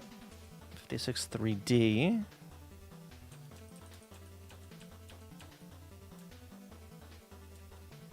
Next document. So array. Store that there. 5005, compare it to that. Branch carry clear, increment Y. Load 5006. Right to 1E, carry clear. Load that. Store it there. Store it there. What the heck? Load that. Store it there. Load that. 4.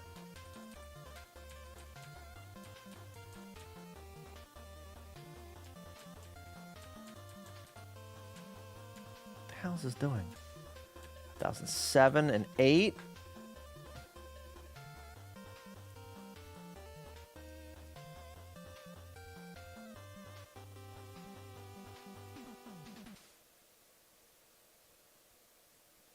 Dog crap way up there.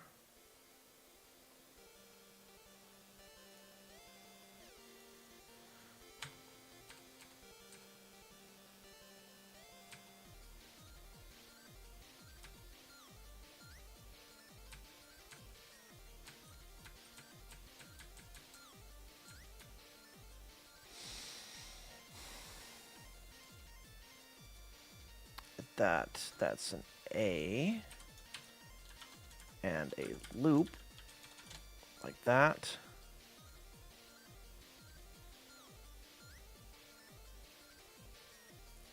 Okay, there and okay, cleared to. Okay, it's gonna go over there.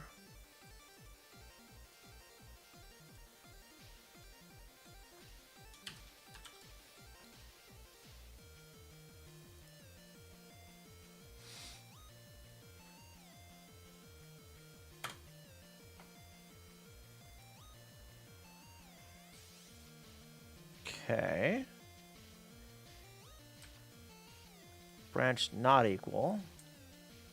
It's another goddamn loop.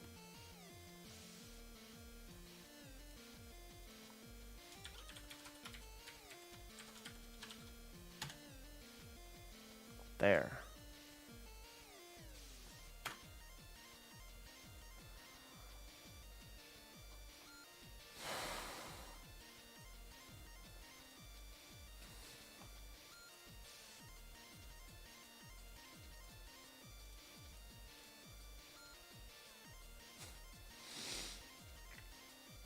Load that, clear. Oh my god. Right, oh my god, this is another fucking loop. Uh-huh.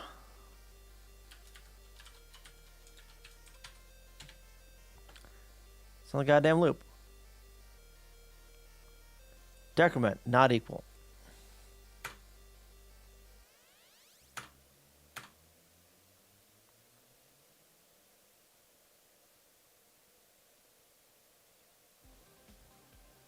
Hold that.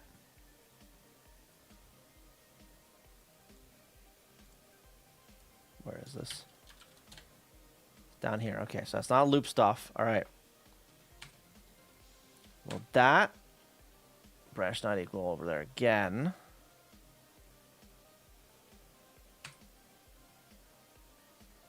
No, branch equal over the branch not equal. Oh, Jesus Christ.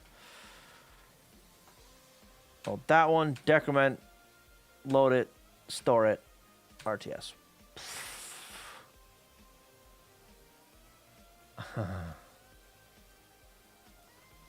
Label A 8B3. Sure. Well, that going back to didn't swap the high work RAM. Did it swap out the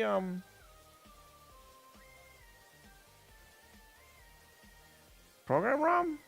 Do I have that like mislabeled? I might. Load that, store it there. Load that, store it there. Load X, decrement, of course. Load that, store it there. Load that, store it there. Load argument A, store it over there. Set carry, subtract 1, store that there. Load that, subtract 0, okay. What the fuck? 5005.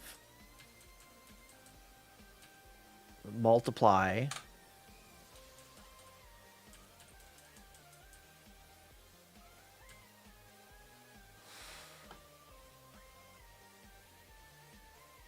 What the fuck is going on here? Audio shit. It's audio engine shit. So the Arctic current bank is possible too.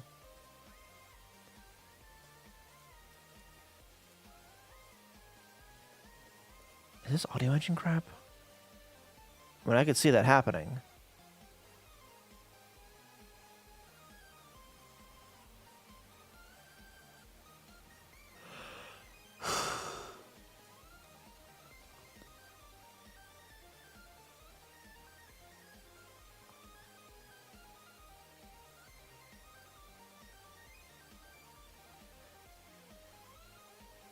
Where's the clear these? Scene filling at 6,000. Nope.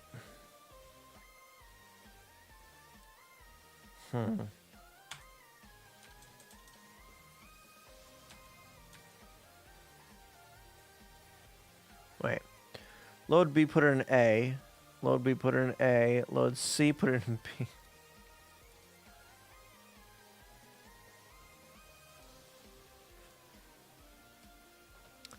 All right. Arg B to arg A, arg C to arg B. And edit this label to be A. A.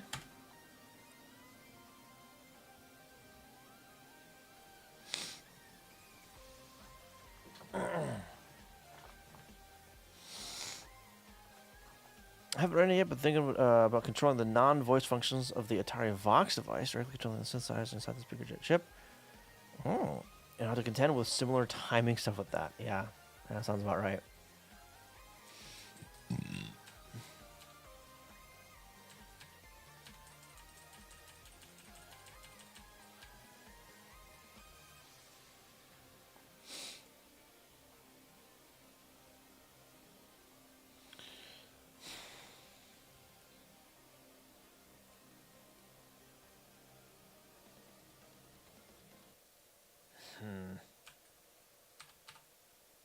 JSR over here.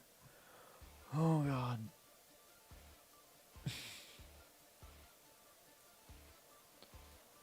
Load Y4, load pointer 3, 83, out 4. 5009. Shift it right a bunch, store it back in A. No, just store it in A, not back, just store it in A. Load the other argument of A, the other byte of A. ASL that a bunch, shift it a bunch. Store that in what? Oh, what the fuck? Increment Y. Do the same thing.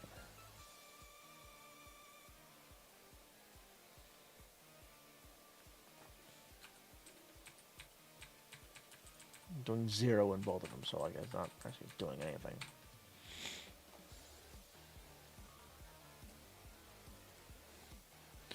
Nine three. Nope. Label 993 CC. JSR over to here. Load that. Branch equal down here. JSR set name table 1.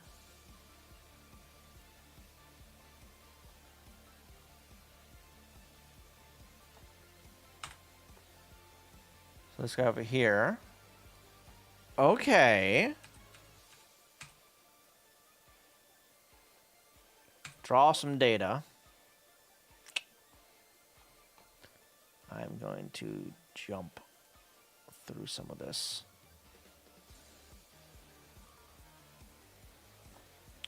Excuse me. Really? Something palette. Copy something to 077. Buffer some stuff. Nothing changed. Arg swap. Sub arg with that and that. Okay, sure. JSR to somewhere else.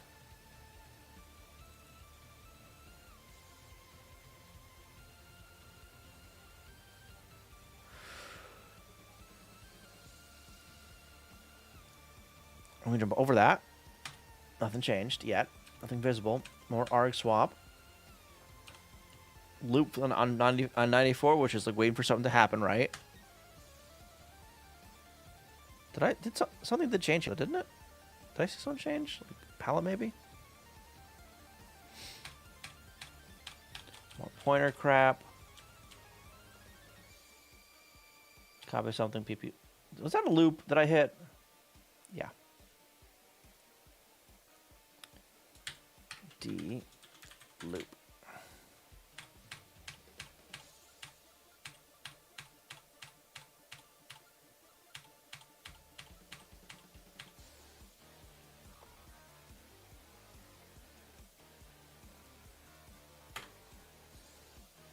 Okay.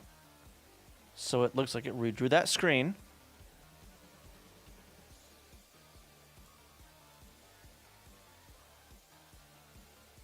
Can I not show grayscale on this?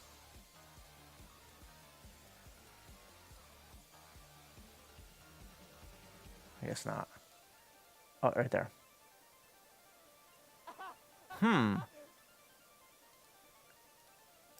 All right. What tile is this? Tile column, tile index 00. So what's this guy here? Yeah, it's this guy down here. All right.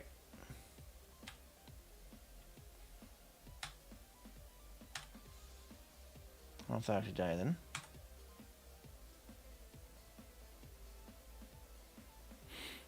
Set intervals. Wait a minute. What the? Huh? Set interval 0 now. RTS.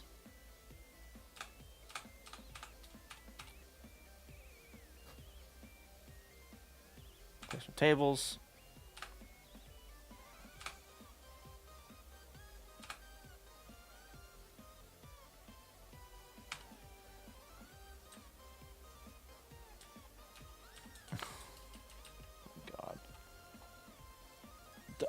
Oh God, why? You shouldn't be doing it there. Oh my God.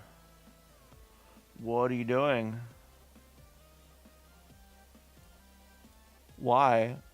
Why?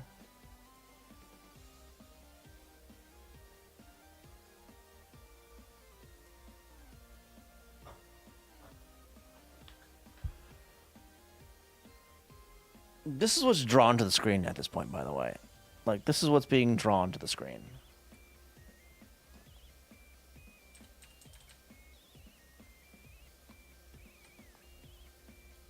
Right there.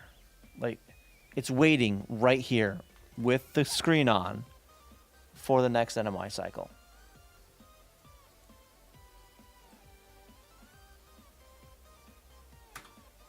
Oh my God. Oh no. And then it waits for it to be done.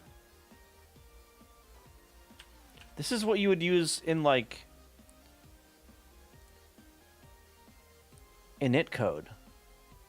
Waiting for the PPU to warm up. What the shit? Oh yeah, and unreliable, yeah. Branch equal.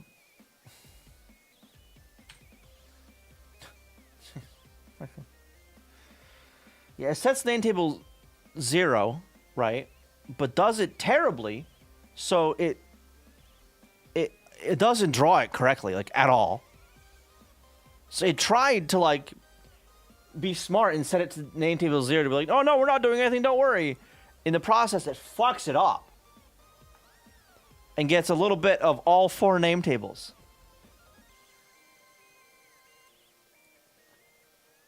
Then we're going to go in here, set into 1.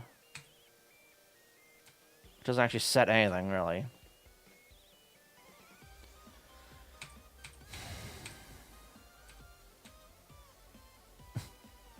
There you go. All right, it set something there.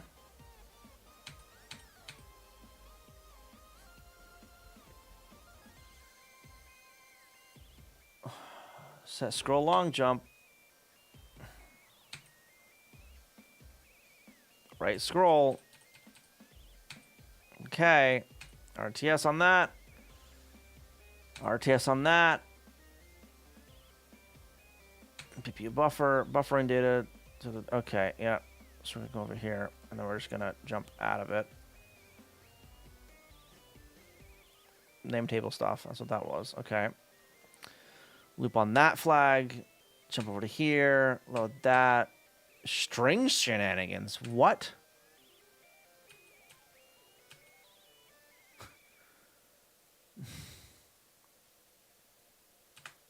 Okay. Load that, store it there. Load that, store it there. Load that. Why load that? Store it there.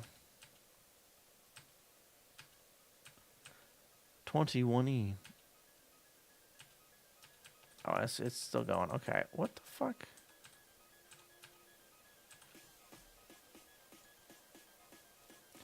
Add this.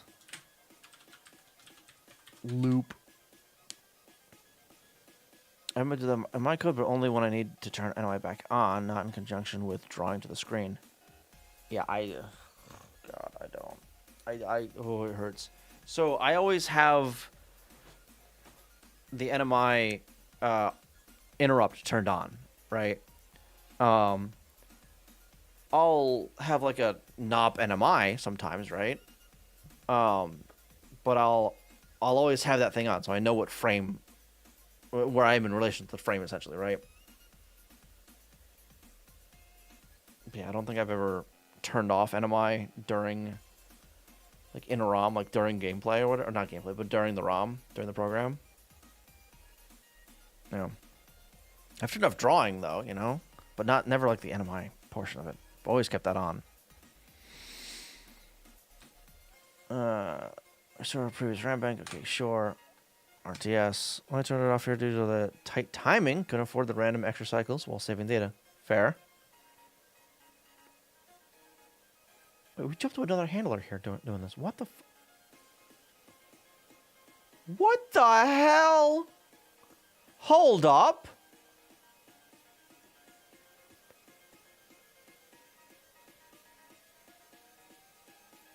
Our breakpoint was an EB. That's not how we got there, though. What's our code pointer at? 62E8. Is that of the currently loaded one? 622E8. E8. So from here, 9E? Is that where? Maybe.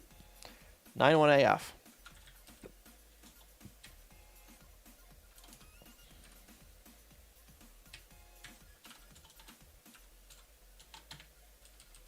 No.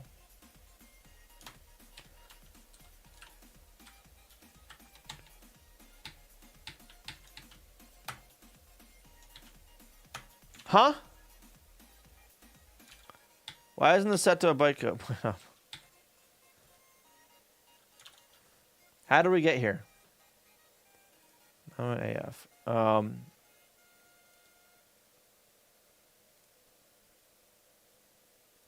From somewhere else.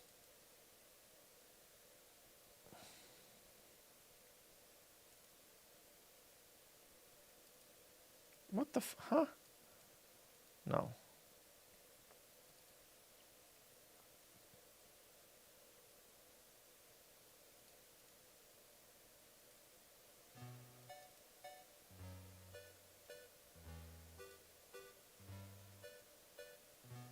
From 90. Okay. I don't have that one set for anything, do I?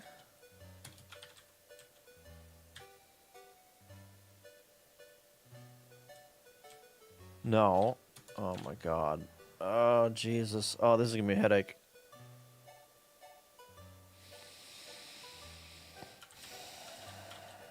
Alright. I'm gonna do one more thing here, and then I'm gonna call it. I'm gonna break this up a little bit. Right there.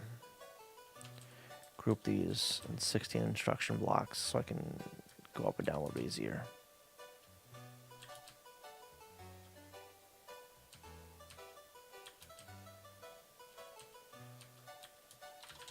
There. So now I can jump through like that. Anyway, I need to end it here. I am tired. It's fucking midnight. Jesus Christ, no wonder I'm tired. Handlers calling other handlers to do part of their job. Yeah. I've seen other places do that as well, but this, I don't even know what the fuck it's doing other than drawing some stuff. So like some sort of like scene initialization crap is my guess. Right? Because it's at the very beginning and we're drawing some shit on screen. But that's gonna be my guess. Anyway, I need to finish up here. So we're gonna see if there's anybody live that we can go say hi to. Yeah. Yeah. Let's see. I know who we're going to see. Thanks Twitch for that fucking ad.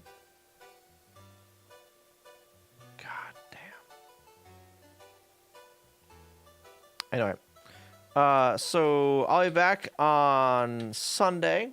Probably doing more of this. Not guaranteed, but good chance I'll be doing more of this. Yeah, come with me to say hi. I'd appreciate it. Thank you guys for being here. Appreciate it as always. And yeah, you guys have a good night. Bye.